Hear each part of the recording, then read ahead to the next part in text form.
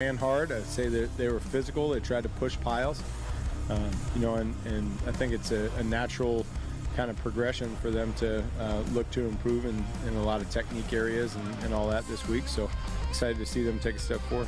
The Titans host the Saints at noon on Sunday.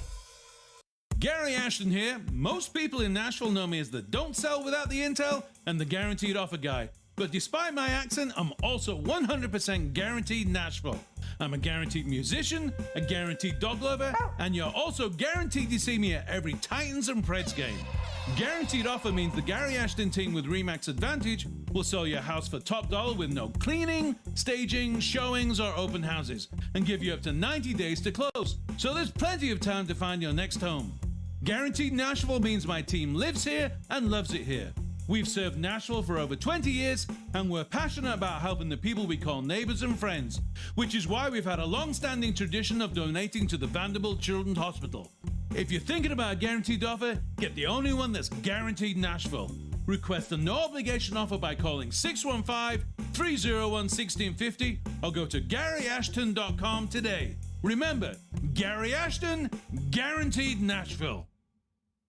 Let me tell you, the most expensive mistake a homebuyer can make is not shopping for the best mortgage. Hey, I'm Roger Moore, founder and CEO of Loan Pronto. It's a fact. Homebuyers who choose Loan Pronto save an average of $3,500. That is a ton of money for furniture or moving expenses. How do we do it? First, we don't charge our clients thousands in junk lender fees and closing costs, and our all-digital platform streamlines the process so you close faster and easier. Realtors love working with us, and we will work with your existing realtor, but don't make a decision about the loan until you call us. Listen, not all mortgages are created equal, and it pays to get a second opinion. Even if you've already started the process, we promise to beat your current offer, or we will pay you $1,000 for your time. So check us out at loanpronto.com or call us today at 615-499-5780. Lower rates, lower costs, and a stress-free experience. Again, loanpronto.com or call us at 615-499-5780. Equal housing lender, NMLS 1661781, subject to lender approval. Not all loans apply.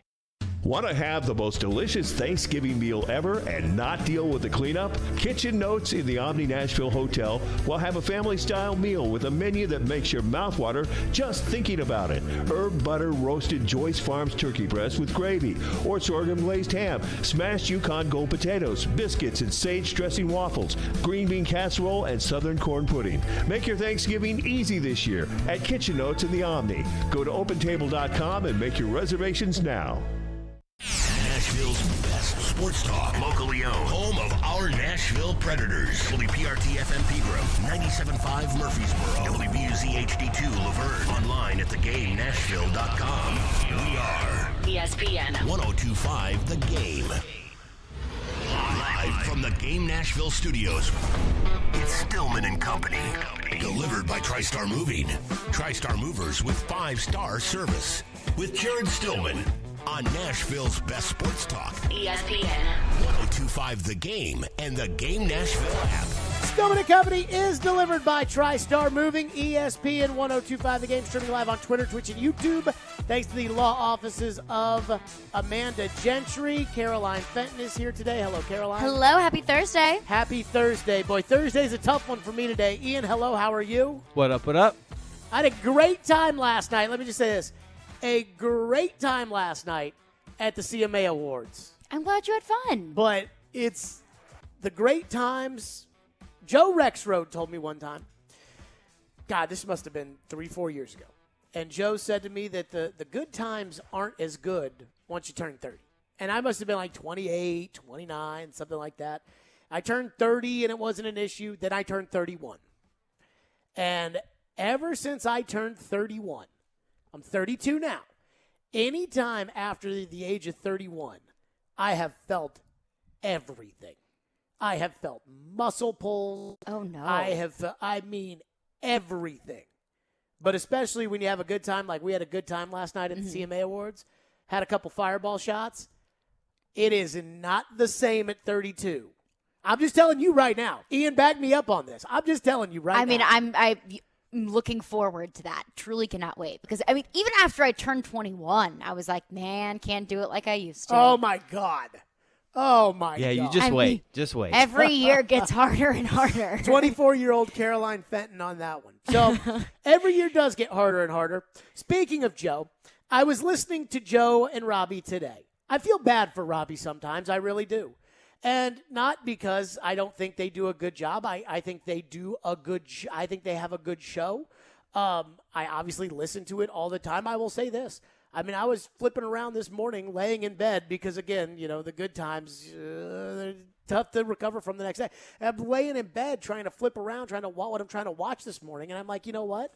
There is nothing that I find to be more entertaining. Because I want to hear about the Titans. And ESPN's not going to talk about them. And Fox is not going to talk about them. And there's only so much Odell Beckham and Dallas Cowboy chatter that I can do at one time. So it's like I just flip on Robbie and Joe. Because streaming on YouTube just – every morning, just flip on Robbie and Joe, and I'm listening to them today. And one thing that I think they do a really good job of is they take things that we talk about, and then they talk about them. And I think it's great for two reasons. First off, I think the audience that doesn't like me and doesn't listen. Now, we know of the audience that doesn't like me and does listen. But the audience that doesn't like me and doesn't listen, they probably listen to that show. So when they're like, well, Jared said yesterday, those people love it. But they've started to get on my nerves a little bit about one thing, and that's Ryan Tannehill. And I think Ryan Tannehill is a good quarterback, and I have loved Ryan Tannehill in the past. But I was listening to them today, especially Joe, really, honestly, mostly Joe.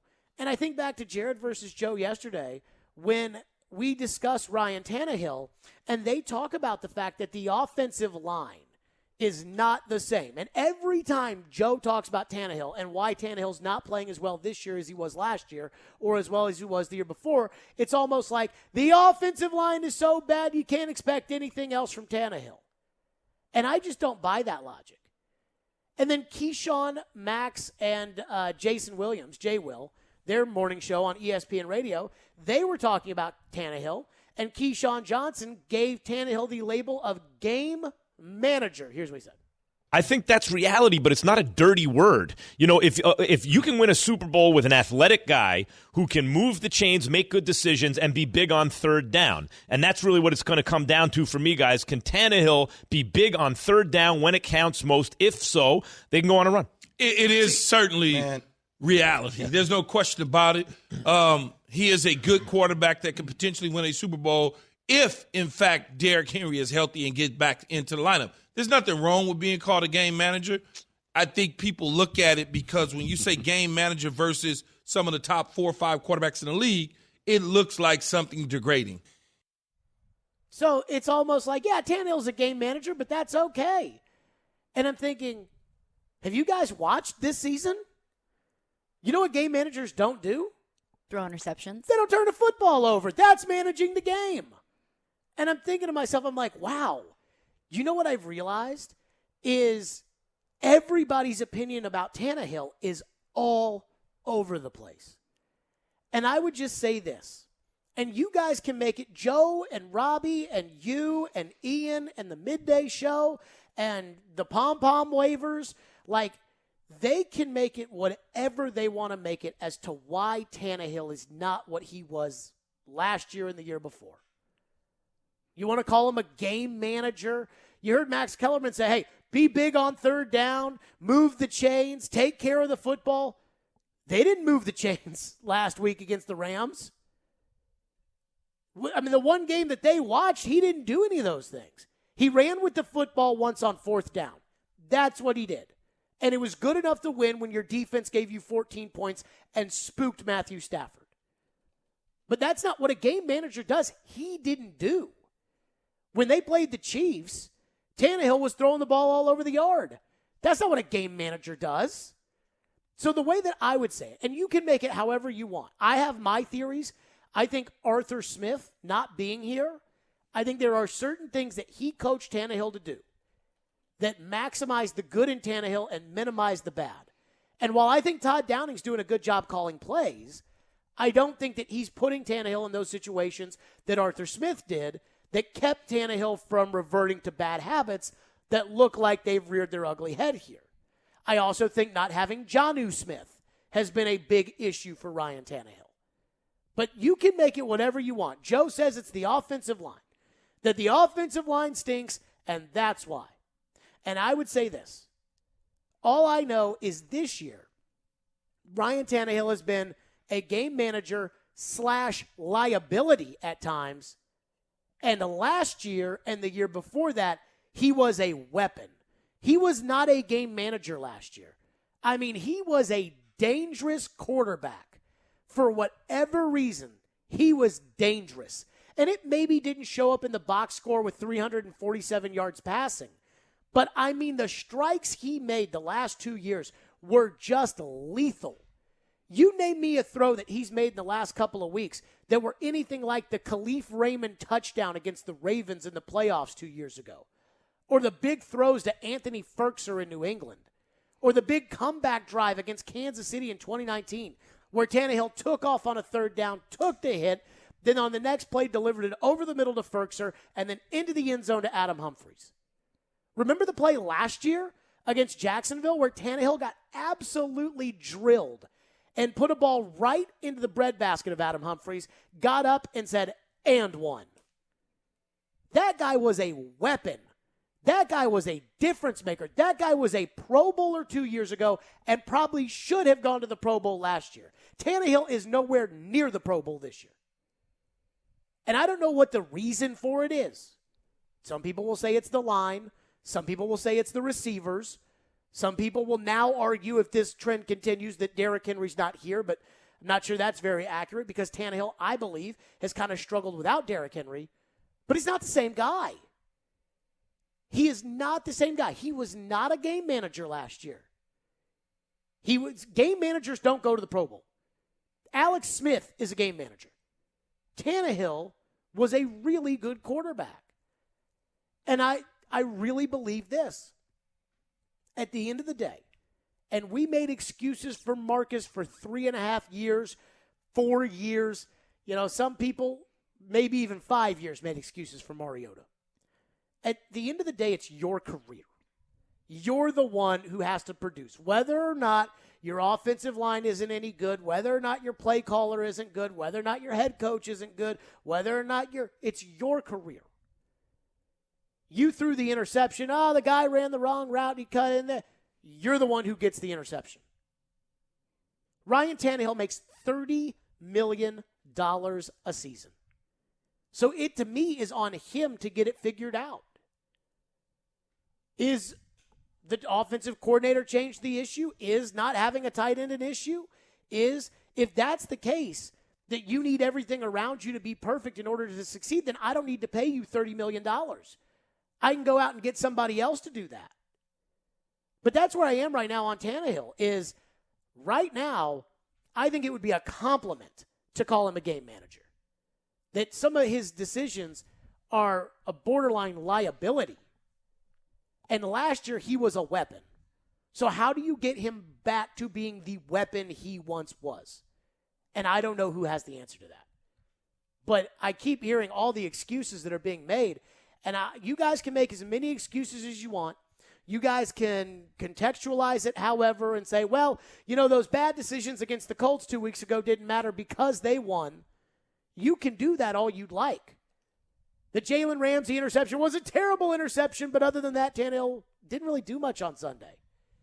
And you can be okay with that. But every day on this show, we talk about the Super Bowl. And the Super Bowl has a different standard than wanting to win the division. If all you want to do is win the division like last year, get a home playoff game, lose the home playoff game, then fine. The Predators right now, they are rocking and rolling, and I'm having a lot of fun with it because my expectations this season were not that they'd compete at the top of the division. So when they win these games and you look at them and you think, hey, they might be a playoff team, it's kind of fun. 3 years ago, they won the division, and it wasn't any fun because they weren't a cup contender, and everybody here wanted them to win a cup. So that's where I am with Tannehill, which is you guys can make it about whatever you want to make it as far as Tannehill is concerned. If your goal is Super Bowl, you got to figure out, okay, how did he get from where he was last year to where he is now? And how do they get him back? And the why has got to be figured out by the man making $30 million. And that's him. 615-737-1025 is our phone number, 615-737-1025. Your thoughts on the, I don't want to call it Tannehill excuse making, but almost this internal argument discussion about like what's wrong with Tannehill, or is something wrong with Tannehill, or the discussion that has been following.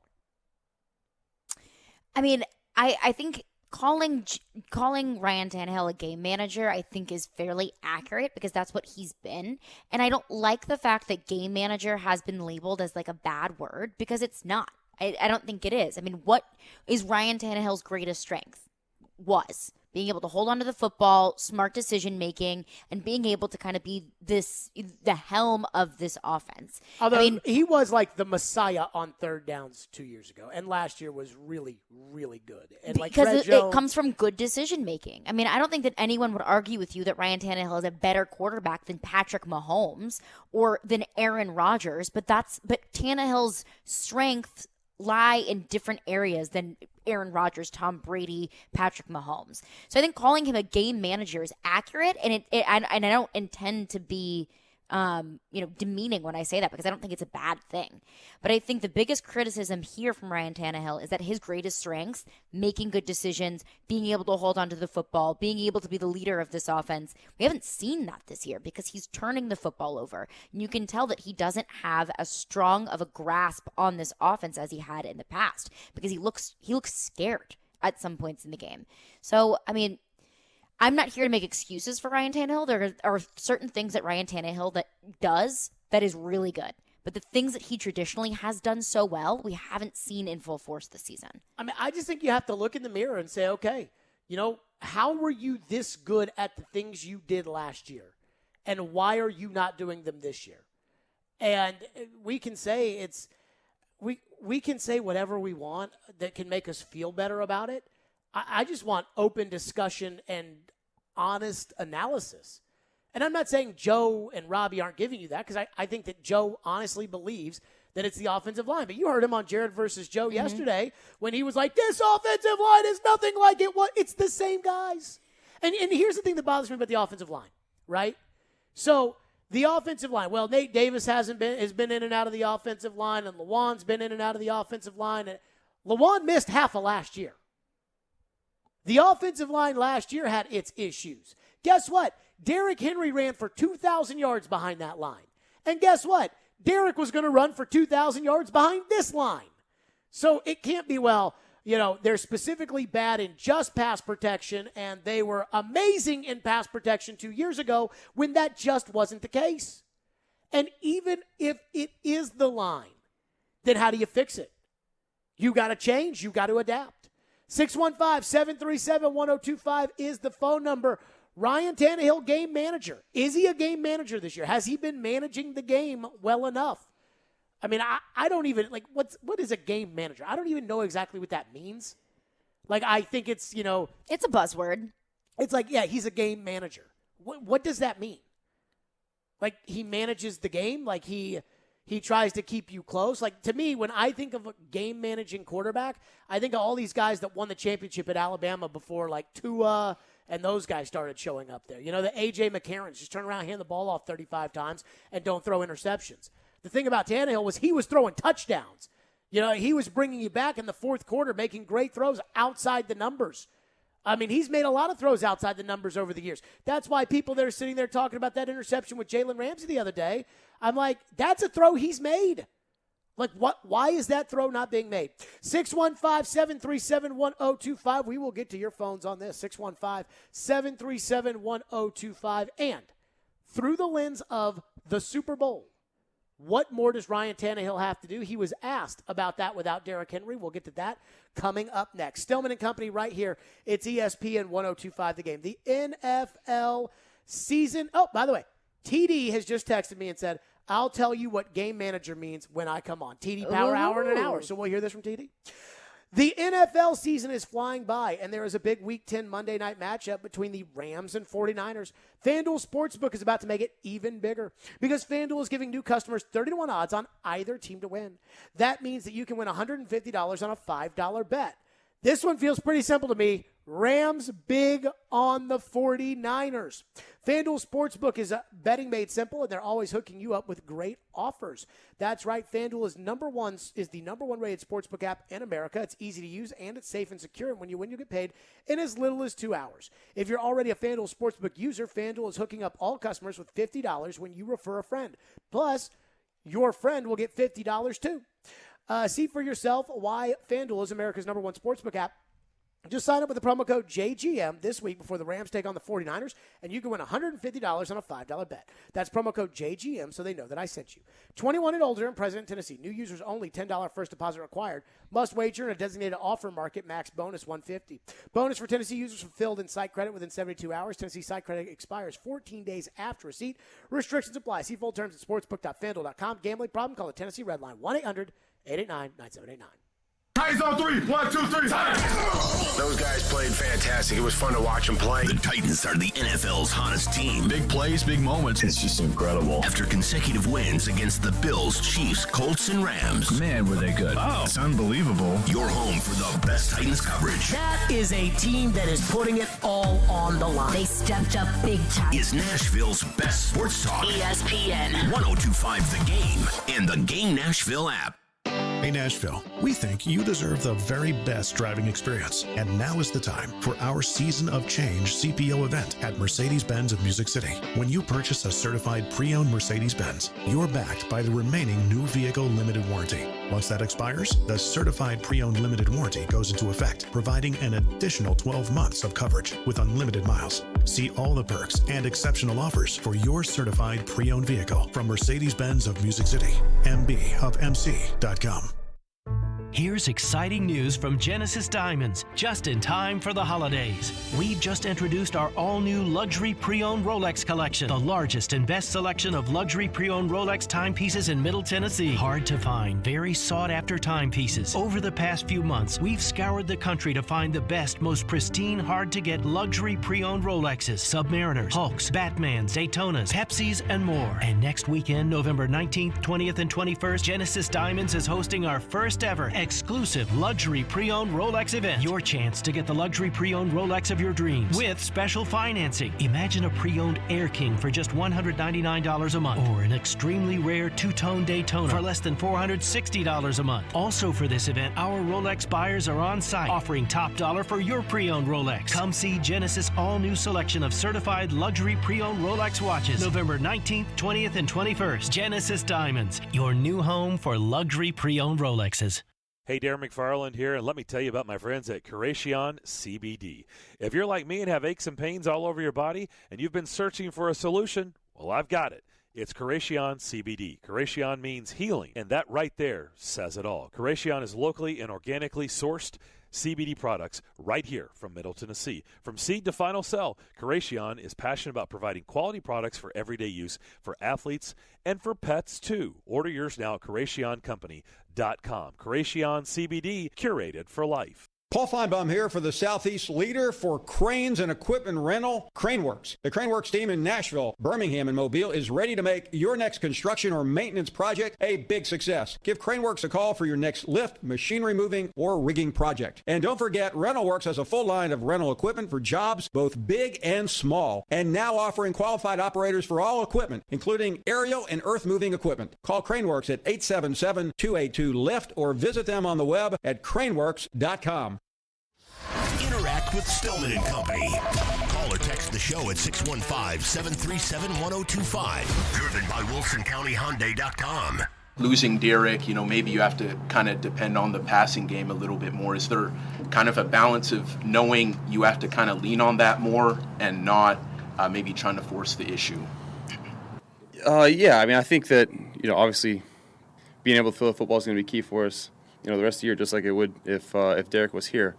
I think this team is going to try to have balance no matter what the situation is, whether, Derek's back there or not. We're going to try to establish our own. That's our foundation and build from there. And when we do get opportunities in the pass game, we have to execute. We have to be able to get open on the outside. I have to hit them, and the offensive line has to be able to hold up. There you go. That was Ryan Tannehill. And I do find that as like an odd question for Tannehill. I'm not surprised he got asked it, but it's like he doesn't call the plays. So the idea of like, well, do you need more out of the passing game now that Derrick Henry's out? He doesn't call the plays. That would be up to the guy who calls the plays or the head coach who tells the guy who calls the plays what to do to say, hey, we're going to have to throw it more now because Derrick's not exactly Tannehill. But I do think this. Sometimes the stats, people will say, the stats can't tell you anything and you don't know about what the stats say. Sometimes I think the stats tell a pretty accurate picture. It doesn't tell the entire picture, but it's a pretty good baseline. I think sometimes there are stats that are out there that you see these stats and you're like, yeah, that's kind of it. Yep. Ryan Tannehill's rating as the Titans quarterback, 2019, 117.5.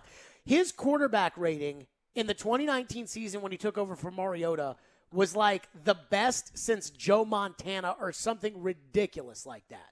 Like the best in the league since 2014, the best on third down. I can't even remember. It was like astronomically insane. So 117.5 in 2019, 106.5 in 2020. Again, 33 touchdowns, 7 interceptions. 2021, 89.2. That tells the story. Now, the reasons why, again, I don't know what the reason is. I have my thoughts behind it, but I can't pinpoint and say, like Joe is convinced it's the offensive line, and I think that may be a contributing factor. I think there are a few factors at hand here, and maybe there might not be one single reason why Ryan Tannehill doesn't look like the last year of himself.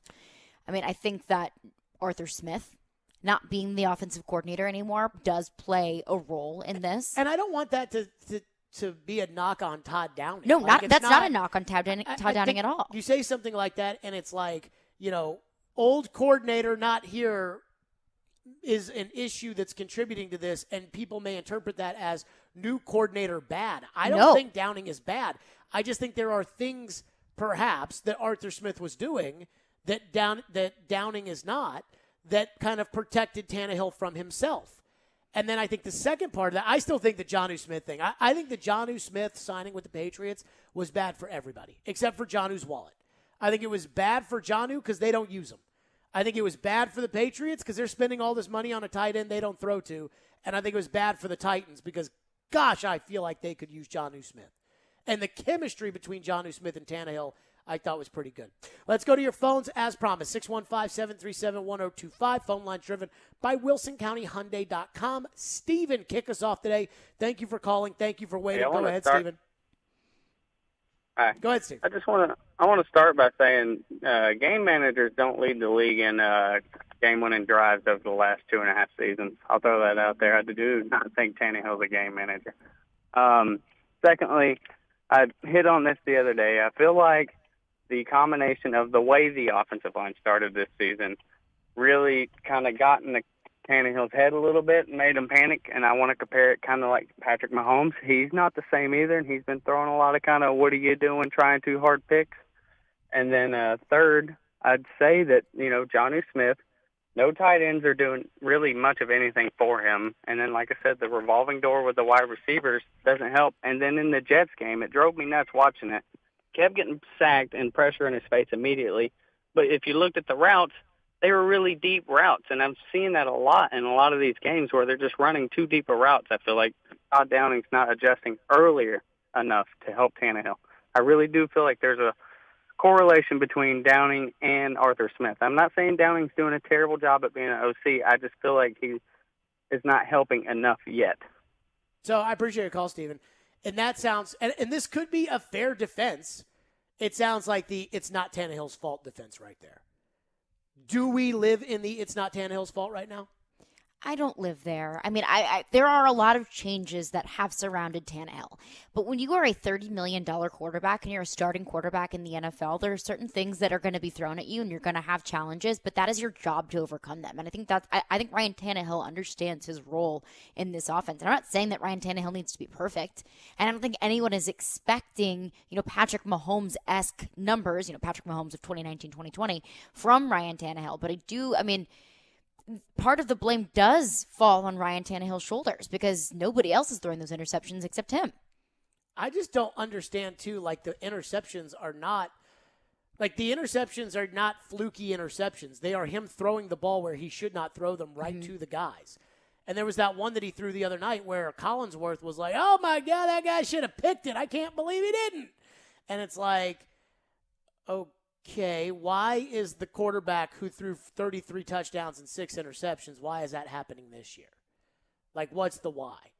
And I still think everyone's pinning this on the offensive line, but I don't get why we didn't look at Derrick Henry's gaudy numbers and say that the offensive line, like Derrick Henry gave out medallions, I think, or like chains to all the linemen from last year. Oh. And it ended up being like 11 chains that he had to buy because, you know, how do you give this one guy to got Taylor Lewan hurt, and then Quessenberry and Sam Brilo and Dennis Kelly and, you know, all the guys they had.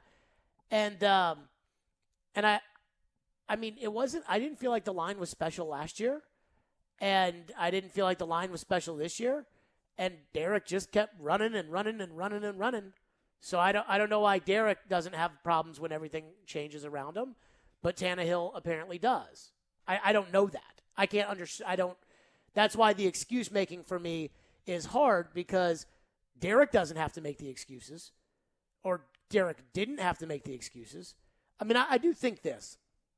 The wide receiving core last year was A.J. Brown, Corey Davis, who was more available than Julio Jones has been so far, Jonnu Smith, a healthier, more in his role Anthony Ferkser, and Adam Humphries when he was like guys that were probably better than what they have now. Which what they have now is they have A.J. Brown, the remains of Julio Jones, Michael Pruitt. And he didn't even make the list of guys I was talking about from last year. And he was there last year. Right. Like, that's my point is, who's the third best receiver on the Titans? Nick Westbrook-Akina? He was like the 6th choice last year. Like, he didn't even get in at wide receiver until the playoff game when they threw him a pass. So maybe it does have something to do with it. We'll get back to your phones on it next. 615-737-1025. Jason Fitz later this hour, 615-737-1025. And then, obviously, you know, what does Tannehill think of the situation, which we'll get into as well. Boll and Branch sheets make an excellent gift. That's right. And so if you're trying to think of what would be the perfect gift to get your family and friends at this holiday season, you've got to go with my friends at Boll and Branch. We spend 1/3 of our lives in bed, so pure organic cotton sheets from Boll and Branch make a truly special gift.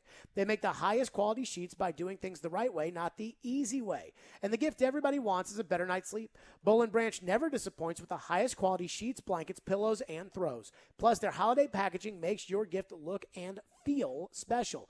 I know how much I love my Boll and Branch sheets that when I end up sleeping on other sheets, I'm like, oh my goodness, these are awful. Please get me my Boll and Branch sheets back.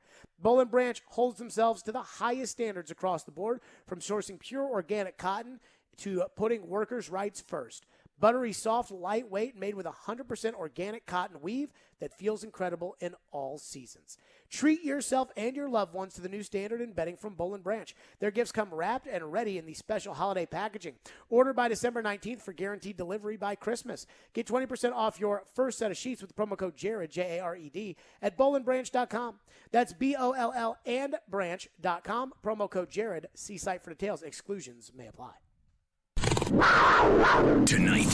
Quick feet in front, and not one save but two made by Saros from in tight. The Nashville Predators complete the second game of a back-to-back, taking on the St. Louis Blues. Pre-game at 6, face-off at 7 on Nashville's best sports talk. ESPN 1025 The Game and the Game Nashville app. Signs First is the official sign company for 1025 The Game. Go to sfnash.com. Do you have a VA home loan? Don't let the year end without snagging what might be the best rate of your lifetime. Hey, Willie Donick here. Call my friends at Loan Pronto now. They specialize in a VA streamlined loan. You can get a lower rate with no appraisal, no income documentation, and no cash due at signing. Loan Pronto can even cover veterans' closing costs. So call Loan Pronto. Ask about the streamlined loan now. And with sky-high home values, Loan Pronto is also helping veterans get cash out of their home's equity for paying off credit cards, for home improvements like pools and new kitchens. Ask about their refi programs that let veterans access 100% of their home's value. VA loans made easy and fast with Loan Pronto. 615-499-5780 or loanpronto.com. That's 615-499-5780. Equal housing lender. NMLS 166-1781. Subject to lender approval. Not all loans eligible for zero-cost refi. My doctor told me my blood pressure is borderline. I figured I could worry about it or do something about it. So I took control with Garlic Healthy Blood Pressure Formula. It works safely and naturally to help maintain healthy blood pressure with a custom blend of garlic, vitamins, and minerals. And it's odor-free. I'm taking charge with Garlic Healthy Blood Pressure Formula. These statements have not been evaluated by the FDA. This product is not intended to diagnose, treat, cure, or prevent any disease. The term natural references only the garlic in the product. Use as directed. Did you know that United Healthcare helps connect you to doctors and therapists with 24/7 access to virtual care? So I could have therapy from my couch? Yep. Or a doctor appointment from my car? If you wanted to. Wait, you're right. I don't even like when people see me sing in the car. Couch appointment it is. Virtual visits are just one of the ways United Healthcare helps connect you to better health. Learn more at uhc.com. Plan benefits may vary. Some people treat investing like a game, but Marcus by Goldman Sachs approaches investing in a smart way with digitally managed portfolios that leverage Goldman Sachs strategies. So, do you want to play games or do you want your money to work smart? You can money. Visit Marcus.com to learn more about saving, borrowing, and investing from Marcus by Goldman Sachs. Investing involves risk and investments may lose value. Brokerage and investment advisory services by Goldman Sachs & Company, LLC. Member FINRA SIPC. Lending and deposits products provided by Goldman Sachs Bank USA. Member FDIC. Tune in to Stillman and Company every Friday at 5 o'clock. I am glad to be on this show. To hear from Nashville sports media personality Chad Withrow of Outkick 360. He's 6'4", he's 260 pounds, he runs 21 miles per hour. Brought to you by Apple Collision Centers. This could be the best game of the weekend between these two teams. Withrow joins Stillman and Company Fridays at 5. Happy to join you guys every Friday. On Nashville's best sports talk. ESPN. 102.5 The Game and the Game Nashville app. Hey, this is Pekka Rinne. You're listening to Nashville's best sports talk, ESPN 102.5 The Game. Give your team a record of where you guys are in the conference right now. There's been a lot of national people picking up on it and saying, oh, we got to start paying attention to the Titans now. Is that something you guys, talk about, think about, worry about, etc.? Any of the above? We're focused on ourselves. We're focused on finding a way to win one game each and every week. Stacking wins is a great thing, but the only way to keep doing that is to consistently work to get better. Still have a lot of things we can be better at, and so we're excited for that challenge of working the details this week and going out and playing a really good Saints team this weekend. Ryan Tannehill, we're focused on ourselves. He needs to be focused on himself. Although, I will say this, we'll get to the text in a second. I can just tell from the Twitter mentions, I feel like the overwhelming finger-pointing for Tannehill's struggles right now from the fans is the offensive line. It is the offensive line. That's kind of the vibe that I've gotten in the text line. But I would say even more overwhelming than that is the text line defending Tannehill. Okay, how so? In the fact, I will read some examples. Andrew texts in and says, you're being dramatic for no reason. Tannehill is still better than McNair ever was. First place. Okay, so I mean, I don't know exactly. I'm sure you can find stats that could tell you that Ryan Tannehill right now is better than Steve McNair. But what you're not going to convince me of is that Ryan Tannehill is going to be the league MVP this year. And that is the peak of Steve McNair, which was league MVP. And, I mean, I will say this about McNair and Tannehill, and that is that they share something in common, which is two things. One, they're incredibly dependable. Ryan Tannehill has never missed a start as quarterback of the Tennessee Titans, and I think they're pretty tough. Two, at the end of the game with the ball in their hands, I still believe in both guys. Ian was talking about this during the break, the fact that, Tannehill does still bring them back in these games. The Jets game, which they ended up losing, and his delay of the game penalty drove me nuts. I will give Tannehill credit because he brought them back on that drive to tie it and send it into overtime. And I've always said that inside the stadium, there was a feeling with Steve McNair. And I don't have the same feeling with Tannehill, but Tannehill 2 years ago and last year I did. But anytime that the Titans had a chance to win the game and got the ball back to Steve McNair, you felt like as a fan was going to win you that game. Now, I will say this. The 2 years Tannehill was quarterback, more efficient, more touchdowns, less interceptions than McNair. This year, that's not the case. The touchdowns and the interceptions. I mean, he had 33 touchdowns last year in 16 games. He is on pace, halfway through the season right now, for 22 passing touchdowns. Mm-hmm. That's not good. I think the wide receivers. I think one thing that maybe is a little bit of a push-pull reaction is your defense wasn't very good last year, and you said, I got to invest in defense. And so you spent all the money for Bud Dupree. You spent all the money on Danico Autry. You spent the money to go get Jack Rabbit Jenkins. You spent the money to bring Jayon Brown back. You used a first-round pick on a corner. What did you do to replace Jonnu Smith? Nothing.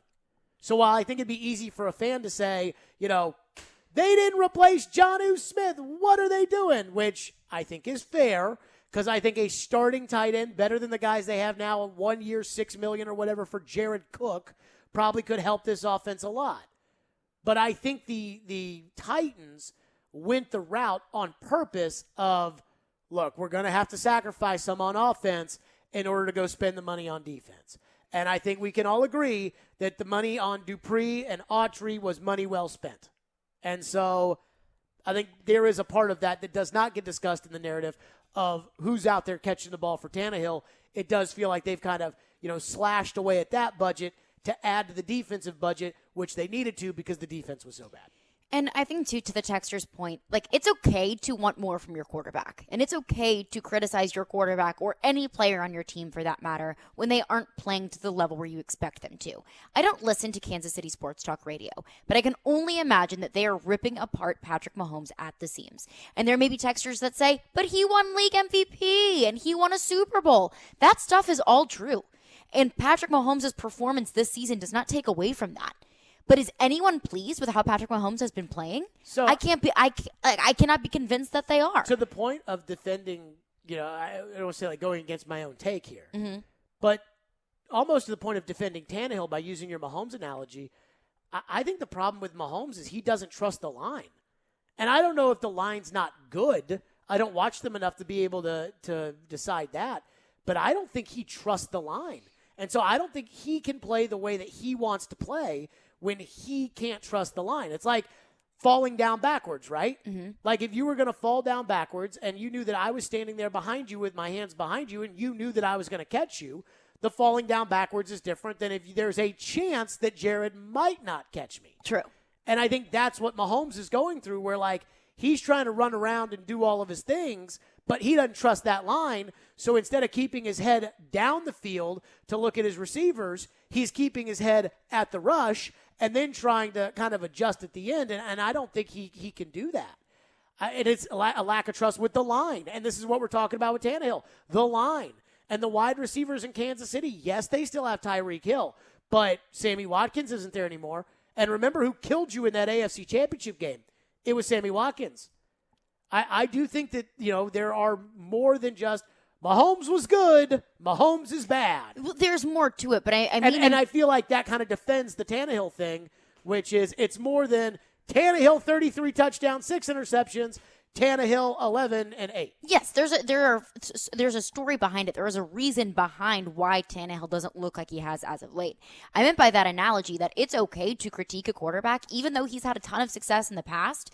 If we have high expectations for Ryan Tannehill for a reason. Super Bowl. You should want your quarterback and your team to have high expectations, but you cannot expect them to reach those expectations if you don't set them to that standard. And so that by that analogy, I mean quarterbacks with success in the past can digress, and that's okay to critique them for that. Sure, especially when Tannehill was as much of a weapon last year as they were discussing him for league MVP halfway through the season last year. I mean, he was a weapon.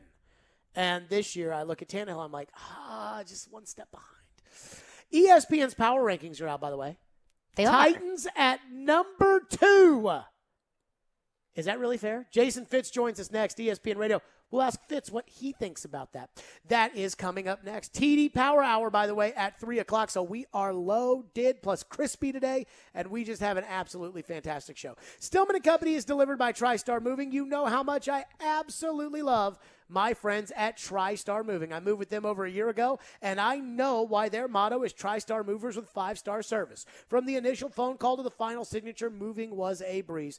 They offer home protection, covering your floors, banisters, and railings, door jambs, and even the doors themselves. They are always upping the game when it comes to mover training. When they took care of my move, everything was absolutely fantastic. They have a brand new state-of-the-art storage facility in Mount Juliet as well. Their owners, Garrett and Robert, are true Nashvillians who want to take care of their hometown and the people in it, and that is why they hold their staff at TriStar Moving to such high standards. If you're looking to move, give my friends at TriStar Moving a call, 615-640-1219, or visit their website, nationalmoving.org/radio, where they'll give you 5% off your entire move. That's TriStar Moving, 615-640-1219, nationalmoving.org/radio. Tell them Jared Stillman sent you, my official movers. From the Fox 17 News Code Red Weather Center. I'm Fox 17 News Code Red meteorologist Dan Guthrie. Scattered showers continuing this afternoon, but they will be coming to an end from west to east by this evening and overnight. Sets up some chilly times, though, for the rest of the week. This weather report brought to you by Hiller Plumbing, Heating, Cooling, and Electrical. Call the Happy Face Truck today. Well, here we are at Pourvu. Any great words of wisdom as we peruse the 10,000 square feet of wine, spirits, beers for our tailgating and upcoming holiday parties? One thing, great minds drink alike, huh? Nice. Wow, look at all the wine. Hey, don't forget to buy a bottle from Mom. Remember, you're the reason she drinks. Hey! Hey, check it out. Pourvu has their own app, curbside, and home delivery. Tonight, I will be having my favorite drink. It's called A Lot. I only drink on days that begin with T. Today, tomorrow. Well, you're in luck because Pourvu's new tasting bar is in effect Thursday through Saturday, right next to the humidor. Party supplies with mixers, hard to find small batch specialties, and tequila. I am telling you, you can't buy happiness, but you can buy tequila, and that's kind of the same thing, right? Tequila, because no good story ever starts with that one time I ate salad. Right? Pourvu means for you. They really have the best selection, service, and knowledge we didn't find at the big box stores. May all your days be filled with umbrella drinks. Pourvu, open 7 days a week at Indian Lake Boulevard, exit 7 off Vietnam Vets in Hendersonville. Got chronic joint pain? Not having success with steroids, but trying to avoid surgery? Well, thankfully, there's a better way. And now it's available here from the medical professionals at QC Kinetics. Hey, Willie Donick here. I'm talking about new therapies. Advanced, all-natural, regenerative treatments that can not only just give you relief, but can also restore and repair damaged tissue so you can have lasting relief. If you've got joint pain due to arthritis, knee pain, hip pain, shoulder pain, don't just think the old ways of dealing with pain are the only ways. You need to learn more about these new biologic therapy solutions. Call now for a free consultation. QC Kinetics, 615-249-4024. These remarkable new treatments increase mobility, decrease pain, and help restore tissue. They actually encourage your body to heal itself. Call now and learn more about these restorative, regenerative, and revolutionary alternatives. Don't wait. Call today. QC Kinetics, 615-249-4024. That's 615-249-4024. Robbie Stanley. Maybe it doesn't hurt their bottom line this year. I don't know. I don't know what's going to happen on that front. Joe Rexrode. 5 guys who are on the roster are not going to be on the roster. Get your morning started with Robbie and Rexrode every weekday from 6 to 10. Presented by Volunteer State Bank on Nashville's best sports talk. ESPN 102.5 The Game and the Game Nashville app.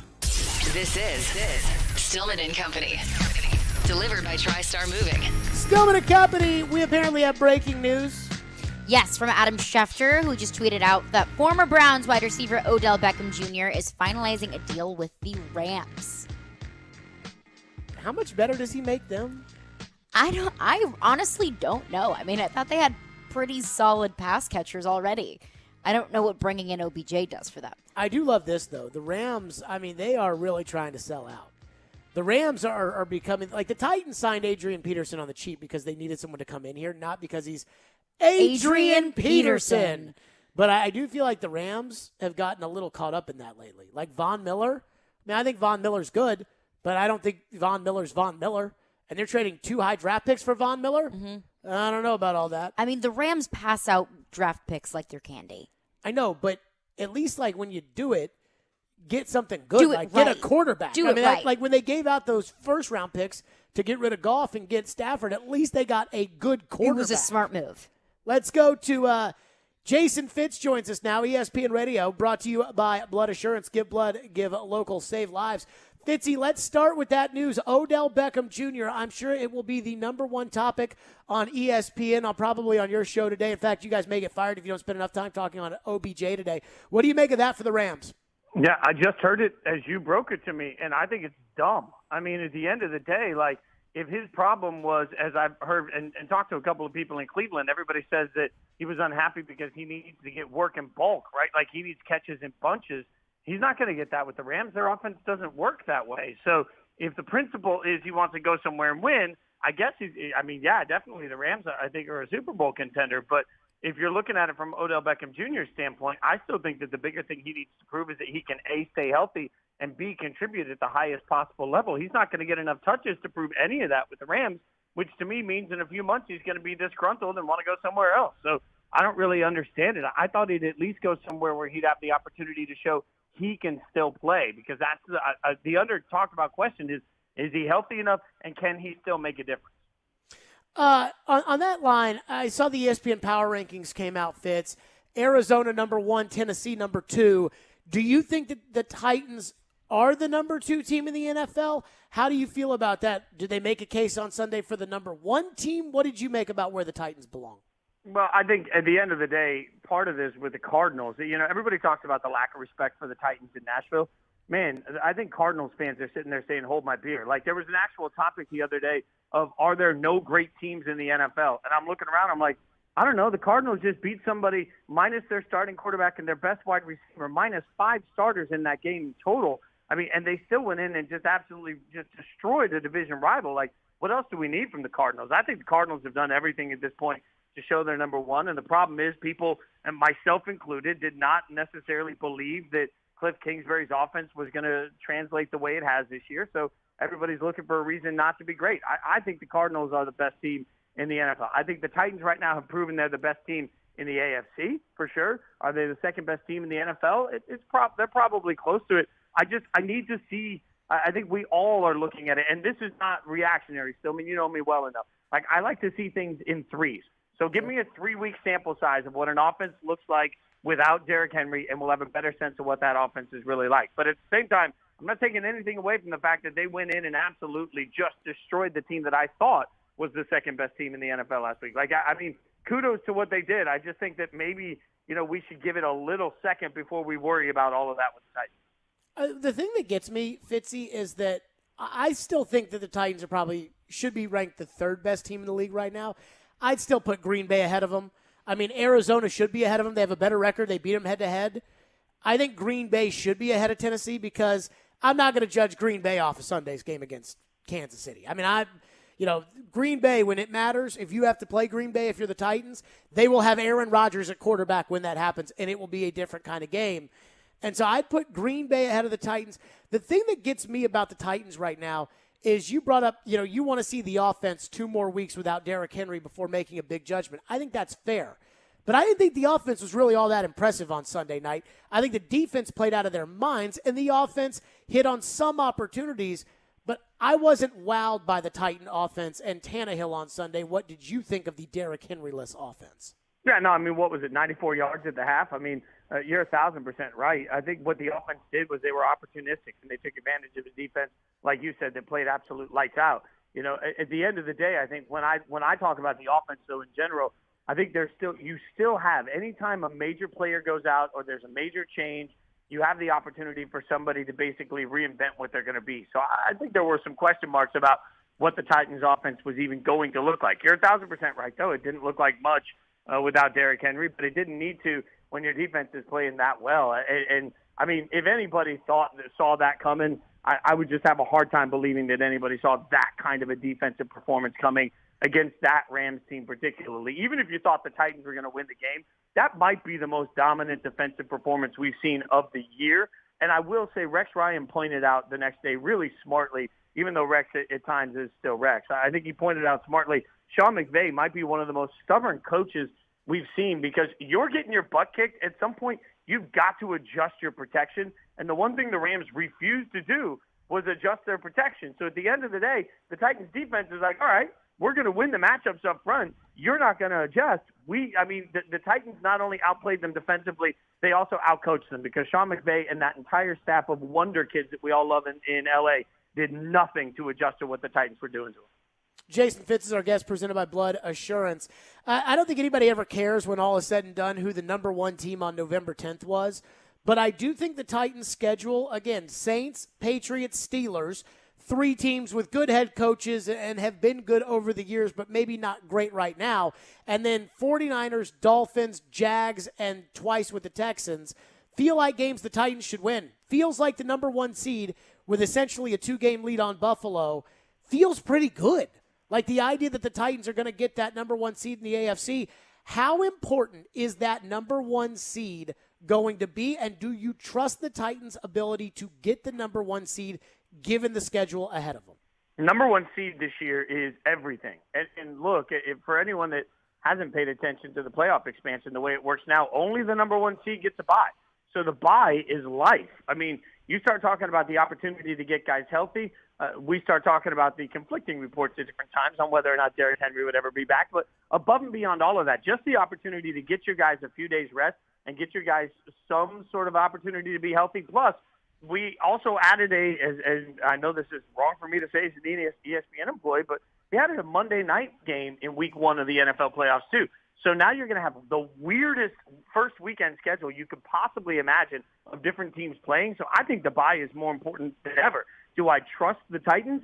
Well, that comes down to a question of, do I trust anybody else also? Like I trusted the Bills 3 weeks ago. You know that. Now I'm looking at it saying, what the hell happened to that offense? I can't figure it out. I want to trust the Chargers because, frankly, they're particularly talented, but they are banged up on the defensive side of the ball. And they're a Chargers team that just lost to the Patriots. None of us saw that coming. So do I necessarily trust the Titans? I only have to trust them more than the rest of the AFC. And right now, there's nothing trustworthy about the AFC. I genuinely think the AFC is a wild, wild west, sort of no idea who's going to win, who's not going to win, other than the Titans, who are clearly going to win their division.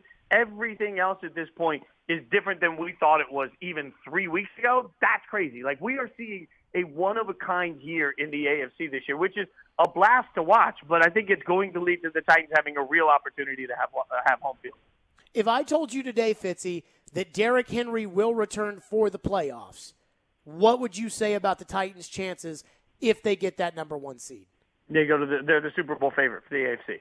I mean, here's the thing, and Mike Golick Jr., I'll steal this from him. He said this smartly. We were just sitting around talking about roster construction, and he was saying all you can do is build a Super Bowl caliber roster. And then you got to hope that when you've built your Super Bowl caliber roster, that it happens to be the year that everything breaks the right way. And at the end of the day, there's so much of that plays into it. But if you're telling me right now that this version of the Titans team walks into the playoffs with a healthy Derrick Henry, even at 80% Derrick Henry, they are clearly playing better than anybody and more consistently than anybody in the AFC. So, yeah, I mean, at the end of the day, if Derrick Henry is healthy, they get that first week bye. The Titans fans should have expectations in the playoffs. Like, everybody knows I'm a Raiders fan. If the Raiders make the playoffs, I'm so stinking ecstatic that they just got there. I put my feet up and I said, oh, my God, I can't believe I'm watching a playoff game. There's a big difference between that and where the Titans fan base should be if they get the number one seed and have Derrick Henry. Then you start saying, hey, this is a team we need to go to the Super Bowl. Like, it's okay to have that expectation.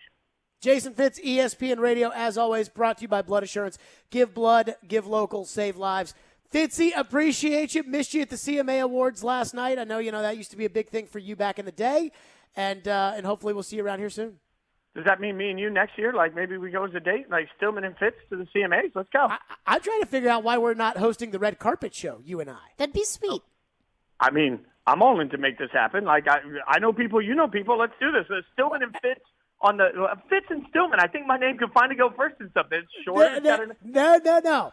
I think Stillman and Fitz, I think that sounds probably right. Because, I mean, when you were here, your name was second on the show, and my name's always been first. I think Stillman and Fitz is probably the way it should be. All right, Stillman and Fitz of the CMAs 2022. Let's go, baby. Hey, look, I'd say you know more people than I do. Good luck on that one. Appreciate you, Fitz. Thanks, guys. Appreciate it. Yep. Jason Fitz joining us on the program, as always. I mean, here's the thing. When I look at the AFC, and ESPN put out their beat writers, and TD will join us, at the top of the hour, put out record predictions, and only the Chargers. TD's prediction was 13-4, which to me basically was 2 slip-ups along the way. And, you lose one of those Steeler-Patriot games or something like that. And then I think, TD will be here, but I think like one slip-up along the way, 13-4. Only Shelley Smith, who covers the Chargers, only she had that team at 13-4 as well. I kind of think 13-4 gets it done. And I think it's maybe more likely that you're I think it's maybe more likely that is a bad scenario that it's 13-4, and it could be better given the schedule that's in front of the Titans. And that number 1 seed, if you get Derrick Henry back, Fitz is right. Everybody's going to take everybody out that first week. You could tell me the Patriots, for example, making the playoffs, the Browns or the Bengals, or they could take out any one of those teams ahead of them. And so I think that this is a wild AFC to Fitz's point, and I think it's best to get the 1 seed and let everybody take each other out that first weekend. TD will join us next for the TD Power Hour. Tehran is here. We will do that coming up next right here on Stillman and Company. What does TD think about the Titans? How has his opinion changed after the Rams win? We'll get to that coming up next. Do you want to win a pair of tickets to the Predators take on Anaheim at Bridgestone Arena on Monday, November 22nd? Head over to YouTube and subscribe to the 1025 The Game YouTube page, and you'll enter for your chance to see the Preds take on the Ducks live. Once you subscribe, email us at promotions@cromwellmedia.com with your YouTube handle. One winner will be chosen on Monday, November 15th. TD's next. It's ESPN 1025 The Game.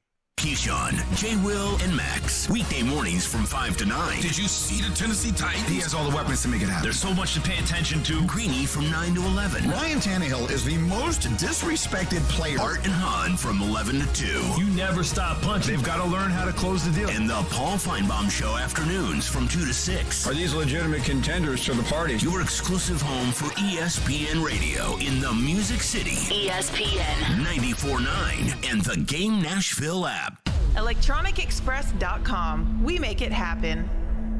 Are you tired of living with chronic pain, knee pain, joint pain? Listen carefully, because now there are new treatments available here. Not talking surgery or steroids. These are regenerative treatments from the medical professionals at QC Kinetics. Willie Donick here. QC Kinetics is the leader in these exciting biologic therapies that help restore and repair damaged tissue in your joints with lasting results. So if you've got pain in your knees, shoulders, hip, or back, joint pain that won't go away, you need to check out these new treatments with astonishing patient satisfaction reports. They can actually help your body restore and repair itself with no downtime, no drugs, and no surgery. So call now to schedule your free consultation at QC Kinetics. 615-249-4024. Tired of dealing with joint pain and want to get moving again? You need to learn more about how biologic therapies are changing the way we think about dealing with joint pain. It's exciting stuff, so don't wait. Call today. QC Kinetics, 615-249-4024. That's 615-249-4024. The St. Jude Rock and Roll Running Series Nashville returns to the Music City, November 18th through 20th. You don't have to be a runner to enjoy the excitement of Nashville's premier downtown race. Come help your community as well as the thousands of runners by volunteering. With over 1,000 positions available, there's a spot for everyone. Head to NashvilleSports.com for more information and get a free t-shirt when you register to volunteer. We'll see you there. Here's exciting news from Genesis Diamonds, just in time for the holidays. We've just introduced our all-new luxury pre-owned Rolex collection, the largest and best selection of luxury pre-owned Rolex timepieces in Middle Tennessee. Hard to find, very sought-after timepieces. Over the past few months, we've scoured the country to find the best, most pristine, hard-to-get luxury pre-owned Rolexes, Submariners, Hulks, Batmans, Daytonas, Pepsis, and more. And next weekend, November 19th, 20th, and 21st, Genesis Diamonds is hosting our first ever exclusive luxury pre-owned Rolex event. Your chance to get the luxury pre-owned Rolex of your dreams with special financing. Imagine a pre-owned Air King for just $199 a month, or an extremely rare two-tone Daytona for less than $460 a month. Also for this event, our Rolex buyers are on site offering top dollar for your pre-owned Rolex. Come see Genesis all-new selection of certified luxury pre-owned Rolex watches November 19th, 20th, and 21st. Genesis Diamonds, your new home for luxury pre-owned Rolexes. Your home value is way up. Why not use it to make your home even nicer with a new kitchen or bathroom? Hey, Willie here. So many of our listeners are doing this with Loan Pronto, thanks to their zero-cost cash-out refi program. Call Loan Pronto now. They're fast-tracking home refis for the year-end, and people are getting checks for 60, 70, 100 grand or more. It's fast and easy. It's your money, money you can use to add even more value to your home. Imagine 2022 with that all-new luxurious kitchen you've been dreaming about, or start building that pool so it's going to be ready for the summer. Call Loan Pronto now. See how easy it is to use the equity in your home and walk away with the big check. They can even pay your closing costs, and you can skip your next 2 house payments. Call 615-499-5780 or go to loanpronto.com. That's 615-499-5780 or loanpronto.com. Equal housing lender. NMLS 1661781. Subject to lender approval. Not all loans apply. Nashville's best sports talk. Locally owned. Home of our Nashville Predators. WPRT-FM Pegram. 97.5 Murfreesboro. WBUZ HD2 Laverne. Online at thegamenashville.com. We are ESPN 102.5 The Game. Live from the Game Nashville studios, it's Stillman and Company. Delivered by TriStar Moving. TriStar Movers with 5-star service. With Jared Stillman on Nashville's best sports talk. ESPN 102.5 The Game and the Game Nashville app. Stillman and Company is delivered by TriStar Moving. ESPN 102.5 The Game, streaming live on Twitter, Twitch, and YouTube. Thanks to the law offices of Amanda Gentry. TD is here for the TD Power Hour, presented by FreedomTireGuys.com and Craneworks and RentalWorks. FreedomTireGuys.com, Nashville's premier mobile tire company, online at FreedomTireGuys.com. In fact, they came and changed TD's tires or helped TD's tires out when he was at the Titans facility, as I have heard 5,000 times in that spot. Man, you got to, when something unique happens, you got to make it known. You know what I mean? I will tell you this. That is the number one, effective advertising is when somebody can just remember something. And I know that TD loves his guys at FreedomTireGuys.com. Those are my folks. And Craneworks and RentalWorks, your source for crane and equipment rental. Visit Craneworks.com. All right, TD, the injury report has come out, by the way, and a lot of names missing for 2 days in a row for the Titans as they get set to take on the Saints. Harold Landry, David Long Jr. with hamstrings, did not practice. Jeffrey Simmons with an ankle, did not practice. Dan Cruikshank, Torrey Carter didn't practice. But it looks like Julio Jones got back out there. Bud Dupree got back out there. So the injury report is what it is, which we can get to in a second. But I will start it with this. What have the Titans proven to you over this 4-game period where they have shot up to number 2 in ESPN's power rankings, and I think stunned a lot of people around the league and a lot of people here? I think what they have proven to me is that they are probably the most gritty, determined team in the league. And I'm not saying that just because, I'm a Titans reporter covering it or whatever. I'm not saying it because of that. I'm saying it just because you look, how many players have they had to rotate in? How many guys they had to get off the street or elevate from the practice squad? But yet this team still, with the toughest schedule in the league, one of the toughest schedules, up to this point, they're still 7-2 among the top teams in the league. They went out and beat a Rams team, one that, Jesus Jr., Sean McVay, coached them, and he got out-coached by Vrabel and company. And not only that, out-coached, their players outplayed the Rams players. So for me, I think that's what is most important, that this team is gritty and determined, and you can never count them out. I mean, how many teams could lose a guy like Derrick Henry and turn around and a guy that's so critical to them and turn around and beat a team, a top-tier team, on the road? Not many teams could do that. I think the thing that has stood out to me, TD, is when the Titans had their success in the late 90s, early 2000s, they had a great defensive line. They had a great defensive line coach in Jim Washburn, but they had a great defensive line, and they had star players like Albert Hainsworth and Javon Curse, but they just kept rotating guys in, and everybody made kind of a difference and an impact, and then the high-money guys did their thing. I'm watching the defensive line right now, going back to the Chiefs game and really the end of the Bills game. And it's not one guy. it's not just Simmons who had a breakthrough game on Sunday, but it's all of them making big plays. Bud Dupree has now kind of looks like he's healthy.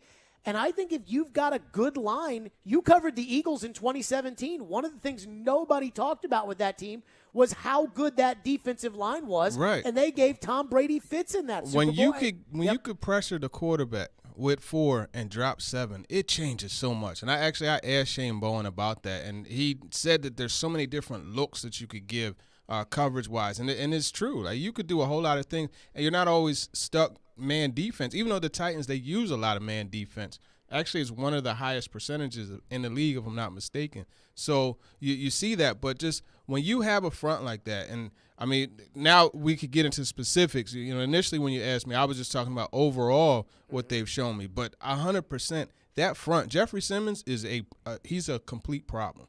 And one of the things that you're starting to see him do is, you know, his pad level is better. He's playing with better technique, and that's something that they've been working with him to improve upon. And it's crazy because even with just playing with just basic, you know, technique, not the best technique, he was a wrecker. But now you're seeing him play with that technique, and, man, it's a problem. Like, interior offensive linemen are having all types of struggles with him. And then you got Danico Autry, who I know you were high on the signing. I was too.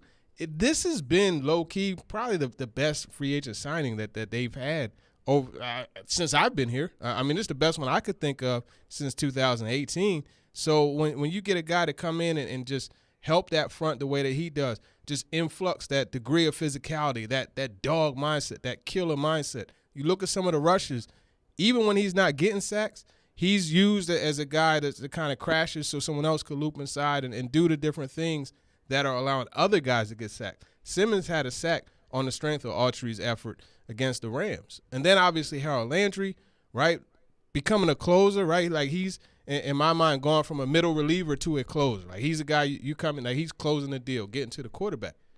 Tier Tart, the effort that he plays with, right? We talk about Bud Dupree. He's coming around. There were a couple plays. Actually, one of them, Matt Stafford, he booted to the left side, and Dupree stayed home. You know, he engaged with the lineman, threw him off him, stayed home, and he didn't get sucked inside on the boot action, which would have allowed Stafford to move that pocket and throw the ball down the field. There was an opportunity. The guy was open, but Dupree getting there messed that up. And that's not going to show up in the stat book, but it's something that if you watch the game, it shows up. Now it's like, okay, all of these guys are effective up front. So, yeah, absolutely. And that play you're talking about, TD, I think was a 4th and 1, and the receiver was open, and Stafford got spooked. And, I mean, I think this defense, to your point about, like, that play, it's one thing to spook. Like, it's one thing to spook a Carson Wentz or to spook a young quarterback. Matthew Stafford has been hit more than any quarterback over the last 10 years, probably in a 10-year span in NFL history, all those years in Detroit. And he was spooked on Sunday night. And the thing is, up until that game, he was only sacked 7 times. Yep. Guess how many times the Titans sacked him? 5. I don't think there's a front 4 right now that's better than the Titans' front 4. And then, as to your point, the rotation. Now, you bring in Murchison. Murchison's a dog in there, too. So you could bring him in. Naquan Jones. I mean, they go pretty deep along that defensive line, that front 4. What do you make about the tackling on defense? Because I thought their tackling Sunday night was exceptional. Mm-hmm. Monty Hooker made a beautiful tackle on a 3rd down. Chris Jackson played the best game I've ever seen him play. He made some big tackles. And I got to tell you, the more I watch Elijah Molden, I think he gets better every game. Trying to tell you. And he had a tackle early in the game, I think, on a ball where he may have gotten beat, but he caught up and made the tackle. I think their tackling is so much better, and I think that's hard to do because you can't really coach tackling anymore because you can barely practice that. Yeah, that's a great point, and that's something I wanted to ask Coach Vrabel about on Wednesday. I just didn't pull the trigger on the question.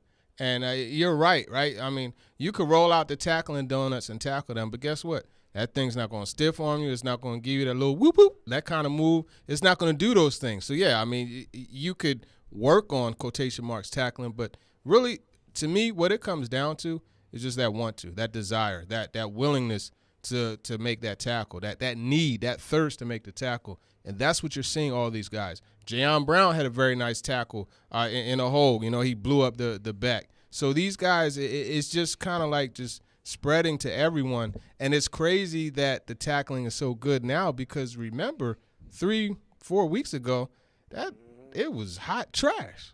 So they've done something to turn it around. I don't know what, and that's probably a question that I'm going to ask Coach Rabel on Friday. However, you mentioned Molden and you mentioned Chris Jackson. I want to make this point because I think too often John Robinson is criticized for the first-round pick, for the second-round pick. Listen, I say the name David Long. Here it goes. You see it, Ian? I smile, right? I can't say his name without smiling. But this is a day 3 guy that's a starter. You mentioned Amani Hooker, right? Another day 3 guy that's a starter. Elijah Molden, their second, third-round pick, a starter at nickel. So I think if you look at full picture, John Robinson has done a really good job drafting. And I get it. You have the Des Fitzpatricks. You have who's still developing. You have the Dodd. Those type Isaiah Wilson. Sure. You have those. But you also have he missed on too. Everybody does because you also have Jeffrey Simmons. You also have A.J. Brown. A.J. Brown in the second round. That's stupid. Mm-hmm. I mean, I would argue that when it comes to the Titans defense, I was talking about this yesterday with Byard, and I don't mean this to demean Kevin Byard's accomplishments at all, because Byard has had a fantastic season and deserves to go to the Pro Bowl, and he deserves to be an All-Pro. But I don't think that Byard went from being All-Pro to invisible last year to All-Pro. Like, I don't think Byard got worse at football and then got better again. I think that this is a team effort that is now allowing him to highlight what everybody loved about him, which is the ball hawking skills and the big playability. And so when he gets big interceptions or forces big fumbles, that is more so the culmination of everybody else doing what they're supposed to do, and then Byard kind of finishing through on the play. And I think that tells me what I need to know about this defense. Well, you have a thing called professional initiative. That's the phrase that I keep getting when I ask about their ability to kind of make plays beyond the scheme. And I'll say this about Kevin Byard. I remember him at the Senior Bowl, and all of us, I had never even heard of the dude. You know what I mean? I'm in Philly. Like, I didn't pay attention to MTSU. I got to Mobile, and I said, who's this dude that's always around the football? Like, what's up with him? It was Kevin Byard. So, a leopard doesn't change his spots. Sam Darnold, you see what he didn't change his spots. But Kevin Byard didn't change his spots. He's always been a ball hawk player. He's always had the GPS for the football. He still has it. So, case in point. So, earlier today, we played the clip from Keyshawn, Jay, Will, and Max, and they were talking about Ryan Tannehill being a game manager. Offense has one game in the books without Derrick Henry. What did TD think of that? And TD says he's going to define game manager for us, especially in the context of Tannehill. So we will do that next with Teron Davenport. The TD Power Hour is presented by Craneworks and RentalWorks and by FreedomTireGuys.com. That's next. Let me tell you about my friends at Edmunds. Thanks to Edmunds for sponsoring the show. New and used vehicles deals are hard to find nowadays because the demand is skyrocketing on the market, and you need to know before you buy or sell. Take the stress out of it, because buying a car is a major financial commitment, and it's often an overwhelming process. Edmunds has been taking the stress out of the entire car shopping process for over 50 years, and they're keeping track of everything happening in the market to help you shop with confidence. I told you, I wanted to know how much would a Sprinter van cost, and where is a Sprinter van near me? And I just pulled up Edmunds, and I found a Sprinter van. Now, I didn't end up buying it, but I said, okay, now I know. The tools were so easy to use. And that's one of the reasons why I love Edmunds. Over 50 years of car shopping advice and price guidance all in one place. Edmunds gives you resources for every part of the process, buying or selling your car, including getting a free online appraisal in under 1 minute with an option for a real cash offer from a participating dealership. No personal information required. Car shopping can be stressful. Edmunds is here to help. Visit Edmunds.com to get your free online appraisal today and start searching for vehicles in your area. That's EDMUNDS.com. For cars, there's Edmunds. To the right circle, he scores! Tanner Jeannot picked it up, drilled it. The Predators collect a clutch road win in Dallas. Yeah, I thought it was a really good game throughout the whole lineup. They'll look for another division victory tonight in St. Louis. We want to be able to attack, and we want to be able to play the game the right way. Pre-game coverage begins at 6 on ESPN, 102.5 The Game, and the Game Nashville app. Lowe's Provember event is back through November 24th. Get top values on pro brands like DeWalt and Spyder. Lowe's, the new home for pros, U.S. only. Houston Clinic Orthopedics is conveniently located where you live and work. With over 10 locations in Nashville and surrounding communities, Houston physicians specialize in spine, joint replacement, knee, hip, upper extremity, as well as many other orthopedic conditions. At Houston Clinic Orthopedics, they are strictly adhering to all CDC guidelines for both their patients and staff safety. To experience world-class orthopedic care and to see a list of all Houston physicians and specialties, visit their website at tn.houston.com and book your appointment online today. Hey, it's Jared. Your body needs water. That doesn't mean it has to be boring. And I'm here to tell you to give Focus a try. Focus is a sparkling water with a spark. It's infused with a boost of natural tea caffeine so you get clean energy without sugar, calories, or crash. Go to drinkfocus.com to find the full lineup of flavors and get them delivered right to your door. Enter promo code GAME at checkout for 15% off your first order. Focus is also available at your local Publix. That's Focus, P-H-O-C-U-S, on the web at drinkfocus.com. Zines First is the official sign company for 102.5 The Game. Go to sfnash.com. Want to have the most delicious Thanksgiving meal ever and not deal with the cleanup? Kitchen Notes in the Omni Nashville Hotel will have a family-style meal with a menu that makes your mouth water just thinking about it. Herb butter roasted Joyce Farms turkey breast with gravy, or sorghum glazed ham, smashed Yukon Gold potatoes, biscuits and sage dressing waffles, green bean casserole, and southern corn pudding. Make your Thanksgiving easy this year at Kitchen Notes in the Omni. Go to OpenTable.com and make your reservations now. Harmon Tractor and Equipment is your one-stop tractor and equipment solution and Middle Tennessee's Link Belt and Takeuchi dealer. Whether you're looking to rent or purchase a track loader, mini excavator, large excavators for your job site, or something in between, Harmon has what you're looking for. This Friday from 10 a.m. to 2 p.m. will be Harmon's official grand opening celebration at 3570 Dickerson Pike. RSVP at ptesales@harmoncorp.com. Visit harmontractor.com or call 615-865-7800. Your Middle Tennessee Link Belt and Takeuchi dealer, providing totally outrageous customer service. If you've missed any of today's show, just search Stillman and Company on Apple, Spotify, or your favorite podcast platform. TD is with us, the TD Power Hour presented by FreedomTireGuys.com and Craneworks and Rentalworks. TD's Twitter, if you go to Teron Davenport at @TDavenport_NFL, TD has a video of Julio Jones going up against, I believe that's Elijah Molden. Mm-hmm. And, I mean, TD, you were there. The video shows the ball thrown, kind of, not an overthrow, but Julio doesn't catch it. But then he kind of slows up and offers an expletive.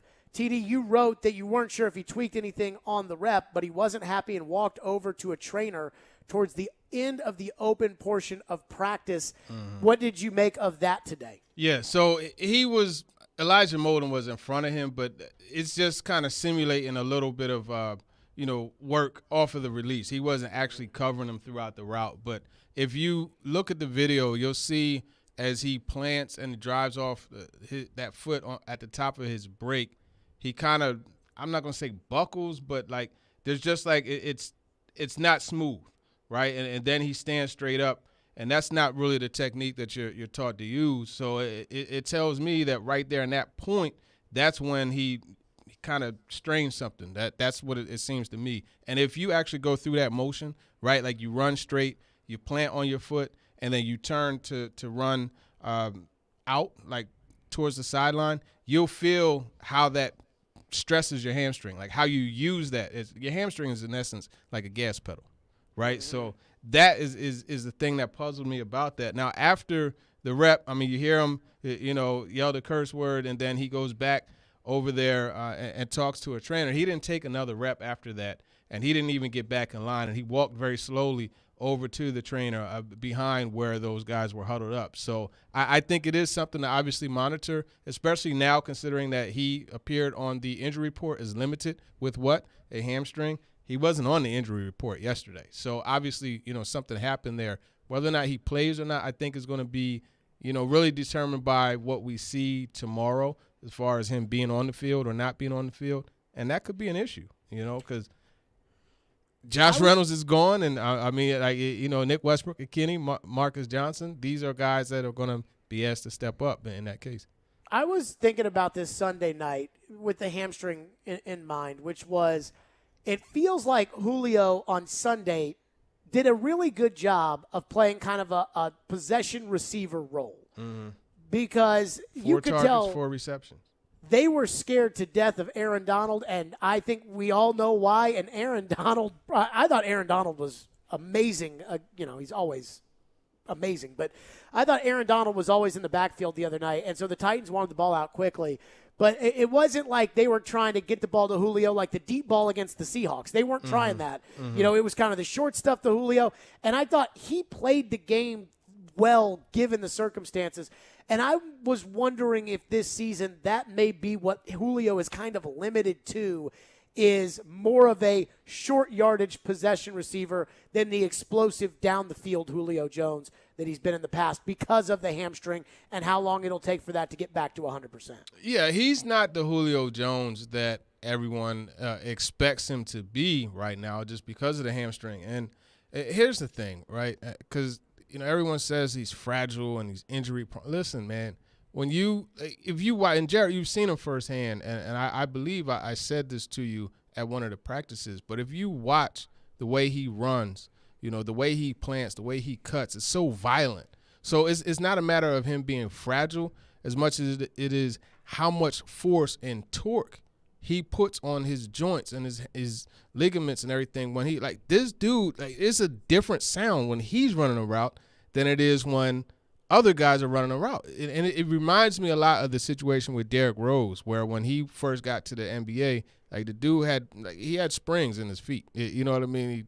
He would jump out the building, and you would always see the guy come down with a ligament strain or this, that, and the third. It's because of the torque that they put on the body. So I think that's the thing that is really messing with Julio Jones right now, as far as him being the guy that he was, as far as that vertical threat. You're right. You're not going to see that because when you have a hamstring, like I said, that's your gas pedal, right? So your ability to accelerate and do some of the things that you normally are able to do, it's not there with the hamstring. And really the bad thing is that the only way to get a hamstring cured is rest. But if you rest the man, then everybody's saying, oh, well, they traded for him. He's not even playing. So it's a catch-22 for that Titans team. I think the really main part of this, when the playoffs come, what are you going to get out from him?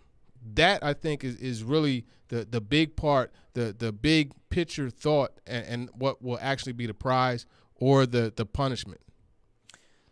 What did you think of the offense as a whole with the first game without Derrick Henry? It sputtered. It sputtered. I mean, the rushing attack obviously wasn't as explosive. I do love that first rep that Adrian Peterson had, right? Spin move, and that's vintage Adrian Peterson, right? Spin move to avoid the contact. It was maybe like a 3-yard gain or something like that, but you don't have that same explosiveness in the rushing attack. And anytime, unless we could find another Martian, anytime you go from Derrick Henry to someone else, there's going to be a drop-off because he is just that, a Martian. He doesn't belong on this planet, but it's a different situation with him. So the rushing attack isn't as good. I thought Foreman ran pretty well. I would like to see McNichols get mixed in there a little bit more because I think he's capable. But overall, A.J. Brown, left some stuff on the table, right? He had a couple drops, bad hand positioning on one of them. I think there was some to be desired from him. Julio Jones, was solid. But I think when you look at the offense, it sputtered except for 2 drives. And there were 2 drives where they needed to, put it together to be able to put the game away. The one that ended with Tannehill's boot, and then a boot to the open to the field side for the touchdown, and then Adrian Peterson's touchdown. Those were the drives. I think if you want to find positives, it's situation-wise, they were really good. 3 for 3 in the red zone. That's something that you didn't really get to say much earlier in this year because they were bad in the red zone. They've gotten better. Then they also 2 for 2 on 4th down. One thing we were talking about earlier, Tannehill, what is he this year compared to years past? I mean, he was a weapon, as far as an efficiency standpoint was concerned for the last 2 years. this year, more interceptions, less touchdowns, less efficient. Now, there's a lot of reasons perhaps why. What do you kind of make of the job Tannehill is doing right now, and even how much harder it's going to get without Derrick Henry? Yeah, it's going to get harder without Derrick Henry just because, I mean, let's face the facts. If he's in the backfield, you're selling out to stop that. So you're seeing more 8-man boxes, right? And which means obviously there's one-on-one on the outside. Chances are, with the exception of maybe this past game, you're going to take A.J. Brown over most DBs, right? So, that's going to be a lot easier when you have Henry. Now that they don't, it's going to be tougher. And I think you also have to look at just the way things are set up where the play-action passing game, how much a guy like Henry – because linebackers, they're going to bite regardless because all their life they're taught to read, run first. So they're going to bite, but it's just that much more of a play fake efficiency when you have Derrick Henry back there. So that's something else that I think you have to look at. But, I mean, I think the big problem that I'm having with Tannehill this year is the turnovers. Now, this interception against the Jaguar, I'm still thinking Jalen Ramsey's in Jacksonville, against the Rams, it was a bad throw. I will say, I thought that he was a little late on it. But the throw itself, he said he had to change his angle because there was a defensive lineman there, so he couldn't get as much on the football as he normally does. Example of not getting the sack, but still having an impactful play that doesn't show up on the stat sheet, by the way. So that was a good job by that lineman. But I think the turnovers have been an issue with Ryan Tannehill. And he's, obviously he's thrown more interceptions this, already than he has in his other years where he was ultra efficient, where he was the game manager. And I think that's where the real problem is happening. I think the issue for me is I'll compare it to like a kid. And you've had kids. I mean, you just had one graduate from college. And if your daughter's coming home and giving A's every quarter and it's A, C, you're like, wait a minute, why'd you get a C? And that's kind of how I feel about Tannehill's play right now. If for whatever reason, whether it's the line, the coordinator, the lack of a Jonnu Smith, the lack of consistency at the second wide receiver spot, whatever it may be, it's like the Tannehill that last year, I mean, that guy – he won them games. Yeah. And I feel like right now he's not losing them games, but the Tannehill going out there and bringing them back like he did against the Texans, in that overtime game, that we're not seeing from Tannehill right now.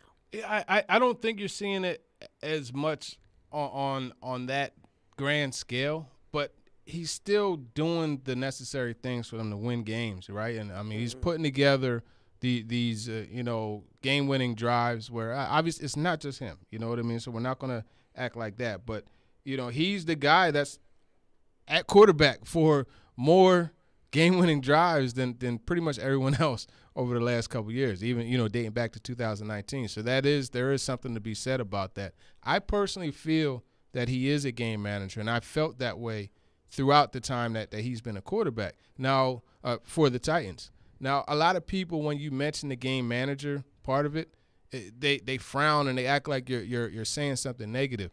Let me tell you something. Tom Brady is a game manager. Dak Prescott is a game manager. Joe Montana was a game manager, right? So when you look at this whole definition of game manager, it's a guy that you ask to efficiently operate the offense, right? And, they don't always have the best stats, but they do enough to win the game, and they also don't lose the game for you. They're very efficient with the football, right? And I think that's the thing that makes these guys game mad. And they take what the defense gives them. They go where the play is designed to go. They don't as much try to play beyond the scheme. Obviously, that's different for Tannehill and Prescott at times, where they make plays on the move. You know what I mean? It's a little bit different, but I think he's a game manager, and there's nothing wrong with being that game manager because, like I said, some of the best ever, Tom Brady was a game manager before he morphed into what we're seeing now. Mm-hmm. And I think that, like, if you gave me the Tannehill from last year right now, I mean, this team may be – and you told me Derrick Henry was coming back in the playoffs. I think this team may be the favorite to win the Super Bowl if they had that, given the way the defense is played. TD is with us, the TD Power Hour, presented by Freedom Tire Guys and by Craneworks and Rentalworks. Coming up next, Speaking of the Super Bowl, the number 1 seed, how likely are the Titans to have a crack at it or to win the number 1 seed? And what could that mean for a Derrick Henry return? We'll talk to TD about that, plus his thoughts on the Saints. And get your questions in now on the text line, 615-737-1025, 615-737-1025, because we'll have TD answer your questions as well. Stillman and Company, we're delivered by TriStar Moving. It's ESPN 1025 The Game. This is Phil Tomasino, and this is Smashville. Tries to feed Tomasino in front, he scores! And the Predators win it in overtime, 3-2 the final. This is a flagship of the Nashville Predators Radio Network. ESPN 1025 The Game. Hi guys, it's Andrew with Hillside Medical Clinic. Are you struggling with erectile dysfunction and sick of the pills? Well, we have a major medical breakthrough.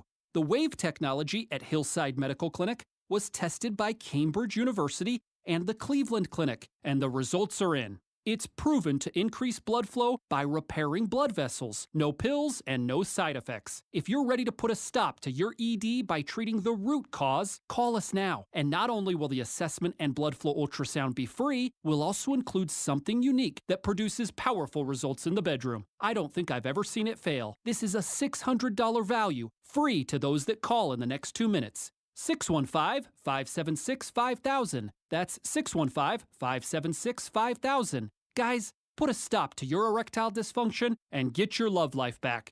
Call Hillside Medical Clinic now to qualify. 615-576-5000. With Fundbox, you can stop waiting and start doing. If your small business needs funds to grow, the time is now. Fundbox offers fast, easy access to small business funding up to $150,000. So hire that new employee, launch that campaign, buy that piece of equipment. Apply in minutes at fundbox.com, and you could get funding as soon as the next business day. Fundbox. Ready, set, grow. Credit line amounts, rates, and terms are based on creditworthiness and subject to change. Additional documentation may be required. Hey, what's up? It's me, Chase McCabe, here to tell you about BetMGM. You know they're the king of sportsbooks, and they welcome you with a lock of the year. So all you have to do is place a $10 moneyline wager on either Baltimore or Miami. If either team scores a touchdown, you'll win $200 in free bets, regardless of your bet's outcome. There you go. Just use the bonus code 1025GAME200 when you make your first bet. Enjoy football like never before with BetMGM's live betting options and boosted odds specials at your fingertips all season long. Just download the app or go to BetMGM.com. Use that bonus code 1025GAME200 to win $200 in free bets if either Baltimore or Miami scores a touchdown. Visit BetMGM.com for terms and conditions. 21 years of age or older to wager. Tennessee only. New customer offer. All promotions are subject to qualifications and eligibility requirements. Rewards issued as non-withdrawable free bets or site credit. Free bets expire 7 days from issuance. For problem gambling support, call the Tennessee Red Line at 800-889-9789. Middle Tennessee, you can count on an award-winning service team for all your home maintenance and improvement needs. Lee Company, we're A+ rated with the Better Business Bureau and trusted by thousands of homeowners in our community. Our team is ready to assist with all your home maintenance projects, heating and air conditioning, plumbing, electrical, appliance service, and more. Experience the convenience of calling one phone number for all your home maintenance needs. Call Lee Company today at 615-567-1000 or visit leecompany.com. In college football, Goodyear knows a new season means new possibilities, where every Saturday is an opportunity on the road to greatness. No matter if you're out there playing your hardest or cheering the loudest from the sidelines, tailgating in the parking lot, or your favorite spot to watch the game, Goodyear knows passion is what drives us forward all the way to the playoffs. That's the road that moves us. Goodyear, more driven. ESPN's Turon Davenport breaks down the Titans like no other. On the field chemistry, I don't think it's going to be a problem. It's just going to be a process. Catch TD Mondays at 11, Thursdays at 3, and Fridays at 8. Plus, the Talking with TD podcast drops every Wednesday. When you draft players, it's not just for one season, it's for a career. Presented by FreedomTireGuys.com, Nashville's premier mobile tire company, and Craneworks and Rental Works, your source for crane and equipment rental. Visit Craneworks.com. Nashville's best sports talk. ESPN 1025 The Game and the Game Nashville app. Hey, this is Roman Yossi. You're listening to Nashville's best sports talk, ESPN 1025 The Game. The TD Power Hour continues, presented by FreedomTireGuys.com and Craneworks. and Rental Works. Teron Davenport with us. TD, I saw on ESPN.com, the NFL Nation writers, which you obviously are as far as the Titans are concerned, put in their final record prediction midway through the season. You have the Titans at 13-4, which I think is probably pretty fair for them going down the stretch. The only other NFL Nation writer that had an AFC team that was that high was Shelley Smith, had the Chargers at 13-4 as well. And Caroline and I were looking at it. I think it's going to be hard for the Chargers to get to 13-4. How realistic, with the Bills losing to the Jags and the Titans beating the Rams, how realistic is a number 1 seed for the Titans? And given the timeline for Derrick Henry, how big could that be for the playoff run? Oh, it would be huge. I think when you look at the way the schedule plays out over the rest of the games that they have, I mean, okay, this game, this Sunday, it'll be a big test. At Pittsburgh, it'll be a pretty good test. But other than that, I mean, this Patriots team, I don't really see anything for the Titans to be overly concerned about offensively. Defensively, they're a pretty solid team. But you look at the schedule, I think it definitely plays in the Titans' favor, and it would be huge to get that home field advantage, to not have to go to wherever it may be, Buffalo, not have to go to, Baltimore, even though they've shown that they could go there and win. To not have to go to these different teams, it would definitely work in their favor. And also, the big thing is if you get the bye, that gives you yet another week to get Derrick Henry revved up and back in the swing of things, if that is something that's in the cards. I look at the number 1 seed, and I think, too, that the only way that they don't get this, I mean, look, the Saints are okay. I think the Saints and Patriots are okay. Steelers are maybe a little bit better. I don't think much of the 49ers, Dolphins, Texans, or Jags. And I almost look at it like, if we can trust the Titans, and we've talked about this, they can go out there and beat the Rams one week and then go out there and lose to the Dolphins the next week, which would, drive us nuts. But if we can trust the Titans to take care of business, they will get that number 1 seed. And in an AFC where nobody has proven anything that you can trust, I think that's a huge deal. Absolutely. Because I think the Titans may be the best team in the AFC without Derrick Henry. I think they're definitely the best team in the AFC with Derrick Henry. Yeah, they're right up there without Derrick Henry. They're right up there. And even though you don't have the same explosiveness, you still have that presence of a running game. You could still be that physical, I'm going to beat you up type of team. And that's really what they did to the Rams. Like that was you know what I mean, a good old-fashioned – that was like, one of those old fights where you have to stop it because one – boxer is just beating the mess out of the other. That's what you had right there. They out-physical the Rams on every level of the game. So I think when you look at what they have, they're still capable of having that same bully mindset and being able to, take games over from that perspective. So you're right. They are one of the best teams in the league, in the conference, even without Henry. What do you think about the Saints this weekend? Speaking of running backs out, Alvin Kamara did not practice yesterday, did not practice today. They worked out running backs on Tuesday. Doesn't look like Kamara's going to go Sunday. We know that Jameis is out for the year. Trevor Siemian, who couldn't beat out Logan Woodside, is their starting quarterback coming in here. What do we make of the Saints? Yeah, that Kamara being out is significant. And what it does is it takes a lot of pages out of Sean Payton's playbook. In fact, the Whiteboard Wednesday video that I did had Kamara at one of the receiver spots, Harris at running back, and Taysom Hill at the slot, number 3. You had 3. It was trips to the one side. He was number 3, and they ran crossers. Now, see, when you have Kamara out of the game, like the different things that you're able to do, because he's in essence like a queen on the chessboard, right? You could put him anywhere, and he's going to be effective. So when you have that pulled out of what it is that out of your lineup, you're not able to do the different things that you could do to really open up other aspects, in addition to using himself as a weapon. So that's major. I think, when you look at this Saints team, though, it's all about defense. It's all about defense, right? That front is pretty solid. You got, my big little cuz, Marcus Davenport, coming back. He's definitely a guy who could get after the passer.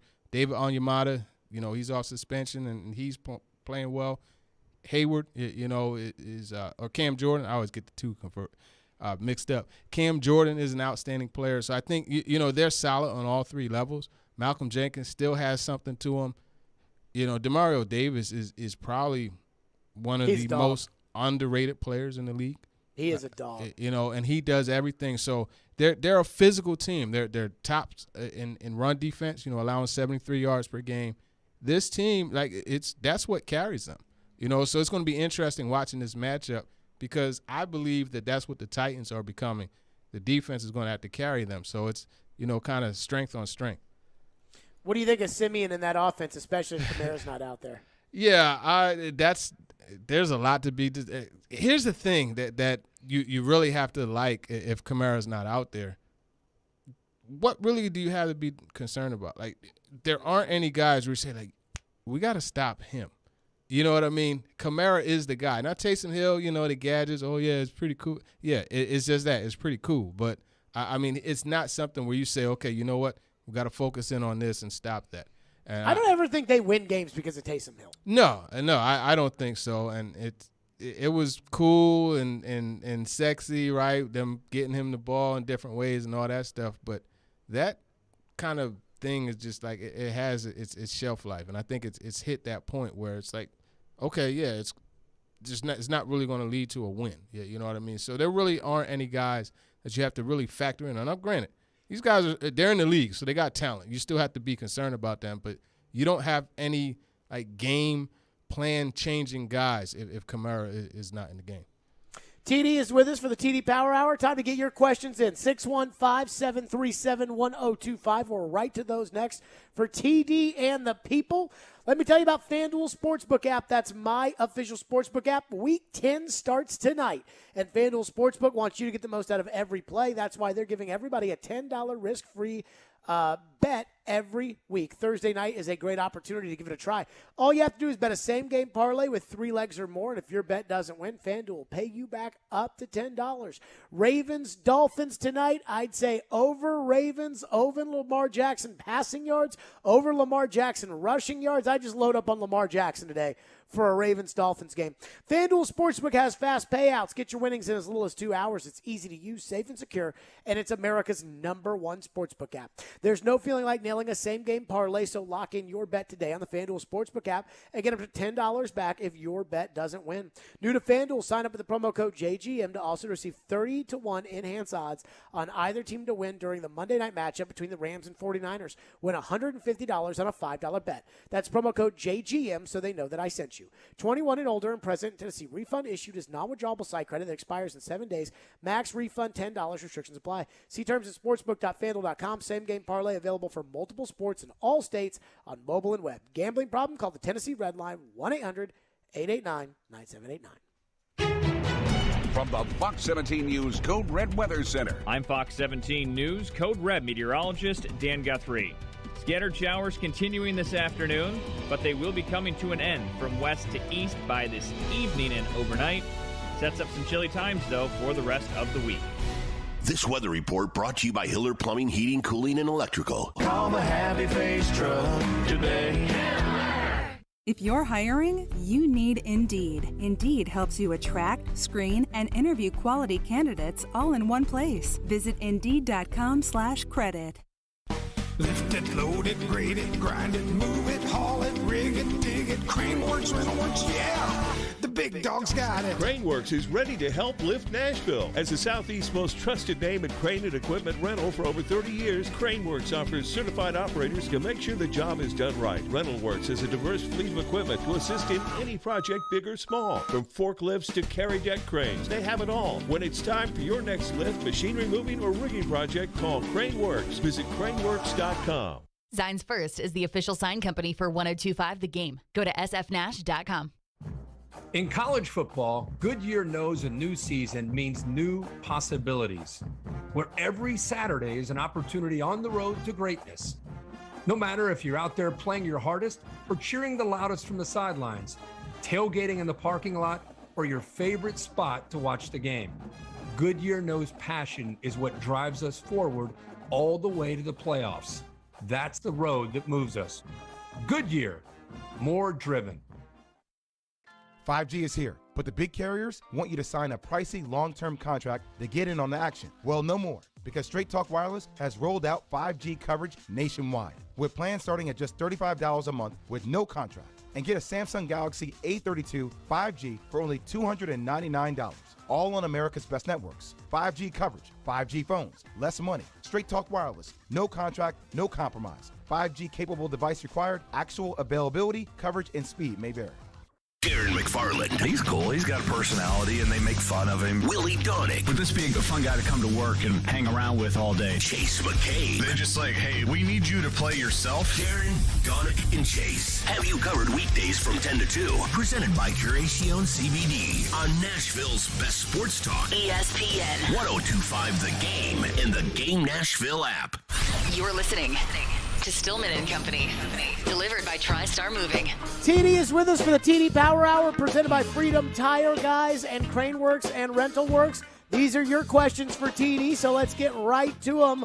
Our phone lines are driven by WilsonCountyHonda.com, 615-737-1025. Armin is going to start us. Armin, you're on with TD. Hello? Go ahead, Armin. So I have a question about Derrick Henry and how we know he's injured, sadly. And so how do you think the income of when we are in the playoffs and Derrick Henry, if Derrick Henry wasn't there, what do you think the run game would be? I think that was a great question, Armin. Thank you so much for that. I love that, man. Armin reminds me of myself as a little youngster calling WFAN in New York, man. I'm so glad that he called. You calling Steve Summers in New York? Yeah, Steve schmoozing through the evening. Yeah, 10 p.m.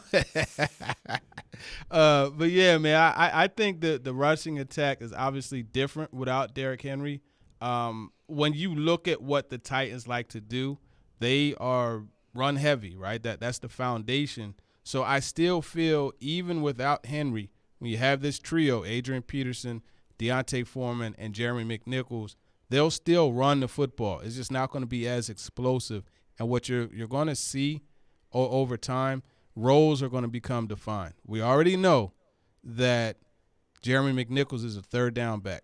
Adrian Peterson is going to be the short yardage guy. I know he's 36, but Jared, you haven't seen him in person. When you do, you'll understand what I'm saying. He still is a horse, right? And he still has that power. You saw it in his touchdown that he had against the Rams. And then Deontay Foreman, that's the role I want to see how that gets defined, because he has the size and he runs with some physicality. Obviously not the same as Peterson, but still I want to see how that – and he could catch the ball out of the backfield. So that's a guy that you could have in multiple situations and multiple parts of the game. So the roles are going to continue to be defined, but they're still going to run the ball. What did you think at the end of the game of how they used Peterson instead of Foreman when I thought Foreman had been running the ball the best? Yeah, I was a little surprised because one of the things I noticed the Titans typically do is go with the hot hand, right? And when a guy has the hot hand, they're giving him the football. And Foreman, in my mind, had the hot hand. He averaged 5.8 per carry. So I was surprised by that. But, I mean, at the same time, that may not have had as much to do with that game as it did just continuing to get him that physical contact, get him acclimated to that. And that's what they did in practice today. They had guys there, just kind of thumping all three of the backs during individual period. Andrew texts into the text line and says, TD, I see the Saints defense is ranked very high, but I haven't really watched them a lot. So what does their defense excel at? Well, they excel at stopping the run. That front is like they're very strong. Like they whoop butts up front. Onyemata, I mentioned, right? Marcus Davenport, Cam Jordan. That's what they do. And I think when you look at Demario Davis, he gives you an option to match up really well, as well as Malcolm Jenkins. These two guys, they match up really well against backs out of the backfield as well as tight ends. So they do a good job taking that away. Marcus Williams is a pretty solid safety. Could play that single high when you want him to. Also could match up. So you have that. And then obviously Marshawn Lattimore is a really top-notch corner. So, they have guys at each level that could take away, aspects of an offense, and that's especially the case against the run. And I think, just to add on to that, they get to the football, and they're sound tacklers.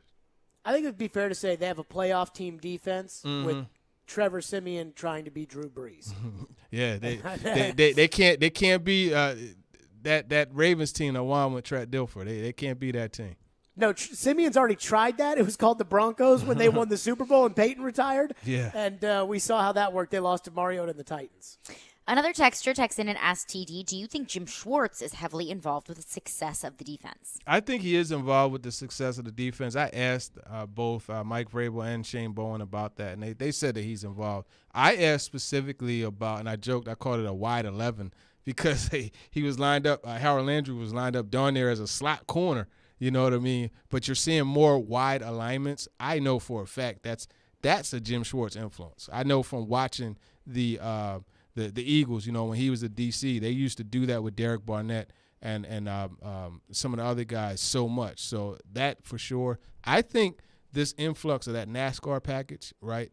And when I say that, I'm talking about the Autry and Landry on the outside, or Autry and Dupree on the outside with Dupree, Jeffrey Simmons and Harold Landry on the inside. I think when you look at what the Eagles did, especially that Super Bowl year, you have Barnett, Fletcher Cox, Brandon Graham, those were the primary guys, and then they mixed in different, Howie Long, I almost called him his dad, Chris Long. You had those guys all up front, and that gave you 4 legit pass rushers, and that's what Schwartz used, against the Patriots, and that's how they got that fumble, right? Brandon Graham was playing interior. He knocked the ball out, and Derek Barnett recovered it. You're seeing a similar type of package, so I think that definitely has some Jim Schwartz input there.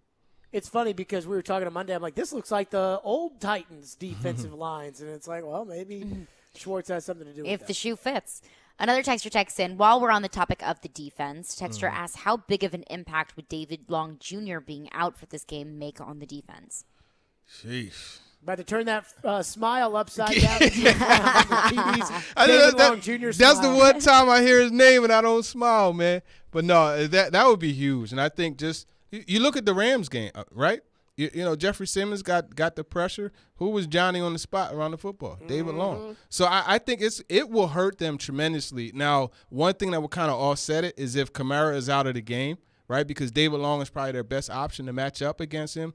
Although I believe Jayon Brown, is a good option as well. But it would be huge, especially that third down defense. You look at just his natural ability to play in space, right? And when I'm saying that, I'm talking about carrying a crosser and passing it off and being able to drop into the passing lane for the crosser behind him, like he did, so many times, or matching up with. Dropping into that zone and understanding where Patrick Mahomes likes to go with the football, backside when he's scrambling a certain way, and being there to punch the ball out so Rashaan Evans could pick it off. These are the type of things, right? Blitzing and creating pressure, right? Forcing a rush throw. Everything that this guy does, right? Coming up and housing an offensive lineman. When I say housing, I'm talking about pushing him back into the quarterback or getting pressure that way, pushing him back and being able to get a tackle for a loss. Everything that he does is all he's one of the best players on their defense. So it would be huge. Alex texts in and asks, do you think Jackrabbit Jenkins is playing harder against the team that cut him? No, I asked him about just the emotions of going against the Rams last week, and he said it's just another game. There's no extra juice. And I will say this, he's playing better. Now, initially, he was the butt of a lot of jokes. People say, hey, stop calling him Jackrabbit, this, that, and the third. If you look, he's actually played really good football. And then also, he was a big factor in the last 2 interceptions that Byard had. So let's not sleep on that veteran aspect that he brings to where Byard can trust him to have over-top coverage on the post, so he could come off and cover the crosser. And then, over top, if they ran a double move, when he jumped that Stafford pass, he trusted that Jenkins would be there. They communicated. And, in fact, Jenkins was the one that said, hey, watch the quick game. And he helped, he and Byard. It wasn't Byard just saying, hey, you do this And so I could do that. They communicated together, and they both were on the same page. So I think even though you're not seeing the interceptions, the scoring the football that he has typically done so well with, you're still seeing his veteran impact allow other things to happen. And those 2 interceptions are an example. Another texter asks, why do you think the Titans have no production in the slot from the tight ends at this point in time in the season? Do you think something can be done to elevate the play? Yeah, that's a great question. And I think one of the things that they need to do is incorporate that a little more on play action. Todd Downing made an excellent point about everyone thinking that the play action only goes to A.J. Brown running that crosser or, taking a deep shot. There is a tight end aspect to that, so I think that's something that they have to get involved a little bit more. I think it just really comes down to the targets getting there for them as well. So those are I can't really put a finger, honestly, on why it's not happening because, you still have the same guy in Ferguson who gave you pretty solid production from the slot, as a tight end. In fact, he was actually, in my opinion, a big slot receiver, for them last year. And I think that's what, they need to find a way to get back to that, especially in the red zone. That will help them a lot because, Tannehill just tends to go to tight ends, a lot in the red zone. TD, I got to ask before we go on this one. Last week you were adamant, Cowboys and Rams, best 2 teams in the NFC. Mm-hmm. Who are the best 2 teams in the NFC now? I think you have to give the Cardinals their props. I'm going to go Cardinals. I'll shift. I just after seeing the Rams get beat down the way that they you don't let somebody come in and bully you And same with the Cowboys too. Yeah, and the Cowboys, I'm not gonna go with them either. But it's like the Titans went in and just took their lunch money. Give me all of that. That's basically what they did. So I'm gonna go with the Packers, man. So we'll see what happens, right? Watch the Cardinals and Packers get beat, and you're gonna ask me next week, and I'll go Cowboys and Rams. TD, as always, appreciate it. We'll talk on the pregame show. We'll hear you tomorrow morning on with the Morning Guys. Talking with TD podcast is out as well. Whiteboard Wednesday is up. Check out the Julio Jones video from practice today as well on TD's Twitter. Appreciate you, TD. For sure. Appreciate everybody. Yep, TD Power Hour presented by Freedom Tire Guys and by Crane Works and Rental Works. Coming up next, we will hit the headlines with Caroline, and we will do that next right here on Stillman and Company. Invigorate Health, that's right, InvigorateHealthTN.com. Holidays are coming, and that also means New Year's, and your New Year's resolutions are right around the corner. If your resolution in 2022 is going to be feel better, look better, age less, don't feel old and tired, you need to talk to my friends at Invigorate Health. They have hormone replacement therapy, so you'll go and get your blood work done, and they check every number out. I know I've had my blood work done there, and by the way, everything's looking fine over here because they don't make them like they used to.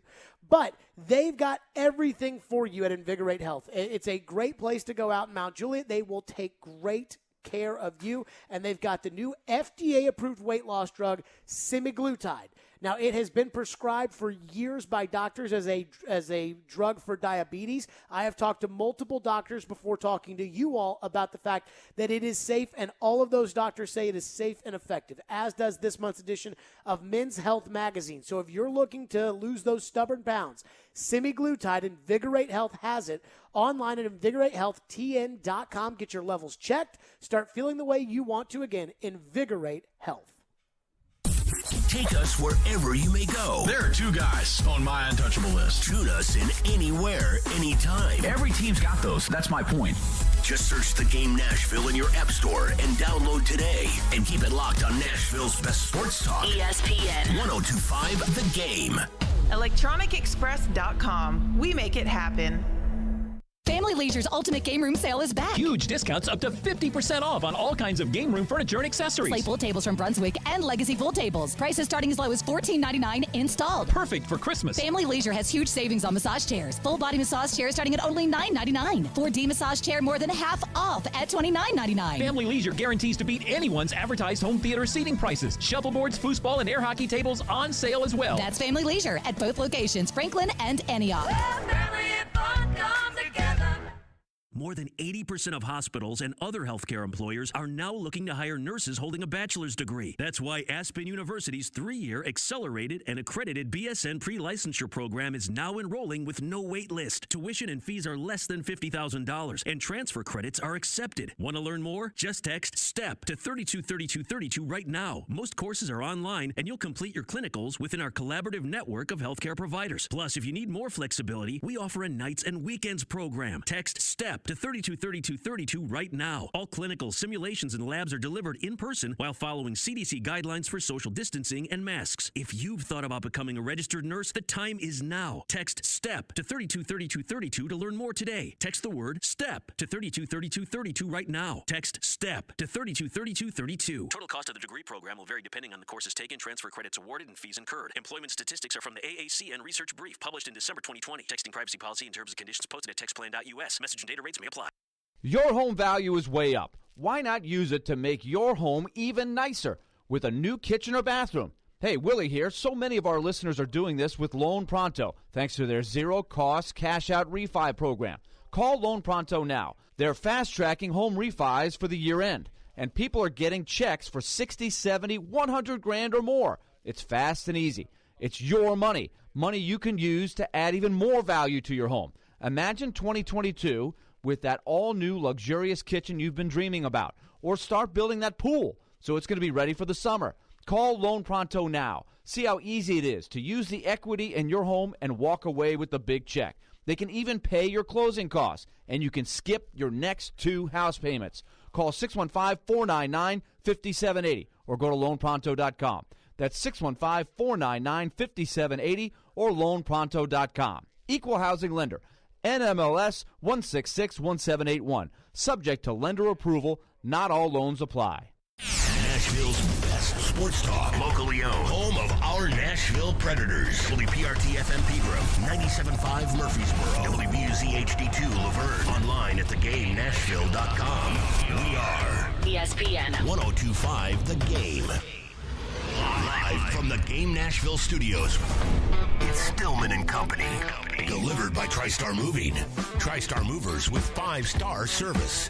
With Jared Stillman on Nashville's best sports talk. ESPN 102.5 The Game and the Game Nashville app. Stillman and Company is delivered by TriStar Moving. ESPN 102.5 The Game, streaming live on Twitter, Twitch, and YouTube. Thanks to the law offices of Amanda Gentry. Boy, it is the year of the old guy, apparently, in the NFL, or at least the month of the old guy. It's like deja vu all over again. Odell Beckham's getting signed. Adrian Peterson got signed. Von Miller got traded for. And now we got Cam Newton getting signed as well. I don't want to take away from the headlines with Caroline, but it does feel like the year of the old guy. By the way, Crispy will join us in 30 minutes. How about the Predators, which we'll get into later this hour? I mean, the Predators are just they just keep winning. They just keep getting good goaltending. They keep playing well. Huge win last night. We'll get into that. Huge. We'll get into that. And, of course, Crispy. But first, it's headlines. Caroline.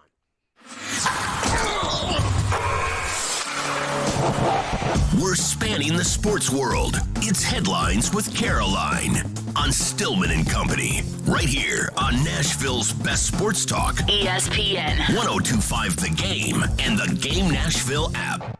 You said it. It feels like the year of the old guy in the NFL. We'll start with the most recent news, the biggest story of the past hour. Former Browns wide receiver Odell Beckham Jr. finalizing a deal with the Los Angeles Rams, according to Adam Schefter. He tweeted about an hour ago. So he'll add to a depth chart that's already incredibly deep. Cooper Kupp, Robert Woods, Van Jefferson. But it seems like OBJ is coming into the Rams to essentially replace veteran wide receiver Deshaun Jackson, who was released last week by the Rams and is now with the Raiders. So far this season with the Browns, OBJ has 17 catches for 232 yards, no touchdowns in 6 games this weekend. Definitely not in peak OBJ form. 2 questions. 1, how long until OBJ starts complaining? Because he's not going to get the football a lot. No. I mean, there's one football, and they got a lot of guys who get it. And 2, over-under on catches for the rest of the season. I don't know how many games the Rams have played. I think they've played 9 now. 9. So 8 games left. 8 games left. I'm going to set it at 9.5. Catches? Yes. I would probably take the over, but not by much. I mean, like, Cooper Kupp's going to get a majority of the touches here. I mean, Tyler Higbee is going to get a majority of the touches I here. think 9.5 might be a little generous. Ian, what do you think? Over, 8 under, games? what should the over-under be on Odell Beckham catches with the Rams? That's a good question. I would set the over-under at probably 2 per game just to get some people to bite on it. I don't even know how he cracks the lineup. Like, what position are they putting him at? I mean, slot? Are they putting him in the slot and taking Van Jefferson out? I wouldn't. I don't know what their plan is. I mean, I heard this and I thought, Odell do whatever he wants. What gets me about this is they talk about Odell like ad nauseum on ESPN. And I wonder, like, if they go, Mike Greenberg's got this whole group of guys there. And it's like, Graziano, what do you think? And Dominique Foxworth, what do you think? And Ryan Clark, what do you think? And he's going, do any of those guys think that Odell Beckham's still good? I don't know. I feel like there's been this conversation of OBJ is still OBJ. He just hasn't been in the right situation. He just hasn't had the right quarterback. He just hasn't been given the ball. But other than Odell Beckham's dad, who believes that? I mean, I think a lot of people believe that maybe the beginning of last season before he got hurt, maybe this season, saying Baker's not giving him the ball enough. But I would have a really hard time defending that take. Because how many 1,000-yard seasons has he had in the past 5 years? Yeah, I just don't think I don't know off the top of my head, but I'm just asking. I don't know.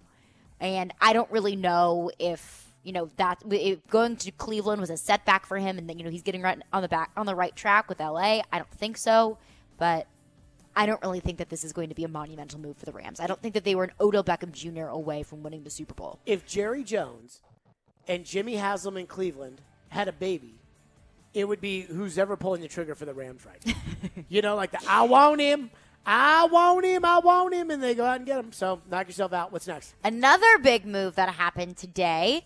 The Panthers are giving Cam Newton a 1-year deal worth up to $10 million for the rest of the year. Includes $4.5 million fully guaranteed and $1.5 million of a roster bonus. So they selected Cam Newton. It kind of feels, talk about deja vu all over again.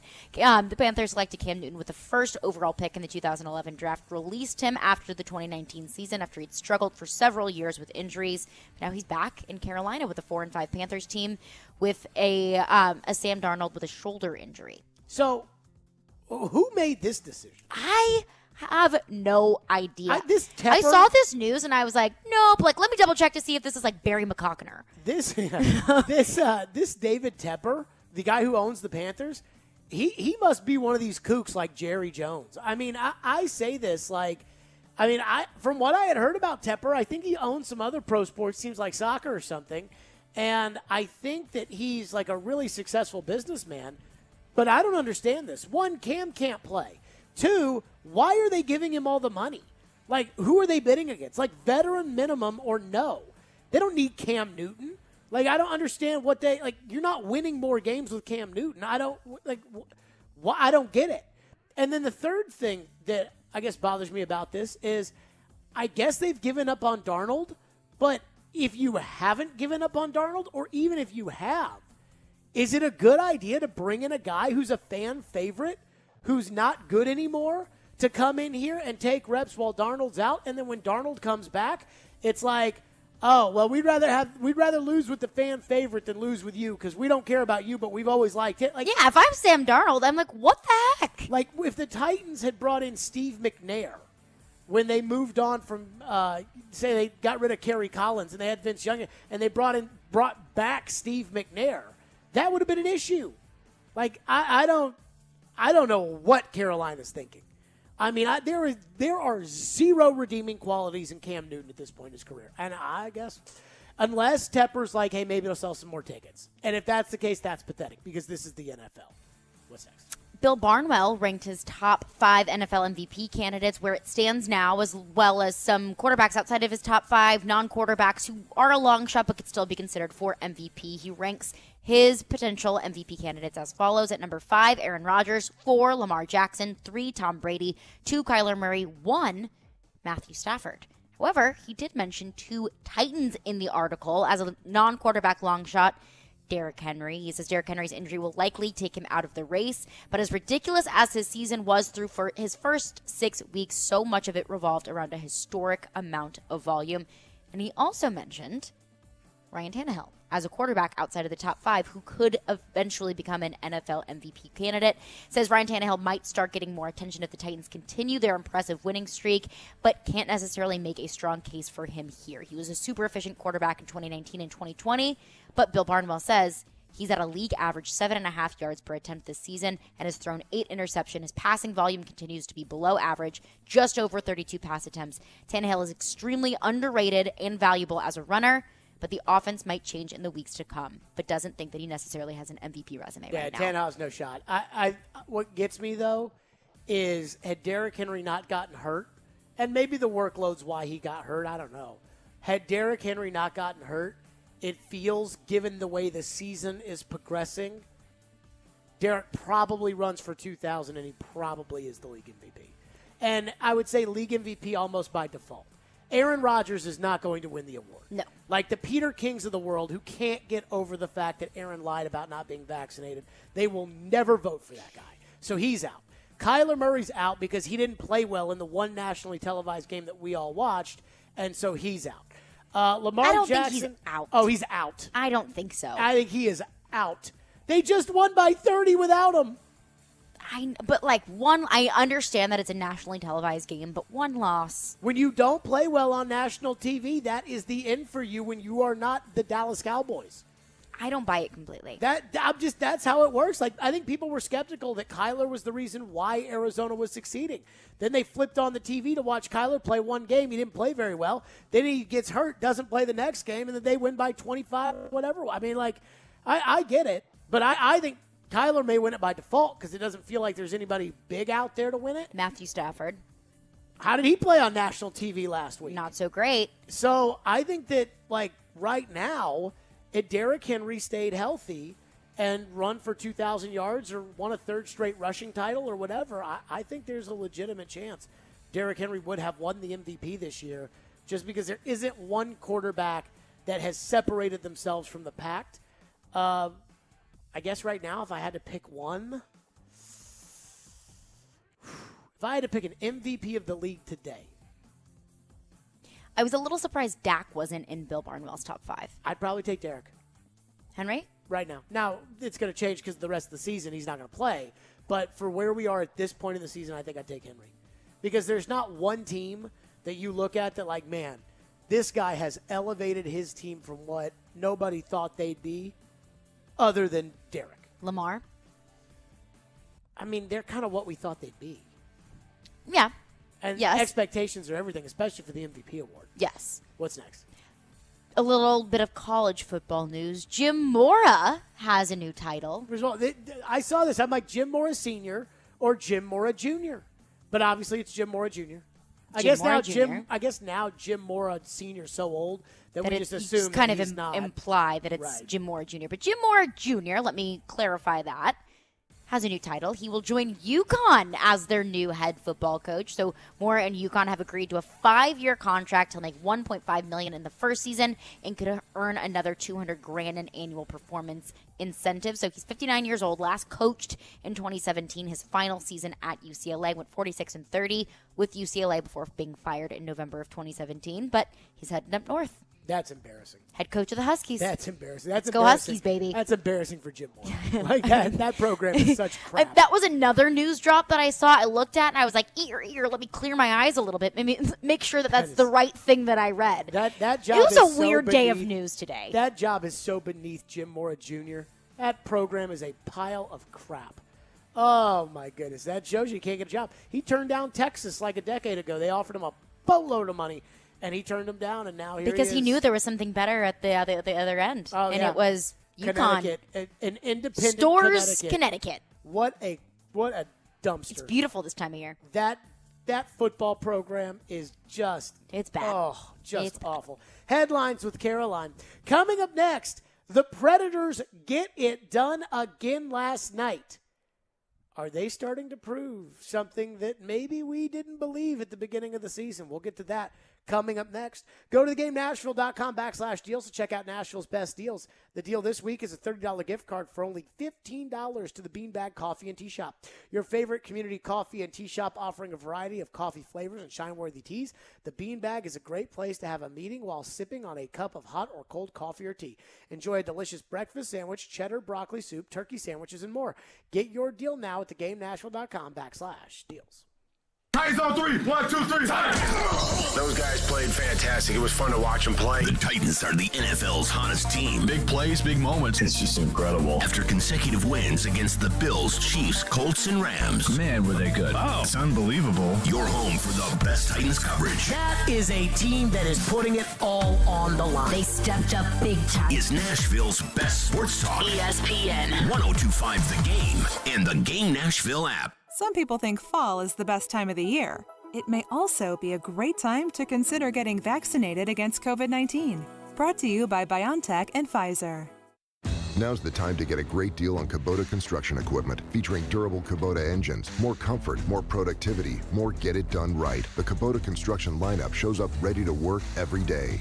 Right now, bring home select Kubota equipment for 0 down, 0% APR for up to 60 months. Now through December 31st. See us or go to KubotaUSA.com for more details.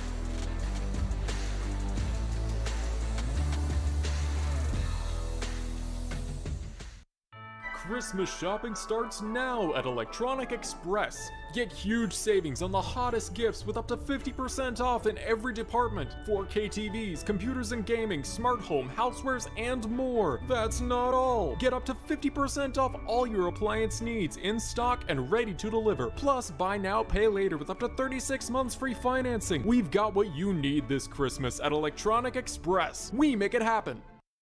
Here's exciting news from Genesis Diamonds, just in time for the holidays. We've just introduced our all-new luxury pre-owned Rolex collection, the largest and best selection of luxury pre-owned Rolex timepieces in Middle Tennessee. Hard to find, very sought-after timepieces. Over the past few months, we've scoured the country to find the best, most pristine, hard-to-get luxury pre-owned Rolexes, Submariners, Hulks, Batmans, Daytonas, Pepsis, and more. And next weekend, November 19th, 20th, and 21st, Genesis Diamonds is hosting our first ever exclusive luxury pre-owned Rolex event. Your chance to get the luxury pre-owned Rolex of your dreams with special financing. Imagine a pre-owned Air King for just $199 a month, or an extremely rare two-tone Daytona for less than $460 a month. Also for this event, our Rolex buyers are on site, offering top dollar for your pre-owned Rolex. Come see Genesis' all-new selection of certified luxury pre-owned Rolex watches, November 19th, 20th, and 21st. Genesis Diamonds, your new home for luxury pre-owned Rolexes. Hey, this is Jared, the owner of MTGRT.com. If your mortgage rate is not in the twos, then you need to call me now. We are locking in clients in the twos with no closing costs. That's right, you heard it right. Locking in clients in the twos with no closing costs. Text me on my personal cell at 615-969-2257 or fill out a few pieces of information on our website, MTGRT.com. MTGRT.com is the proud sponsor of Paul Feinbaum, heard on 102.5 The Game and ESPN 94.9. Did you know the arrow in Amazon's logo represents A to Z? Maybe the My Computer Career logo should represent unemployed to employed. Ryan was out of work when he started classes in March. In September, he started his IT career, working for Amazon, making more money than he ever thought possible. Here's a prime opportunity. Go to mycomputercareer.edu and take the free career evaluation today. You could start your new life as an IT pro in as little as 4 months. It's not rocket science. It's mycomputercareer.edu. Lowe's Provember event is back. In celebration of pros, we're offering special values on top tools to get any job done right. Head into Lowe's and check out the largest selection of DeWalt power tools and accessories. Right now, you can get a guaranteed tough DeWalt 20-volt max bare tool free when you buy a DeWalt 20-volt max drill or impact driver kit. Shop in-store or order online. Lowe's, the new home for pros. Valid through 1/5 while supplies last. Selection varies by location. U.S. only. Interact with Stillman and Company. Call or text the show at 615-737-1025. Driven by WilsonCountyHyundai.com. Janelle comes back to secure the puck. Johansson gives it back to the D. Right wing side at center. Now Jeannot breaking down through the right circle. He scores! Tanner Jeannot picked it up, drilled it through from the right wing circle, and the Predators take a 2-0 lead at 4:51. Yeah, he did. I think it's just consistency, the way that Tanner's playing. So it's, it seems right now, whatever combination he's with, he's playing really well. So it was nice to see him. That's why we did it. I felt like we had a pretty strong identity, with our team today, with how we played, but also with the lineup that we had. And it was nice to see, coming into the year that we felt possibly Tanner or Trennan could, move around different lines, but we didn't want to lose the identity of Sisson's line. And, tonight it worked out well. So it was nice for the team, nice for Tanner to see that, and scored a really nice goal. Put him up on the first line, Tanner Jeannot. Last night, getting it done. First star of the game, 1 goal, 1 assist. It does look like I will be taking an L on the Tanner Jeannot protection at the expansion draft take, considering the fact that Calle Yarncroke currently has 0 goals through 8 games with the Seattle Kraken, and Tanner Jeannot is second on the team with 5 goals. Matt Duchene scored last night. He's got 6. He leads the team. So it looks like he's getting a little hot. The Predators are getting great goaltending right now. They're beating teams they should beat, and they're 6-1-1 in their last 8 games. So, what do we make of this? It's early, okay? It's mid-November. So unless you think you've got a cup contender, I don't think that there's any getting 2 up, 2 down this time of the year about anything, hockey related. I will say this. Coming into the season, I didn't have really high expectations at all. I just wanted to see if these young guys like Tomasino, I never considered like the guys that felt like replacement level guys as young players. I never considered Olivier or Jeannot, or I never considered those guys as the young players. But it's hard not to argue that Jeannot is very much one of the young players because he is young and he is contributing a lot, unlike a guy like Tolvanen or something like that. But I didn't have, I didn't think about the playoffs. I thought maybe they'll make them, maybe they won't. But I didn't get too high or too low about, what this team was going to be. And so I'll say, right now, I think they're playing really hard. They're getting great goaltending. I think they're playing the identity that they, kept talking about over and over and over again. That was just so annoying during the offseason. It does look like that's kind of translated so far onto the ice this year. I think if you're John Hines in a contract year, so far so good. I mean, they are playing inspiring hockey. I don't look at them and think, especially that Chicago game the other night, I don't look at them and think that they're going to go run the table here. But I think they're playing inspiring hockey. I think that what I think I've learned through the first 13 games or whatever it is now is I think that the Predators are going to be challenging for a playoff spot all season long, and it'll be a nice March and April as they try to get in, and then they'll make the playoffs, and they'll get at least one round and go from there. But, so far, so good in my interpretation of the Predators, and I thought last night was a big win. I mean, yes, it is still early, but from what we've seen, it's incredibly inspiring, especially because when I went into this season, I said, I don't want to see another, February turnaround. I don't want to see, a slow start from UC Saros or from the rest of the team. I want to see this team pick up where they left off. And I know that they're missing some pieces they had last season, but I want to see the Preds pick up where they left off. And I think we're kind of seeing that and then some. And I think I feel the way about UC Saros the same way that I kind of talked about Derrick Henry was I felt like I was kind of taking Derrick Henry for granted and saying, oh, well, yeah, I mean, like he ran for 130 yards, but that's just what he does. But no, like what he's doing is outstanding. And I think I feel the same way about UC Saros is that, and the fact that like, oh, yeah, he has like a 9.3 save percentage. Yeah, it's just what UC Saros does. No, he's been an outstanding goaltender for the Predators so far this season, and I think that's only adding on to their confidence, and that's exactly what they'll need going into St. Louis, a team that's, 8-2-1 so far in the season, second in the Central Division. So I think that getting a win at Dallas is the confidence and kind of like the fire under their butts that they need to go into St. Louis. I will say this, though. I think they're a very average team.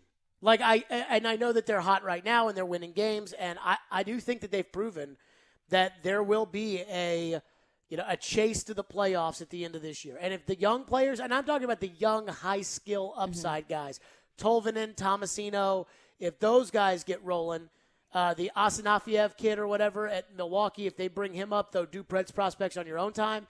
If they bloom, then I think maybe you've got a shot to win a couple of rounds because that's the high-end skill that they don't have on the team, the high-end skill you need in the playoffs. But I do think that they've proven that they will be at least worth watching this season. Like that this isn't going to be, in February, just dreary, go ahead and unload everything and move on and whatever. And I think it's good for Hines. I think it's good for Poyle, guys that I can't believe came into this year with a ton of job security.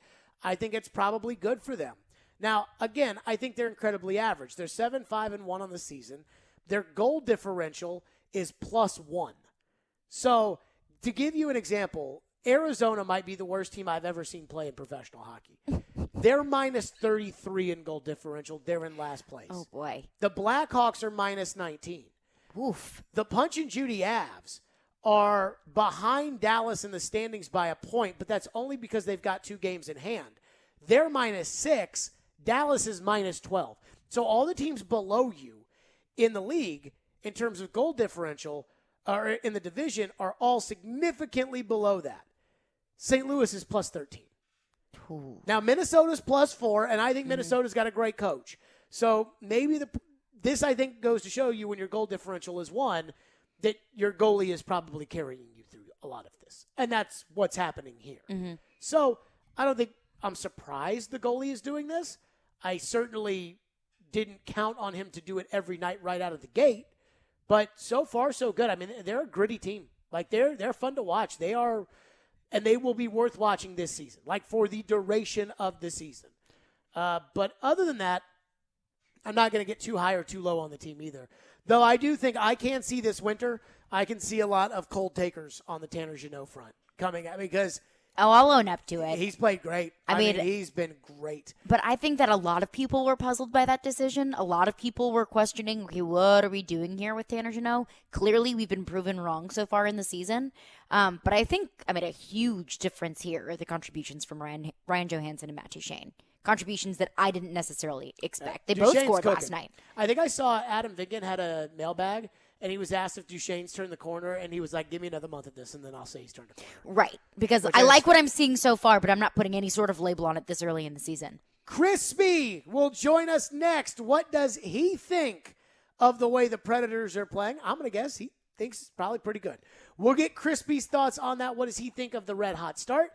And what have we learned about this team, not just early, but that will probably continue for the rest of the year? We'll ask Crispy that, and we will do that coming up next here on Stillman and Company. Hiller Plumbing, Heating, Cooling, and Electrical, proud supporters of the Nashville Predators, proud supporter of the Tennessee Volunteers, proud supporter of the Vanderbilt Commodores, and proud caretakers of my home. I love using Hiller at my home, and you will too, because they've got the happy you'll be or the services free satisfaction guarantee. And I absolutely love that about my friends at Hiller. You've noticed all the inventory shortages and empty shelves everywhere, and now there are serious shortages on equipment and products for your home. HVAC systems, tankless water heaters, and generators are going to be extremely limited in 2022. If you need a replacement, call my friends at Hiller today. Don't wait until you're out of options. Hiller has special financing available, so buy now and pay nothing until next year. Their work is backed by the Happy You'll Be or Services Free guarantee, and again, I love those guys. Learn more at happyhiller.com. Titans, Saints. Completes A.J. Brown, breaking free.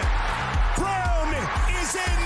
Touchdown. A.J. Brown and company look to keep rolling on their home field.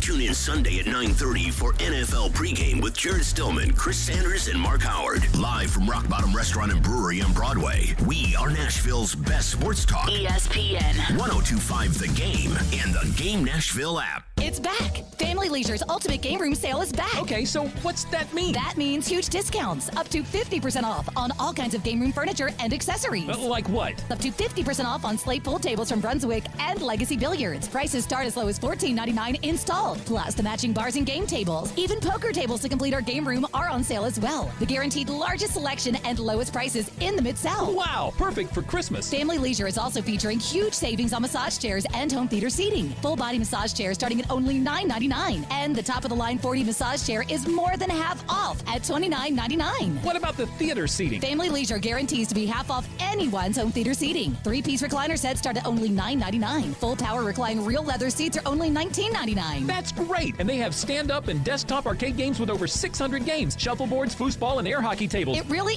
is the ultimate game room sale. The ultimate game room sale going on now at both locations, Franklin and Antioch. More than 80% of hospitals and other healthcare employers are now looking to hire nurses holding a bachelor's degree. That's why Aspen University's 3-year accelerated and accredited BSN pre-licensure program is now enrolling with no wait list. Tuition and fees are less than $50,000 and transfer credits are accepted. Want to learn more? Just text STEP to 323232 right now. Most courses are online and you'll complete your clinicals within our collaborative network of healthcare providers. Plus, if you need more flexibility, we offer a nights and weekends program. Text STEP to 323232 right now. All clinical simulations and labs are delivered in person while following CDC guidelines for social distancing and masks. If you've thought about becoming a registered nurse, the time is now. Text STEP to 323232 to learn more today. Text the word STEP to 323232 right now. Text STEP to 323232. Total cost of the degree program will vary depending on the courses taken, transfer credits awarded, and fees incurred. Employment statistics are from the AAC and Research Brief, published in December 2020. Texting privacy policy and terms and conditions posted at textplan.us. Message and data rates may apply. Bank of England Mortgage has been helping Americans live the dream of homeownership for over 100 years. Since their humble beginnings in England, Arkansas in 1898, they've grown into a nationwide mortgage lender with 141 offices across 45 states, including 3 convenient locations right here in Middle Tennessee. Find out more at BOE1214.com. Bank of England Mortgage is a division of Bank of England Mortgage. Equal housing lender, member FDIC, NMLS 418-481. It's not magic that will deliver 1 billion packages to homes across the country this holiday. It's the United States Postal Service. And we don't need a team of reindeer to do it because we've added more vehicles to our fleet. And while we don't come down your chimney, we can pick up presents for you and yours. So if making more holiday deliveries to homes in the U.S. than anyone else seems like magic, that means we're doing our job. Share the magic at USPS.com/helpers. Tonight, Pippen, who goes all the way in, sticks it home. Scottie Pippen Jr. and the Vanderbilt Commodores are on the hardwood to open the new season against Alabama State. Coverage begins at 6:30 on 93.3 Classic Hits and the Classic Hits app. Hey, this is John Hines, and you're listening to Nashville's best sports talk, ESPN 1025 The Game. Stillman and company back-to-back for the Predators. They get the big win last night in Dallas. On to St. Louis, the big boys and the Blues as they wrap up the CMA road trip before coming home Saturday night. And I heard that tonight there's a watch party at Pete and Terry's, and that one Terrence Arthur Crisp will be in attendance watching tonight's game. Crispy joins us now on the program. So first of all, how did I not get the invite to the Crispy watch party? Well, you know what? We wanted to have happy hour. And we were afraid if we, certain guys you can't have happy hour. You got to ask them to leave. There's probably some truth to that, Crispy. Caroline got it.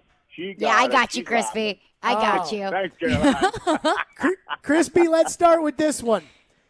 I can't, look, it's still early in the season. Predators are playing great right now. They're playing really hard. They're playing with a lot of guts.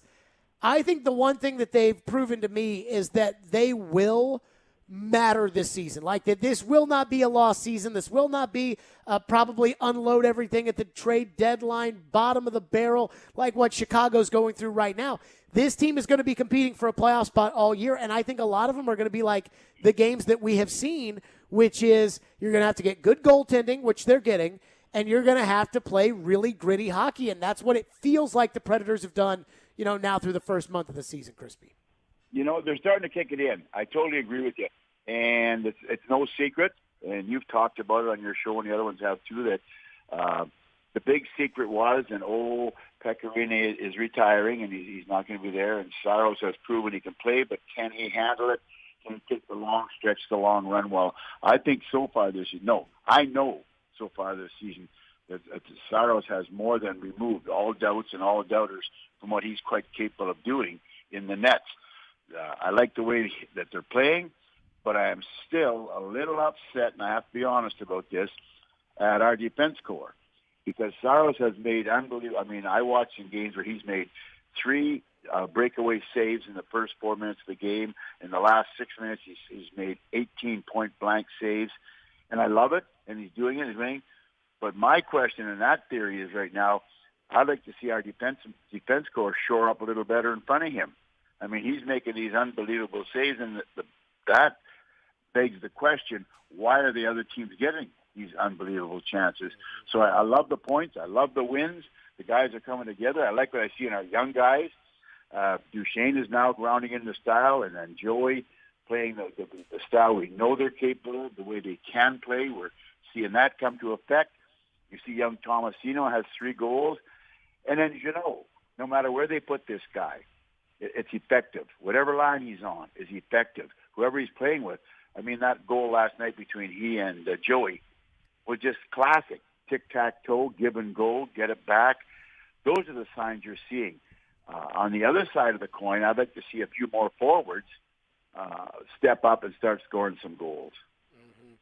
Crispy, on Jeannot, I railed and screamed and cried when they didn't protect Calle Yarncroke in order to protect Tanner Jeannot.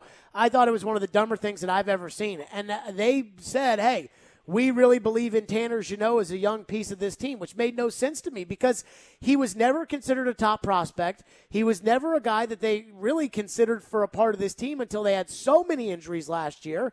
He had played like 11 NHL games, and he looked okay. But, I mean, we're talking about, protecting a guy to be a part of your core future. And, I mean, this guy wasn't a draft pick, wasn't a this, wasn't that. I mean, he just makes plays every single night. And I certainly did not see this coming. They clearly did. I wonder how much has he now proven that little shot in the arm he gave the team last year was not a fluke and that he is a legitimate NHL forward? Obviously a lot. And to shorten up that whole speech is the fact that you give credit to the coaching staff, the guys that scouted him when he wasn't drafted. And I had the pleasure when we were out in Calgary on our last little trip out there with the team and the kids, sitting and talking through the whole game with Timmy Hunter, who was on my 89 Cup team. And he coached Tanner Jeannot for 4 years out in Moose Jaw Junior. And he said his first training camp when he had Jeannot, he was just a kid, but he had to cut him. He couldn't make the cut. 2 days later, he's phoning Jeannot's father, mom and dad, saying, please send him back. We need him. And he said for 4 years, he was his captain, his leader. He said, Christy, you won't meet a nicer kid on or off the ice or a better teammate. So coming from Tim Hunter, who played, I don't know how many years he played in the NHL, as tough as they come, that's a pretty good recommendation for Jeannot. What do you make of Duchesne right now? Adam Vingan wrote in The Athletic that he wants to see another month of this Duchesne before he buys that the corner has been turned. I think if you were a coach over the last couple of years, you probably would have pulled your hair out at times with some of the ways that Duchesne has played, given what he's capable of. He's showing that now. What do you make of why and how sustainable is it? Another month? Why not another 3 months? Why be stingy about this? Come on. We're not letting him off the hook yet. We knew when he came, David Poyle, we knew that he was capable, what his skill level was and what he could do if he brought it to the table every night, if he brought it to the rink every night, if he decided he's going to play every night. And for whatever reason, sometimes guys, they go into funks or whatever and they pull themselves out of it. Duchesne obviously now is starting to hit the stride that we all thought he could. Joey is starting to hit his stride also, Johansson, as to what we expected and know. And rightfully so expect from these guys to do what they can do out there. That's the plus sign. The bad sign is Forsberg is out again, to see that if he was healthy and hitting his stride again, how good would that be? And in the meantime, Jeannot has stepped in. But having said that, like, look, young Tomasino has 3 goals. I love it. Yeah, not very big, but he's in every play, goes to net. But I'm looking down the lineup now, and if Forsberg's out, I mean, Cunnin 1 goal, Cousins 1 goal, Trennan none, Tolvanen 1. I mean, yeah, our team is playing hard and strong and together, but I want to see some more guys step up on defense. If you look at our defense core, Yossi has, 12 points, leads his 4 goals, 8 assists. You know the next most goals scored by defensemen? Carrier, 1. And that means all the rest of the defensemen have 0 goals among them. you got to get some help from the back end also in that area. We were talking about this, Terry Crisp with us. If you look at the division right now, and I'm not, looking at the standings one way or another this early, but the teams that are not good, and you've got some bad ones, Chicago, Arizona, their goal differential, Arizona is minus 33. And the good teams are, plus 18. The Predators' goal differential is plus 1, Crispy. I think that goes to your point about how they're just not scoring enough.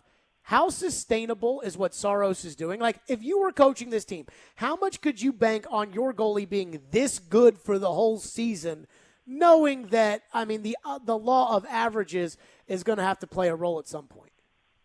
You know what? You keep talking about it, like you sort of say you're waiting for the other shoe to fall. When does it break?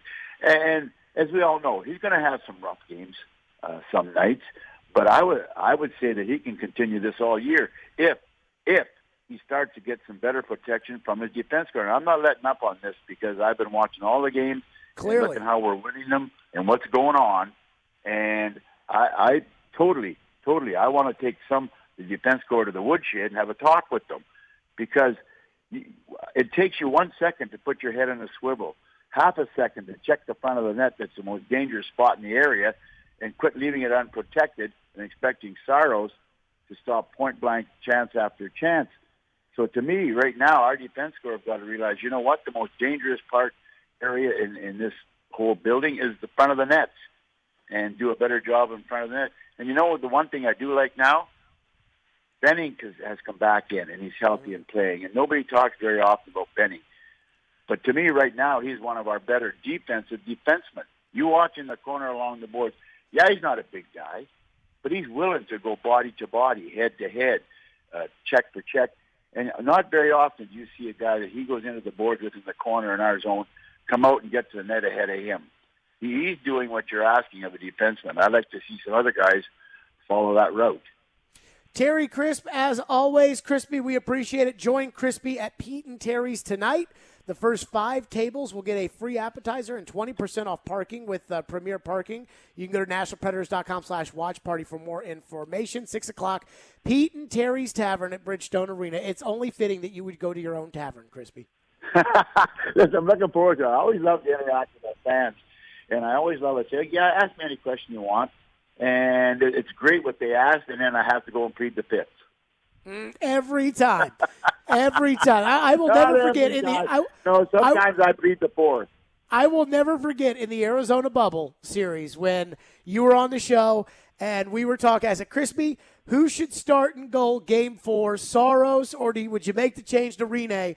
And Crispy just goes, I have to plead the fifth. And the GM laughed he thought it was the funniest thing he heard because he knew you weren't going down that road, Crispy. Crispy, appreciate you. As always, we'll talk soon.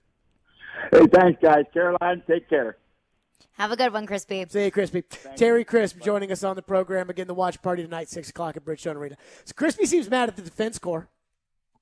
Anybody else pick up on that? Yeah, I don't know about that. I think like the 7th time that he brought it up, I think it was pretty apparent that it seems like everybody except for Yossi and Matt Benning is on Crispy's bad list right now. And I don't think that Crispy's bad list is a place that I necessarily want to be. No. Like Floyd and I were talking about this one time. And I was like, because we love Crispy, and we had such a great relationship with Crispy, and he and Crispy had such a great relationship. And we were talking, it was off the air one time, and I said, what's funny? Crispy is like one of the most jovial, personable people you will ever meet. I mean, he's one of the nicest guys in the world. He's funny. He's charismatic. I was like, I bet Crispy just used to, and I use words that, can't use on the radio, but I'm like, I bet Crispy just used to give those guys the business, and Floyd looked at me, he's like, oh yeah, when Crispy was coaching him, he was all over them. Oh yeah. And I could just see Crispy lighting those guys. Oh my goodness gracious. 615-737-1025. Coming up next, there is an element of the Titans that they have not had, and they really haven't had at all this season from a consistency standpoint. And one commentator, Joe Rexford, thinks that this could make a world of difference. We'll discuss that Coming up next, right here on Stillman and Company, let me tell all the fine folks, speaking of the Titans, that the pregame show is this Sunday live from Rock Bottom Brewery on Broadway. The pregame show featuring Mark Howard, Chris Sanders, and yours truly, 9:30 to 11:30 prior to the Titans and the Saints. The pregame show is brought to you by TriStar Moving, Parman Tractor and Equipment, FreedomTireGuys.com, FanDuel, E2 Roofing, Hillside Medical, Social Furniture, and Screwball Peanut Butter Whiskey. Stillman and Company, it's ESPN 102.5 The Game. From the Fox 17 News Code Red Weather Center. I'm Fox 17 meteorologist Greg Bobus. Rain moving out, drying out going into tonight. Low temperatures on the colder side, low 40s overnight. Your Friday brings back mainly sunny skies and a high temperature in the lower 60s, only in the low 50s on Saturday. This weather report brought to you by Hiller Plumbing, Heating, Cooling, and Electrical. Call the Happy Face Truck today. Dan Abrams and his live PD sidekick Styx return in a new program, Dan Abrams Live, weeknights at 8, 7 Central on News Nation. Hey Nashville, we think you deserve the very best driving experience, and now is the time for our Season of Change CPO event at Mercedes-Benz of Music City. When you purchase a certified pre-owned Mercedes-Benz, you're backed by the remaining new vehicle limited warranty. Once that expires, the certified pre-owned limited warranty goes into effect, providing an additional 12 months of coverage with unlimited miles. See all the perks and exceptional offers for your certified pre-owned vehicle from Mercedes-Benz of Music City, mbofmc.com. Your home value is way up. Why not use it to make your home even nicer with a new kitchen or bathroom? Hey, Willie here. So many of our listeners are doing this with Loan Pronto, thanks to their zero-cost cash-out refi program.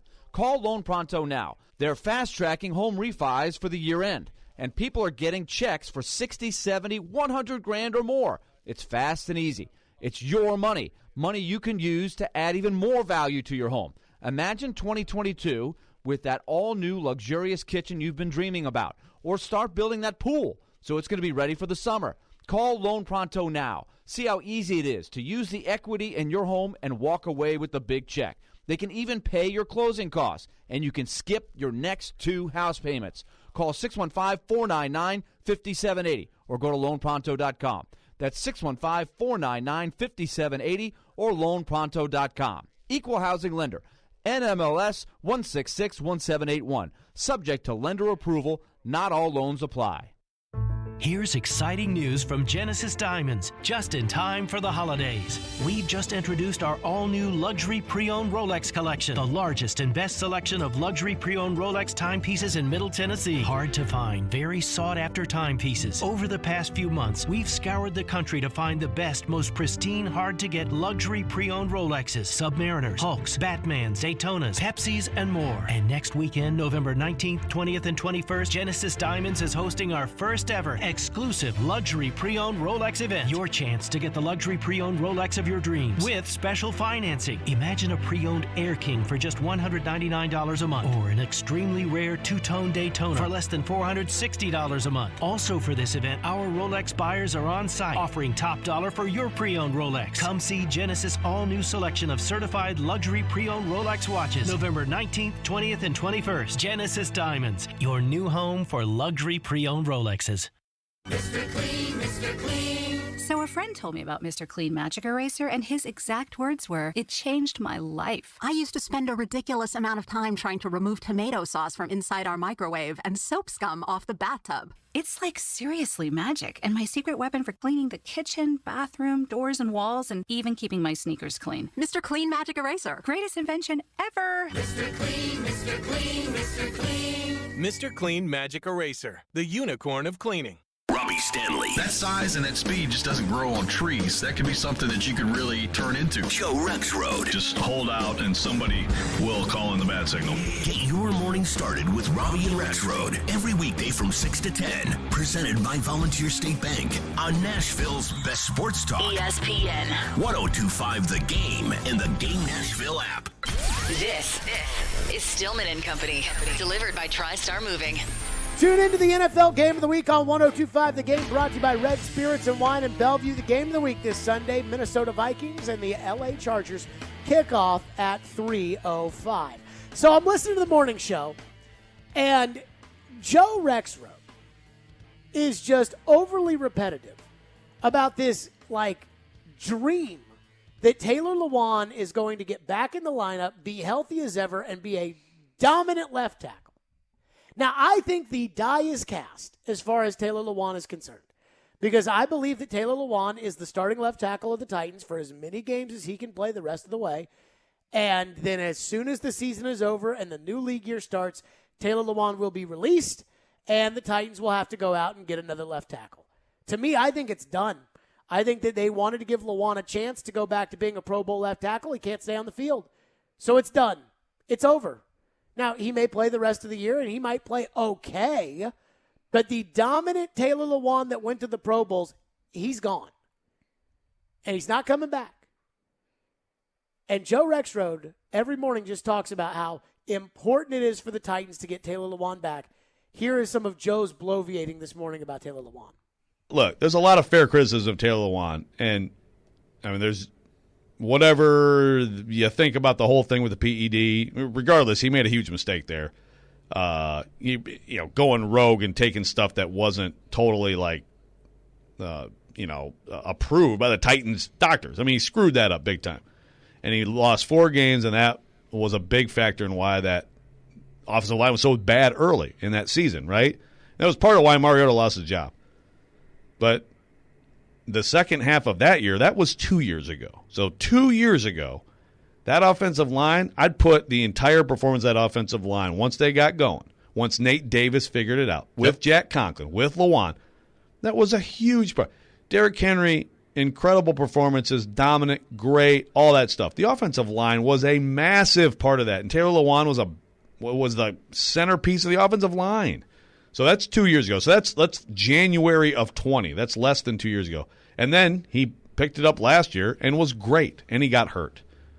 So what are we talking about 3 years ago? You're not supposed to be old enough to have that much distortion of time in your brain, Jared. So there you go. I will say this, though, about Taylor Lewan.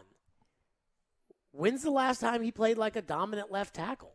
I mean, even last year, I don't remember him playing like a dominant left tackle. I don't remember him playing poorly, but I don't ever remember him playing like a dominant left tackle last year. In fact, the thing that shocked me was Derrick Henry was running the ball all over everybody. He got hurt. Ty Sambrailo came in. They didn't miss a beat. Ty Sambrailo got hurt. David Quessenberry came in. They didn't miss a beat. I was like, how's this the case over there at left tackle? I mean, Taylor Lewan, you can't depend on him. And so I keep hearing Joe say, well, when Lewan comes back. I mean, I think right now Lewan has probably lost some of the explosion. I will say this. He was really good with that offensive line in the 2019 playoff run. But Jarrell Casey and Logan Ryan were great in that 2019 playoff run. Where are they? I mean, come on. It's just like this idea that Taylor Lewan is going to be the saving grace of the offensive line, I just don't believe in anymore. Like, I've totally given up faith that Taylor Lewan will be anything more than a league average left tackle, which is fine, a league average left tackle for the rest of the year. And then at the end of the year, the Titans will release Taylor Lewan, and he'll have to go find a job somewhere else making about $6 million or $5 million instead of the $13 or whatever million he was going to make. But this idea that Lewan is some transformational player for the team, I just don't buy. And I'm not holding out hope that the guy was good 2 years ago. So now, as he's dealt with all these injuries and not been this good this year, that I'm then going to see him be this good and not have to deal with the injuries anymore. Well, I'll ask you this. Would you rather have Taylor Lewan or not have Taylor Lewan? Like right now? Yes. Like at his salary? I mean, I'm just saying right now, because his salary is his salary. The Titans are going to have to pay him whatever his contract says. Sure. Ignore next year and ignore the fact that his contract is up at the end of the year. Would you rather have Taylor Lewan or not have Taylor Lewan right now? I would rather have Taylor Lewan than Bobby Hart. Yes. And I don't think that I agree with the fact that once Taylor Lewan gets in here, everything changes.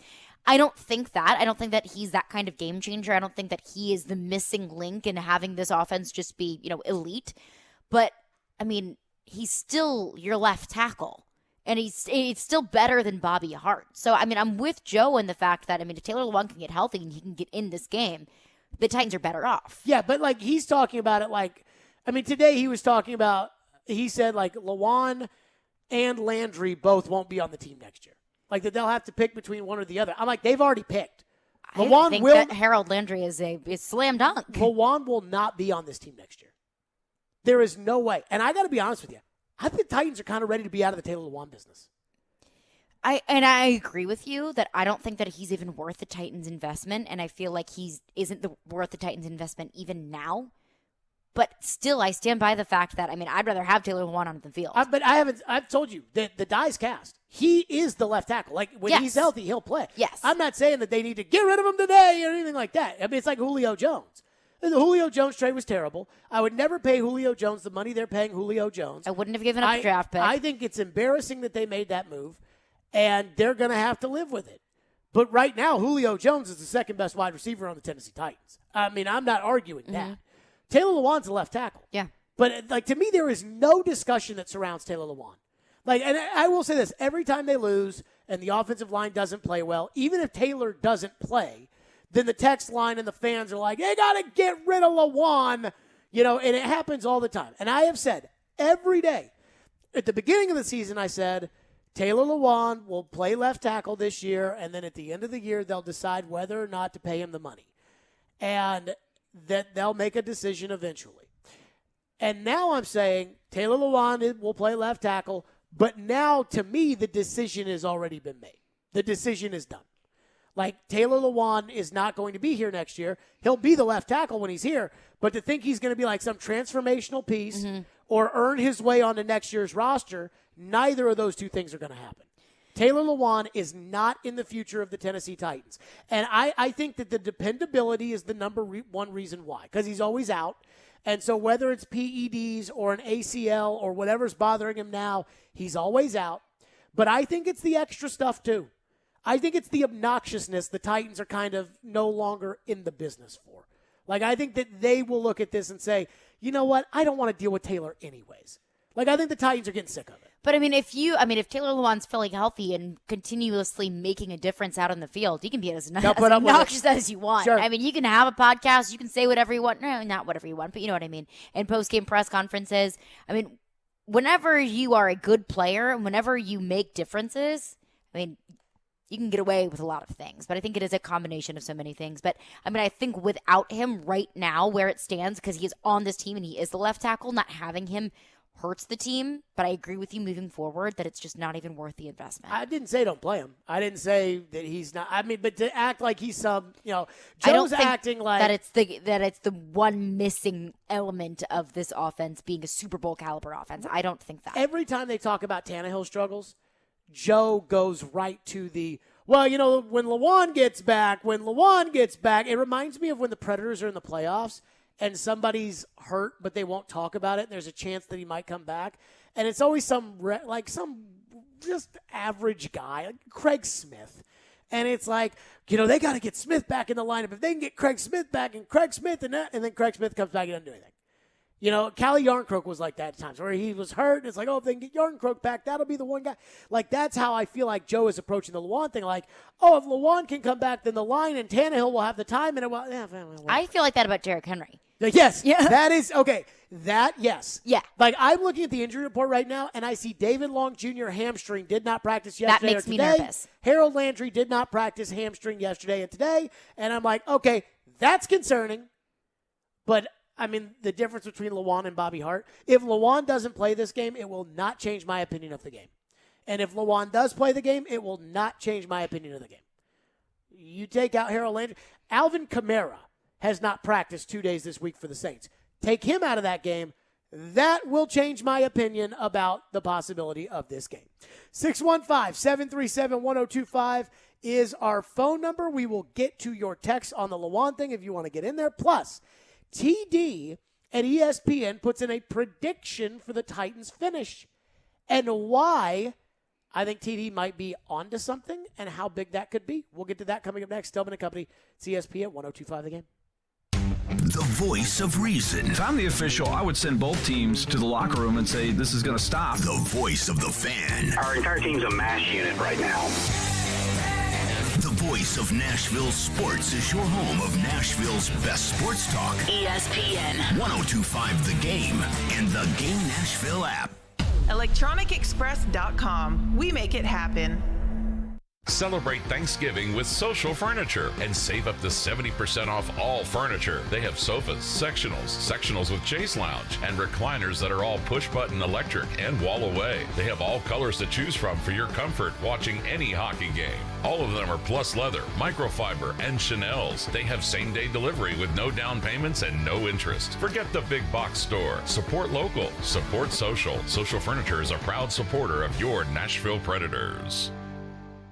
Here's exciting news from Genesis Diamonds, just in time for the holidays. We've just introduced our all-new luxury pre-owned Rolex collection, the largest and best selection of luxury pre-owned Rolex timepieces in Middle Tennessee. Hard to find, very sought-after timepieces. Over the past few months, we've scoured the country to find the best, most pristine, hard-to-get luxury pre-owned Rolexes, Submariners, Hulks, Batmans, Daytonas, Pepsis, and more. And next weekend, November 19th, 20th, and 21st, Genesis Diamonds is hosting our first ever exclusive luxury pre-owned Rolex event. Your chance to get the luxury pre-owned Rolex of your dreams with special financing. Imagine a pre-owned Air King for just $199 a month, or an extremely rare two-tone Daytona for less than $460 a month. Also for this event, our Rolex buyers are on site, offering top dollar for your pre-owned Rolex. Come see Genesis' all-new selection of certified luxury pre-owned Rolex watches, November 19th, 20th, and 21st. Genesis Diamonds, your new home for luxury pre-owned Rolexes. Hey, it's Jared. Your body needs water. That doesn't mean it has to be boring. And I'm here to tell you to give Focus a try. Focus is a sparkling water with a spark. It's infused with a boost of natural tea caffeine, so you get clean energy without sugar, calories, or crash. Go to drinkfocus.com to find the full lineup of flavors and get them delivered right to your door. Enter promo code GAME at checkout for 15% off your first order. Focus is also available at your local Publix. That's Focus, P-H-O-C-U-S, on the web at drinkfocus.com.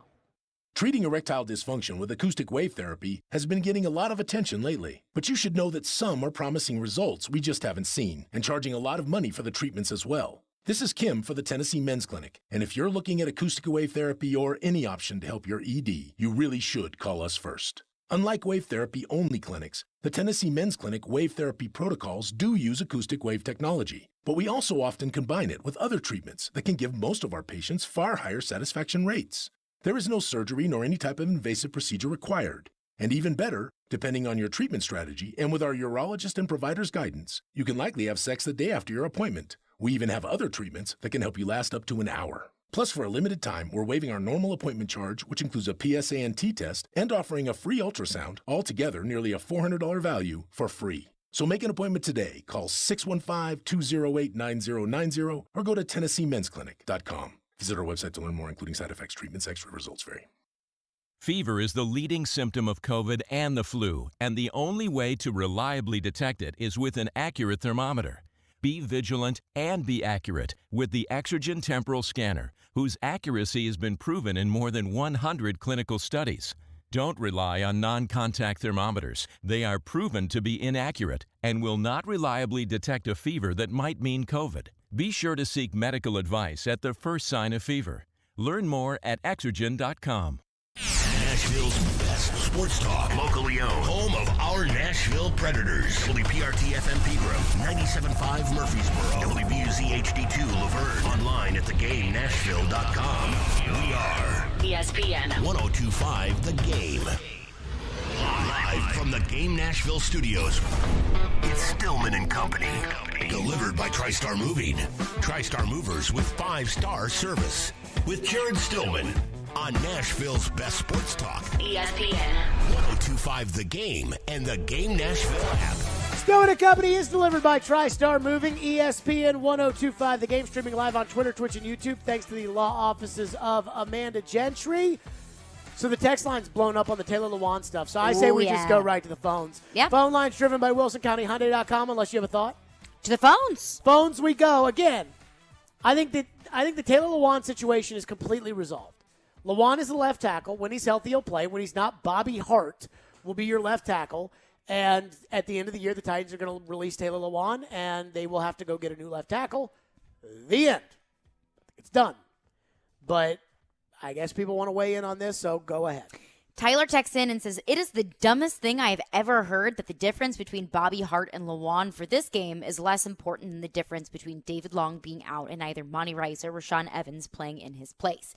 This is a game against a good defense and a bad offense. You need the best offensive line you can have. It will be easier for the team to cover up David Long being out versus Lawan being out. I agree Long is the better football player, but you have to look at it as a whole. So I said David Long and Harold Landry as if I were coupling those two together. That having been said, they played the Saints 2 years ago with these pass rushers, and Lawan and Conklin got eaten alive. I mean, I think there's like this myth out there, and Joe Rexrode definitely perpetuates it, which is that the Titans' offensive line was a good pass blocking line in 2019. I mean, there's no proof of that. They were not a good pass blocking line in 2019. They were a much better pass blocking offensive line in 2020 than they are this year, but Taylor Lewan didn't play half that season. I mean, Lewan got his goose cooked so bad against Demario Davis and David Onyemata 2 years ago that I believe he tweeted out after the game that he has to be better. You know, one of those, like the Chandler Jones kind of thing. Right. So, I mean, like the idea that, okay, if Bobby Hart's not in there and Taylor Lewan is in there, then automatically Tannehill will be protected. That's what I don't buy. Like 2017, if Taylor Lewan was in at left tackle, you could put him man for man with a good pass rusher. And he'd stop him. I mean, he'd hold down the best pass rushers in the league. Now, you know, he doesn't do that as well, and he's just so unreliable. I mean, when's the guy going to play? When's he not going to play? I heard Joe talking about he was great in that Colts game. The Colts can't rush the passer. I mean, to me, I don't see. I mean, look, you just beat the Rams in their defensive line with Bobby Hart. Not to say that I want Bobby Hart out there, but I just don't think that Taylor Lewan matters that much anymore. Jonnu Smith matters. The lack of a Jonnu Smith is noticeable. The lack of Derrick Henry is noticeable. We get all these texts all the time from people that talk about Jack Conklin not being here and about how could John Robinson let Jack Conklin go and Jack Conklin this. And every time I hear that, I think you've had backups play right tackle for the last 2 years. Dennis Kelly, who did a great job, and David Quessenberry, who is the number one ranked tackle according to Pro Football Focus, which I don't care about. But at least, I mean, Quessenberry has been pretty decent at right tackle this year. And at the end of the day, you win 11-5 and won the division last year, and you're going to win the division again this year. So it's not the worst thing that John Robinson ever did. So I just think sometimes maybe people overrate Taylor Lewan because they remember what he was a couple years ago, a la Julio Jones, and they're not more in tune with what he is now. And he's still your starting left tackle, but the idea that he's going to be back or the idea that it changes the game, I don't think so. But I think we can both agree that if we're given, two options, Bobby Hart, Taylor Lewan, we're going to take Taylor Lewan. Sure. Yeah. But, I mean, and I still think the other thing is I think the Titans are done with, dealing with Taylor Lewan. I mean, like, Taylor Lewan is a diva left tackle. Think about that. A diva left tackle that is never active. Nobody wants that. And so I believe the Titans are out of the Lewan business at the end of the year. What's next? Dustin texts in and says, facts are facts. I love Lewan. I love his attitude, but it's always something. The steroids or whatever in his system, he's injured more than he's contributing. Treat the offensive line like a business. His stock has highs and lows equally. Time to cut the fat. Sorry, Lewan. Love ya, but your production doesn't match your price tag. Yeah, no, it doesn't. That's why there's no chance of him coming back.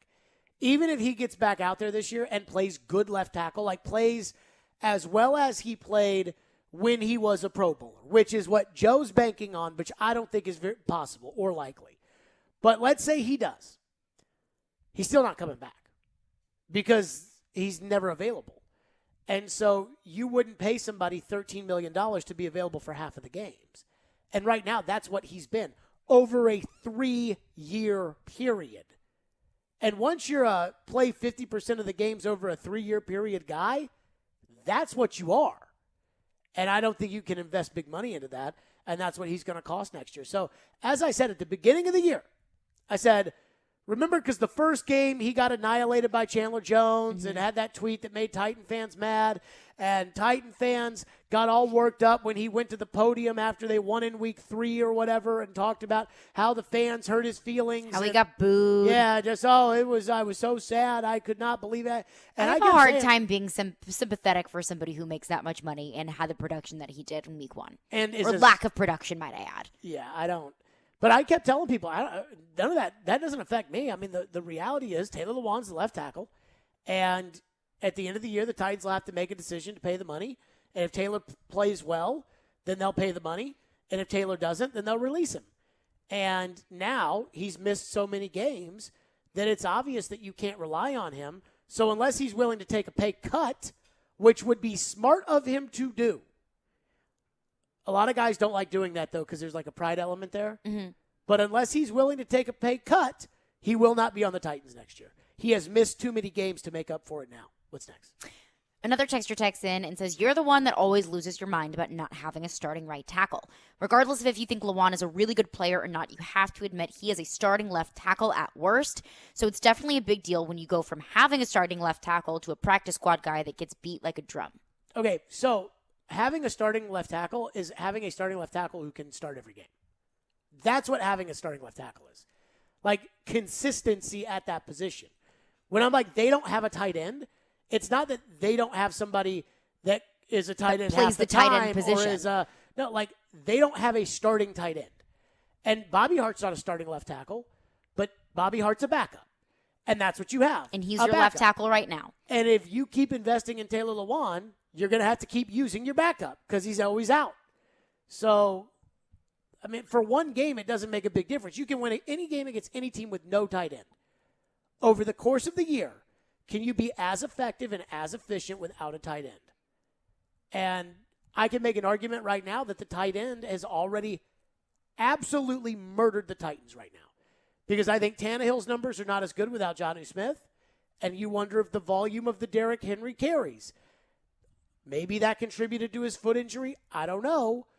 But you can make the argument that if they had somebody else to throw the ball to, that could take the load off of what they're requiring from Derrick. Again, it's all subjective. I just think the idea that Lewan is a game changer at left tackle, I don't think that's the case. So these people that are like, you can't tell me it's not a difference. No, I told you, he starts. If he can play, he starts.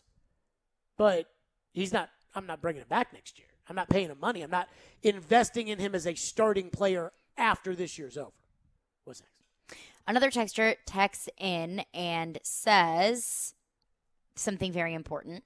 It says Lewan hasn't mattered since he got busted with PEDs. See, that's not true. Taylor Lewan, Roger Saffold were really, really good in that 2019 playoff run. I mean, that was really one of those things like what we're seeing with the defense right now where everybody was pulling the rope in the same direction. That's what the offensive line and running game was doing in 2019. And that's what it takes to win. And so the idea that Taylor Lewan has not been good since he got busted for the PEDs is not true. I mean, I think one of the biggest things, and Joe did allude to this earlier today, was Mariota is starting the prove-it year in 2019, and he's got no offensive line for the first handful of games. So he's got Jameel Douglas going up against Calais Campbell. And he's got, I guess, Dennis Kelly was in for Lewan at left tackle at that point. He's got, backup guys going up against Danico Autry in Indianapolis. Like that, you're not going to win with that. And so the idea that Lewan wasn't a big factor, I don't agree with. I just think people either love Lewan or hate Lewan, and their total opinion of Lewan is based solely upon whether or not they can stand the guy or not. Personally, I really can't stand all the extra bullcrap. I think it's too much. Derek Mason one time just went nuts on this radio station and went scorched earth on Lewan, essentially calling him a diva. And Lewan said that he took it personally. But I think that it was important that D. May said, that's not what offensive linemen do. And yet Lewan, kind of wants to be a personality at left tackle. Mm-hmm. And I just don't want that. I'm just over it. Now, when you're a good player, I can deal with it. But when you can't play most of the games, and when you do play, you go out there and cry about the fans.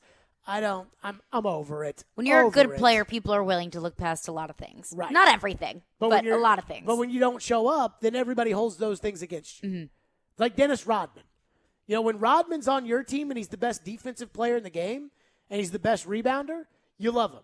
When he goes to San Antonio and he won't act right, you hate him. Mm-hmm. Then he goes to Chicago and Michael rips his rear end. They love him. That's kind of what Lewan is. Although, with all due respect to Taylor Lewan, he is not the left tackle version of Dennis Rodman because Dennis Rodman is in the Hall of Fame. What's next? Another texter texts in and says it won't be healthy to take a pay cut. Lewan is a diva, as you said. Divas don't take well to pay cuts. It's best for both parties if they cut ties. The Raiders or the Browns are perfect for him. That may be the way the Titans go. Now, the Browns aren't going to need him because they got the Wirfs kid. No, Wirfs is in Tampa Bay, right? No. They have the Wirfs kid. They have the Wirfs kid, and they've got Conklin. Uh-huh. So that's not, worth that kind of investment. But I do think the texter is onto something that Lewan might be, the extra bullcrap that we don't like may triple up if they get him to take a pay cut. But again, I just don't think it. Wirfs is with the Bucs. Wirfs is with the Bucs. Who was the kid they took? They took the kid from Alabama. Wills. Jedrick Wills. Jedrick Wills. Okay. So they got Wills and it was Wills and Wirfs and they went in the same draft and whatever.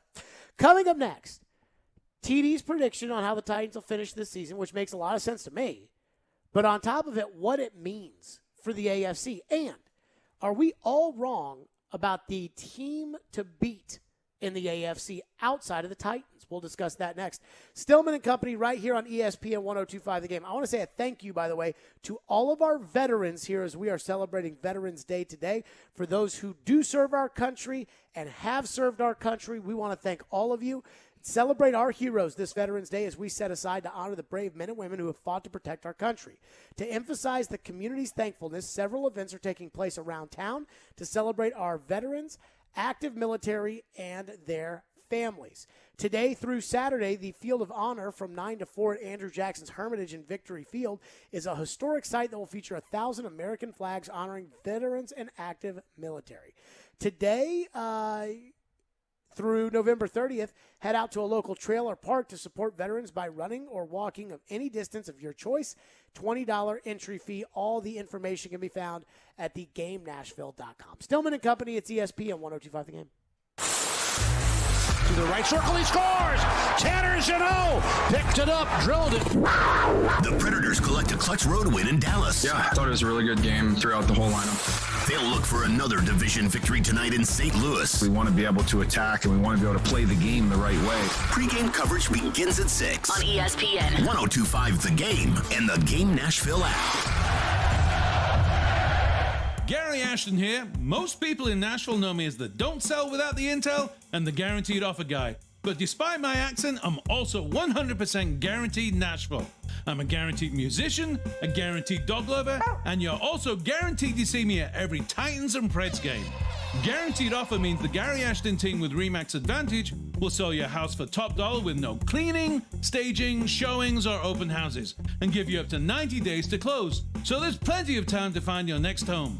Guaranteed Nashville means my team lives here and loves it here. We've served Nashville for over 20 years, and we're passionate about helping the people we call neighbors and friends, which is why we've had a long-standing tradition of donating to the Vanderbilt Children's Hospital. If you're thinking about a guaranteed offer, get the only one that's guaranteed Nashville. Request a no-obligation offer by calling 615-301-1650 or go to GaryAshton.com today. Remember, Gary Ashton, guaranteed Nashville. Whether you're driving for distance, pitching for precision, or putting to win it all, come to Edwin Watts Golf Shop to get custom fit for all your clubs throughout your bag. Hit a few balls and let our team show you the latest swing technology and data that will help optimize your game. Having each club tailored to become your gamers will help you start shooting lower scores. Let Edwin Watts Golf Shops help you make every shot the perfect one. Come in and get custom fit today. Edwin Watts Golf Shops, home of the 90-day satisfaction guarantee. Christmas shopping starts now at Electronic Express. Get huge savings on the hottest gifts with up to 50% off in every department. 4K TVs, computers and gaming, smart home, housewares, and more. That's not all. Get up to 50% off all your appliance needs in stock and ready to deliver. Plus, buy now, pay later with up to 36 months free financing. We've got what you need this Christmas at Electronic Express. We make it happen. Hi guys, it's Andrew with Hillside Medical Clinic. Are you struggling with erectile dysfunction and sick of the pills? Well, we have a major medical breakthrough. The Wave technology at Hillside Medical Clinic was tested by Cambridge University and the Cleveland Clinic, and the results are in. It's proven to increase blood flow by repairing blood vessels. No pills and no side effects. If you're ready to put a stop to your ED by treating the root cause, call us now. And not only will the assessment and blood flow ultrasound be free, we'll also include something unique that produces powerful results in the bedroom. I don't think I've ever seen it fail. This is a $600 value, free to those that call in the next 2 minutes. 615-576-5000. That's 615-576-5000. Guys, put a stop to your erectile dysfunction and get your love life back. Call Hillside Medical Clinic now to qualify. 615-576-5000. Willie Donick here for Pella Windows and Doors of Nashville. Fall is here, and that means the cold winds of winter are coming. It's a great time to replace those old, drafty windows. Pella is the leader in the industry for top-quality window and door products. But Pella Windows and Doors are also affordable, extremely affordable. Pella has payment plans less than $95 a month to replace your windows. So, I suggest you purchase your windows and doors from the experts at Pella of Nashville. Go to PellaofNashville.com. If you've missed any of today's show, just search Stillman and Company on Apple, Spotify, or your favorite podcast platform. So which team do you currently trust the most? Shockingly, we look at Buffalo, we look at Baltimore, and I'm not throwing any shade on them. Damn. When I saw the Tennessee Titans punk the Los Angeles Rams the way that they did last night, make no mistake about it, that's what happened. They ran over them. That defense, Rams offense could not do anything in the first half, first three quarters. I'm just looking at them and I'm saying, Derrick Henry, you lost your identity. He was their offense, okay? Not much of a run attack. But if that defense plays the way that they're capable of playing, I'm looking at Julio Jones with A.J. Brown, with an experienced Ryan Tannehill throwing the football, with what we just brought up about the AFC and how it's a bit haphazard and it's up for grabs. How can we rule out Tennessee, especially if you get to the postseason and then you're able to win a game? Because by that time, that'll be about 9-10 weeks. And then it's all likelihood Derrick Henry will be back. There you go. That was Stephen A. saying he trusts the Titans. Interesting that Stephen A. says, hey, if they get Derrick Henry back, there they go. But the schedule is soft the rest of the way, and ESPN has their NFL Nation writers predict the back half of the season and their final records for each team. So, for example, Elena Getzenberg, who covers the Buffalo Bills, has a final record projection for the Bills at 12-5. She says there will be a couple of more stumbling blocks along the way against top opponents on the Bills' schedule, but Buffalo will finish with one of the best records in the conference. So 12-5 for Buffalo. Okay.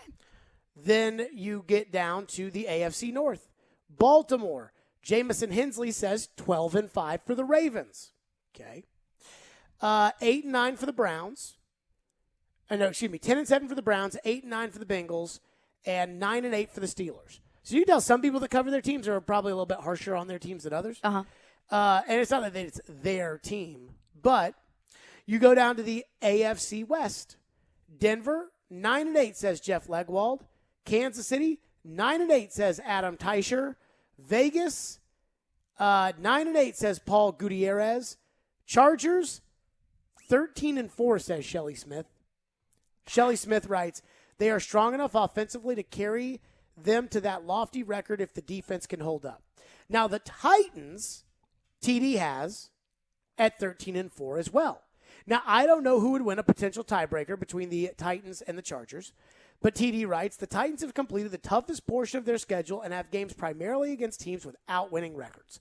I'd say that's pretty fair to say. So according to the people who covered those teams, the Titans would be the number 1 seed in the AFC if they win a tiebreaker with the Chargers, and I don't know where that tiebreaker is.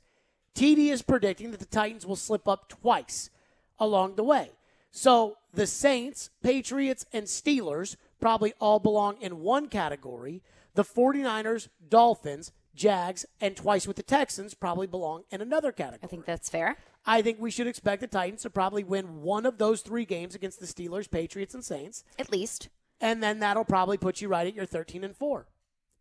Do we think the Chargers, Shelley Smith puts them at 13-4, do we think the Chargers, not the Ravens, not the Bills, are the team to most be concerned about as far as the Titans are concerned with wrapping up the number 1 seed in the AFC? I don't know.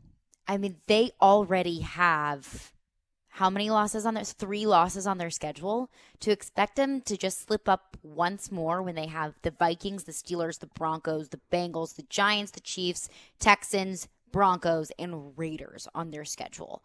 Now, that's not an incredibly difficult remaining schedule. It's not anything compared to the Bills or the Bengals, what they have left on their schedule. But, I mean, I wouldn't be surprised if the Chargers happen to slip up in 2 of these games. How did the Bills' schedule get so hard? Because, 2 weeks ago, we were saying, oh, that's the easiest schedule the rest of the way. Well, I mean, they have the Bucs on their schedule and the Saints where they can... Twice with the Patriots. And twice with the Patriots. Yeah, the Patriots went from kind of sucking to maybe being makes you a little bit nervous. Now, the Bills probably do have the better team, but I'm not counting out the fact that they could drop a game that they're not necessarily supposed to drop. But the Chargers, I came into this season, and I think I was a little bit higher on the Chargers than I am now. I think that a 4-loss schedule, when they already have 3 losses, I wouldn't be surprised if they lose 2 of these games. I mean, it's not the craziest expectation for the Chargers to go 13-4, but to say that they only lose 1 of these remaining games, I think is optimistic thinking. So they play the Vikings this week at SoFi Stadium. They're going to win that game. Yes. So how many wins do they have right now? You keep track. They have 5 wins. Okay. So you keep track of this. Okay. They're going to beat the Vikings. So 6 wins. Steelers, 5-20. So I'm guessing that's Sunday Night Football. It's at L.A. Steelers at L.A. on Sunday Night Football. Who would you take? I don't know. I don't know what to think of the Steelers anymore because I thought they were a crummy, crappy team a few weeks ago, but they've kind of impressed recently. And this will be a Steeler home game because there are so many Steeler fans in L.A. that will go to this game. Are there? Oh, yeah. Really? Oh, yeah. Steeler Nation. I would probably take the Chargers, but I would not be surprised to see the Steelers win that game. Okay, at the Broncos. Chargers. At the Bengals. And remember, that is a 10 a.m. Pacific start. At Cincinnati. I'd probably take the Bengals with that one. I think I would too. I never trust a West Coast team that isn't an elite team, and I don't think the Chargers are an elite team. And December 5th in Cincinnati is going to be cold. I never trust a West Coast team going and playing a noon kickoff. I never do. Giants, that's a late game at SoFi Stadium at home. Chargers, they'll beat the Giants. Chargers. Chiefs at SoFi. That game is Thursday Night Football, December 16th. So I'm taking the Chiefs. I think I would take the Chiefs too because the Chargers are coming off of short rest, and I'm not counting out the fact that the Chiefs could turn their season around. Now, I don't think that they could turn it around so much so as to give the Titans a run for the first seed in the AFC, but I'm not counting out the fact that the Chiefs could start to turn things around. I would honestly take the Chiefs in that game where things stand right now. Okay, at the Texans, they'll win. Chargers, yeah. Broncos at SoFi. I mean, they play the Broncos 2 times in the rest of their schedule. I woun't be surprised if they go 1-1. Okay, so let's give them a loss then, since we gave them a win in the other Bronco game. Okay, fair. At the Raiders. Kind of a toss-up. I'll take the Chargers there. The idea that the Chargers are going to lose one more game the rest of the way is absolutely ridiculous. When we said 3. We said 3. We said 3 more losses on the rest of their schedule. Okay. So and it could be 4 if they go against the Raiders. And that would put them at what, 10-7? That would put them at 11 and 9 11-6. Because they're 5-3 right now, and so if we say they have 4 more losses, it would be 10-7. You're right. I just struggle with the idea of all these games, and the Chargers might win them. And the Chargers will – I mean, the Chargers will have the better quarterback in a lot of these games, like when they play the Steelers, when they play the Broncos, when they play the Raiders, when they play – but the reality is all these toss-up games that you look at, you're like, whoa, is not the same as Titans 49ers in Nashville on a Thursday night. Like, that's pretty simple to me. Yes. Titans, Dolphins, Titans, Texans, Titans, Jags, Titans. Like, that's pretty simple to me. I mean, I am accounting for, like, I consider the Steelers, Saints, and Patriots to be toss-up games without Derrick Henry. Now, if Alvin Kamara doesn't play, the Titans probably should win the Saints game. And it looks like Alvin Kamara is not going to play. So if that's the case, then you move that over. But I said you project one win out of those 3 toss-ups, when in reality you could win all 3 toss-ups. But I'm saying, okay, 1 win out of the 3 toss-ups because the toss-ups aren't going to be easy. The Chargers' schedule is all toss-ups. Yeah. Like, if I was ESPN, I might have to fire this Shelley Smith for being too much of a homer. I mean, my God. 1 loss the rest of the way for the Chargers? What the hell have the Chargers done that would make you think that this isn't they barely beat the Eagles this past weekend. Yeah, I mean, a lot of their wins are very narrow wins. I mean, I didn't watch the Chargers-Eagles game, but they won on a field goal at the end. Mm-hmm. The Chargers have the Eagles have Jalen Hurts at quarterback. No disrespect to Jalen Hurts, but he's not Derek Carr. And I don't think Derek Carr is a great quarterback, but I at least think that Derek Carr, is a much better quarterback at this point than Jalen Hurts. And so you're going to tell me that they're going to win all these games? And on the road, 10 a.m. start against Joe Burrow, you're going to win that game? First game of the season, Chargers beat the Washington football team by 4. And I know what happened to the Titans in the first game of the season. Yeah, like, I understand that. September Saints football is won by weird. like 45. September football is weird. But, I mean, I think all of that to say, I think it's very lofty to say that the Chargers only lose 1 more game on their schedule. I think that's even lofty. I think it's lofty to say for any team right now. The Chargers. I mean, I cannot take the Chargers seriously in this discussion right now. And maybe I should. Maybe we will regret this one day and we will say, gosh, we should have seen the Chargers coming. I mean, I think the truth is, with the Bills losing to the Jags and the Bills' schedule seemingly getting harder, having to play the Patriots twice, play the Buccaneers, play the Colts in a game that you should root for the Colts, with all that coming up, I really think, and we looked at the Ravens schedule. I mean, the Ravens schedule is murderous. So was the Bengals schedule. Well, the Bengals aren't even in the playoffs today. So yeah, but I don't think that's a team that you're going to completely count out. Oh, I totally count them out. As far as the Titans are concerned? No, not as far as the Titans are concerned. I'm just talking about playoff picture. Like number 1 seed contention. Not number 1 seed contention, but I'm just talking about playoff picture. To me, there's only 3 teams that are in the discussion for number 1 seed. Titans, Ravens, Bills. Titans, Ravens, Bills. And the Ravens' schedule is just brutal. I mean, they've got the Packers and the Rams out of the NFC. Woof. They've got I think they've got 2 with the Steelers. And those games are always bloody and just. I mean, the Steelers are so sneaky. I just don't know what to think about the Steelers. I mean, look, you can lose to the Steelers. I also think the Steelers kind of suck. But I still think, like, as far as the Ravens schedule is concerned, like, those are rock fights, and they always go, separate than you think. And, I mean, I really think that the number 1 seed is the Titans to lose. Now, the bigger question has to be, will Derrick Henry be able to come back? And if Derrick Henry is able to come back and you get that extra week, and then maybe you bring him out for the last week against the Texans, and Derrick starts to, go 100% by the time you're in the playoffs, and then the road to the Super Bowl is 2 games at Nissan Stadium. One can be against the Raiders, one can be against the Bengals, one can be against whatever, and then maybe you draw the Bills again. Like, that's the best road to get to the Super Bowl, where you can stay healthy and get re-energized and bring Derrick back. And I think all those things are kind of important. At least they're a big deal to me. I mean, I look at it and I think that there is a lot of potential. I went into last week thinking that the number 1 seed was going to be hard to get. Now I think the number 1 seed. It's the Titans to lose. Maybe, to your point, the Titans to lose. 615-737-1025 is our phone number. TD perhaps saw a Julio Jones injury today at practice. We will give our thoughts on that. We will get to that coming up next right here on Stillman & Company. It's ESPN 1025 The Game. Tonight Quick feet in front, and not one save but two made by Saros from in tight. The Nashville Predators complete the second game of a back-to-back, taking on the St. Louis Blues. Pre-game at 6, face-off at 7 on Nashville's best sports talk. ESPN 102.5 The Game and the Game Nashville app. If you snore, it may be a sign of a more serious, possibly life-threatening condition. Most people think of snoring as a nuisance, but it's a much more serious medical condition than you think. Snoring has been associated with chest pain, sleep apnea, high blood pressure, chronic pain, obesity, headaches, and sore throat. Take a listen to what some of our patients are saying about the revolutionary Vivo system. Right after I started using it, I noticed the results really, especially with the snoring. My sleep apnea episodes are a fraction of what they were before. This product's phenomenal.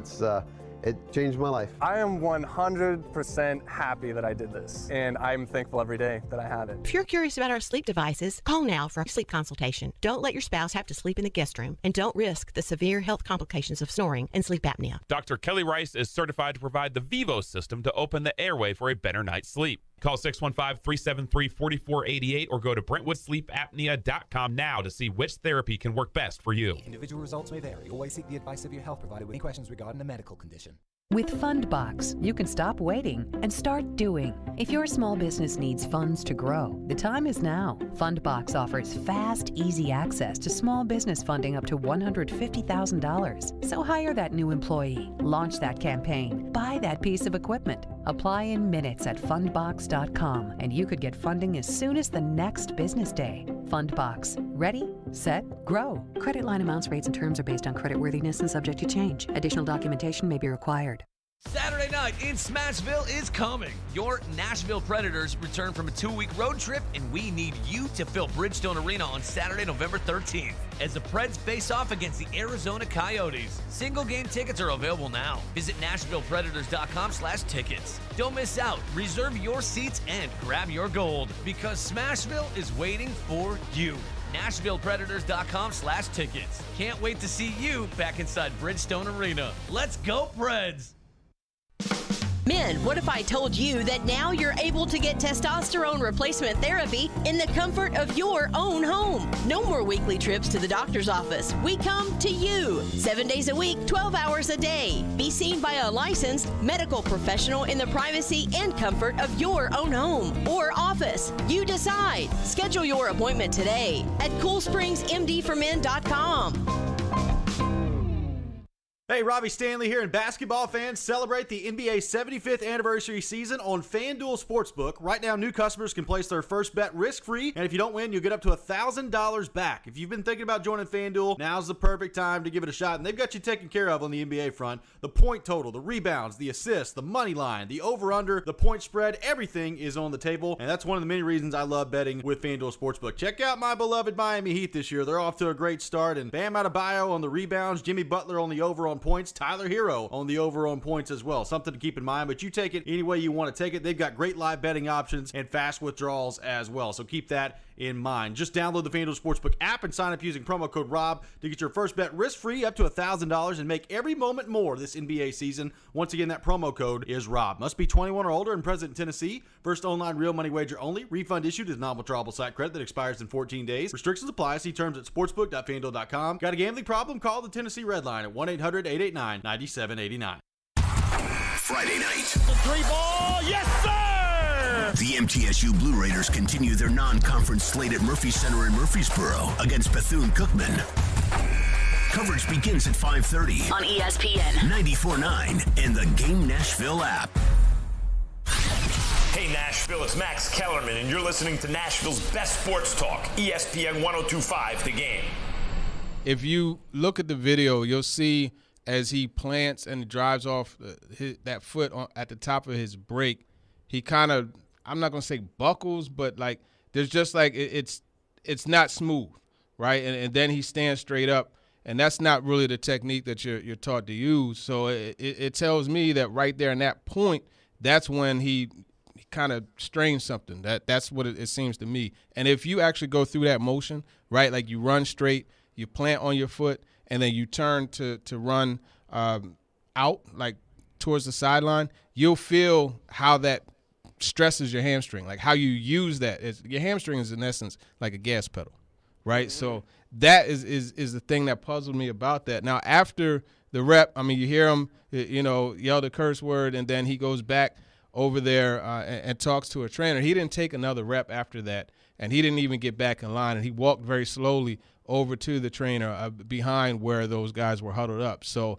I think it is something to obviously monitor. That was TD talking about Julio Jones today at practice. Julio perhaps re-injured the hamstring. I'm going to say this. I saw the video. It's on TD's Twitter. It wasn't like Julio jumped up, grabbed his hamstring. Like you can tell when a guy is running to first base and all of a sudden before he gets to the bag, you feel it. Grabs the back and just starts, galloping like a horse. And it's like, yeah, that's going to be about 3 weeks for him. We've seen that with wide receivers. They pull it, they just like jump up there. It wasn't that. But you can see, Julio, the ball doesn't come to him. He stops. You heard TD's breakdown there. He uses the F word. He runs back in, didn't take another rep, and was added to the practice report as limited today with a hamstring. I'm going to guess that he re-aggravated the hamstring. I'm going to guess, and again, maybe this is irresponsible. I don't know, because I wasn't there, and I haven't talked to the Titans about this, and I'm going to guess Julio Jones probably doesn't play on Sunday. What do we make of this latest from TD at the open portion of practice today? I mean, it's definitely discouraging because it just feels like Groundhog Day with Julio's hamstring. It's just like, when can you rely on Julio to be out there? Luckily, this is a game that I don't think that the Titans are necessarily going to be hurting if they don't have Julio Jones. Well, who catches the ball, though? I mean, the Saints have a great defense. They do have a great defense. And Tannehill has not been great this season. Who catches the ball? Like, Julio had 4 catches that were big catches on Sunday night. I mean, I think Julio has turned into a possession receiver. The Wayne Krebet. That's what Julio is right now, the possession receiver. Keyshawn Johnson is probably what Julio is, because he's not fast anymore because he can't accelerate. It's just not there. And I think we have to come to grips with that. But Julio as a possession receiver is still better than anything else you've got. Well, I think I feel the same way about Julio as how I feel about Taylor Lewan. If you're going to, your options are Julio or no Julio, obviously you're going to take Julio. But not having Julio, I don't think is as detrimental as not having Derrick Henry. Obviously it hurts, and obviously you would want him to be out there. Not having him out there is definitely a loss I'd for rather this have team. Bobby Hart at left tackle and Julio at wide receiver than Taylor Lewan and not Julio. And Nick Westbrook-Akina at wide receiver too. Okay. I mean, it doesn't work like that. But I'm just saying that I'd rather, I just think that Lewan is like an average starting. I mean, like, Julio's a possession receiver, but you don't have anybody catch the ball. Like, Bobby Hart started at left tackle in the NFL before. Like, this isn't like it's new for him. Yes. So, I mean, like, they don't have anybody to catch the ball. Who's the number 2 wide receiver right now if Julio's out? Nick Westbrook-Akina? Marcus Johnson. Yeah. That's what I was going to say was Marcus Johnson. Like, that's what you've got? Holy crap. I mean, my goodness. Oh, I got to tell you, this deal for the Titans, this is a terrible trade. I mean, this Julio Jones trade is going to go down probably as an all-timer. And it was so avoidable. It really was. I mean, Julio, you do wonder this. If the Titans win this week, you may, I think it's Saints, Texans, Patriots bye week. Mm-hmm. You may just want to keep Julio out until after the bye. You may just want to keep Julio out until the playoffs. I mean, I think that there are a limited amount of snaps that he can take, and that hammy is going to pop again at some point. And when it does, he's done. So might as well save it for the big games. I don't know. I mean, I hate saying this, but also, like, who do the Saints have? Not that it makes it okay that if Julio is not able to play against the Saints, it definitely doesn't, cancel anything out. But Saints are without their starting quarterback and their star running back. Well, we don't know that they're without Kamara, most likely. but they probably will be. Most likely. Time now for Carolines. Get in on the action. Put the money on the mahogany. What's on tap on the sports books? It's time to break it all down with Caroline's. Here on Stillman and Company. On ESPN. 102.5 The Game and the Game Nashville app. We've got a Predators game tonight. The Preds on the road at St. Louis taking on the Blues tonight, who are currently 8-2-1. Pre-game in 15 minutes. Puck drop 7 o'clock. 15 minutes. I am going to take the Blues on the money line here, minus 188. The puck line here is minus 1.5. I mean, the Blues are well-rested. They're at home. The Preds are on a back-to-back night on the road, and the Blues have just played absolutely outstanding recently, so I'm going to take the Blues on the money line. So I will take the Predators to get it done. I think they're on a heater. I think this is a big game for their confidence. Huge game. So if they can find a way to win this game, Ian, I assume Rittich is going to be in net tonight? We would assume, yep. So you got your backup goalie going up against the St. Louis Blues.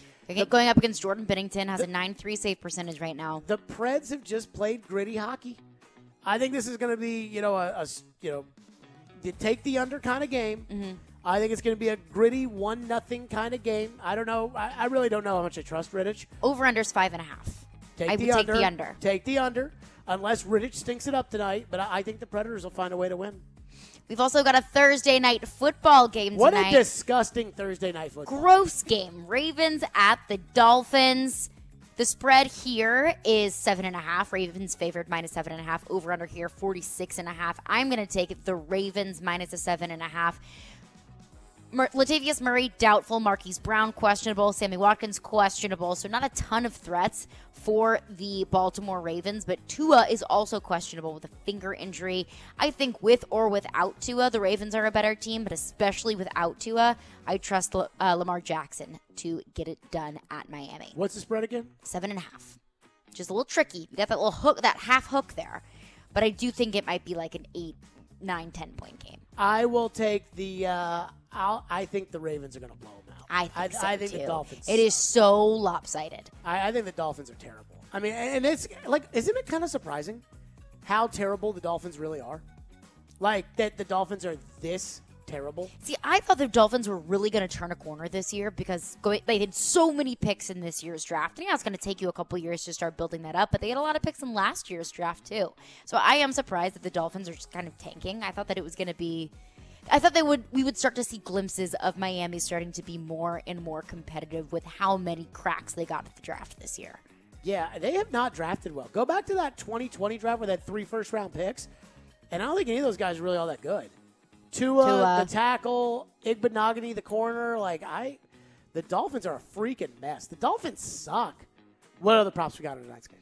So anytime touchdown scorer, I can tell you that in just 1 second. Lamar Jackson plus 105. Latavius Murray, who is likely to be out tonight but not 100% confirmed, plus 115. Devonta Freeman also for plus 115. Marquise Brown also questionable tonight, plus 120. I'm going to take Mark Andrews plus 130 anytime touchdown scorer. Lamar loves throwing the ball to him. I think that's probably a good call because I think the Dolphins are so bad that Lamar is going to be able to get whatever he wants. Yeah. I'll take Lamar as an anytime touchdown scorer. Plus I think he's going to run one in. 105. Yeah. He probably will, yeah. They know he's running one in. At plus 105, they know he's running one in tonight. I think the Ravens are absolutely going to annihilate the Dolphins. Those are Carolines. One quick thing. Jacoby Brissett plus 500 is a very interesting play if Tua is questionable. Didn't Ian say Tua wasn't going to play? That's the report. Report is Jacoby Beef Brisket will start. Plus 500. So interesting play there. Brissett has never been good. And he has gotten so many opportunities in the NFL. And he has never been good. And I keep waiting for him to be good. And I just, I don't know why I keep waiting for him to be good. Because he keeps getting opportunities. He wasn't good in college. Or because he beat the Titans. Maybe that's it. But the Titans beat themselves in that game. That was the game where my dad turned on Marcus for forever. And I think deep down inside, even though he would never have said so, I think Floyd turned on Marcus in that game too. That was the game where my dad was legitimately done with Marcus. My dad always he's fine with Marcus. And then, the first preseason game that year, he's like, I think Tannehill should be the quarterback. I'm like, okay, Dad. And then after that second game against the Colts, when they lost to Jacoby Brissett, my dad was like, screw Marcus, and there was no way to talk him out of it. And I guess he was right. Predators game day comes up next here on the program. Preds tonight taking on the St. Louis Blues. Let me tell all the fine folks out there to be sure to hang out with Caroline Fenton this Saturday morning at 10 a.m. on Twitter, Twitch, and YouTube as she previews the SEC football slate with Southeastern Carolines. She will give you her picks of the day and get you set before kickoff around the South. Stillman and Company, Predators game day next. It's ESPN 102.5 The Game. From the Fox 17 News Code Red Weather Center. I'm Fox 17 meteorologist Greg Bobus. Rain moving out, drying out going into tonight. Low temperatures on the colder side, low 40s overnight. Your Friday brings back mainly sunny skies and a high temperature in the lower 60s, only in the low 50s on Saturday. This weather report brought to you by Hiller Plumbing, Heating, Cooling, and Electrical. Call the Happy Face Truck today. It's back. Family Leisure's Ultimate Game Room Sale is back. Okay, so what's that mean? That means huge discounts, up to 50% off on all kinds of game room furniture and accessories. Like what? Up to 50% off on slate pool tables from Brunswick and Legacy Billiards. Prices start as low as $14.99 installed, plus the matching bars and game tables. Even poker tables to complete our game room are on sale as well. The guaranteed largest selection and lowest prices in the Mid-South. Wow, perfect for Christmas. Family Leisure is also featuring huge savings on massage chairs and home theater seating. Full body massage chairs starting at only $9.99. And the top of the line 40 massage chair is more than half off at $29.99. What about the theater seating? Family Leisure guarantees to be half off anyone's home theater seating. 3-piece recliner sets start at only $9.99. Full power recline real leather seats are only $19.99. That's great. And they have stand-up and desktop arcade games with over 600 games, shuffleboards, foosball, and air hockey tables. It really is the Ultimate Game Room Sale. The Ultimate Game Room Sale going on now at both locations, Franklin and Antioch. Got chronic joint pain? Not having success with steroids, but trying to avoid surgery? Well, thankfully, there's a better way. And now it's available here from the medical professionals at QC Kinetics. Hey, Willie Donick here. I'm talking about new therapies. Advanced, all-natural, regenerative treatments that can not only just give you relief, but can also restore and repair damaged tissue, so you can have lasting relief. If you've got joint pain due to arthritis, knee pain, hip pain, shoulder pain, don't just think the old ways of dealing with pain are the only ways. You need to learn more about these new biologic therapy solutions. Call now for a free consultation. QC Kinetics, 615-249-4024. These remarkable new treatments increase mobility, decrease pain, and help restore tissue. They actually encourage your body to heal itself. Call now and learn more about these restorative, regenerative, and revolutionary alternatives. Don't wait. Call today. QC Kinetics, 615-249-4024. That's 615-249-4024. Are you interested in starting your own business? Join the Blink Law Entrepreneur Summit on February 2nd for their one-day event to help anyone start a business. Not only will you hear from experienced entrepreneurs from a variety of fields, but all attendees will also get a one-on-one consultation with an attorney who will register your business. You will leave the event with certified documents and an officially registered business. This is a great opportunity for anyone who wants to jumpstart a new business. For more information and to register, go to facebook.com/BlinkLawLLC. With the Capital One Saver Card, you earn unlimited 4% cash back on dining out, or in 4% back on entertainment, or on popular streaming. And now, 3% back at grocery stores, so you can make the cake that makes her day. Happy birthday to you. So earn unlimited cash back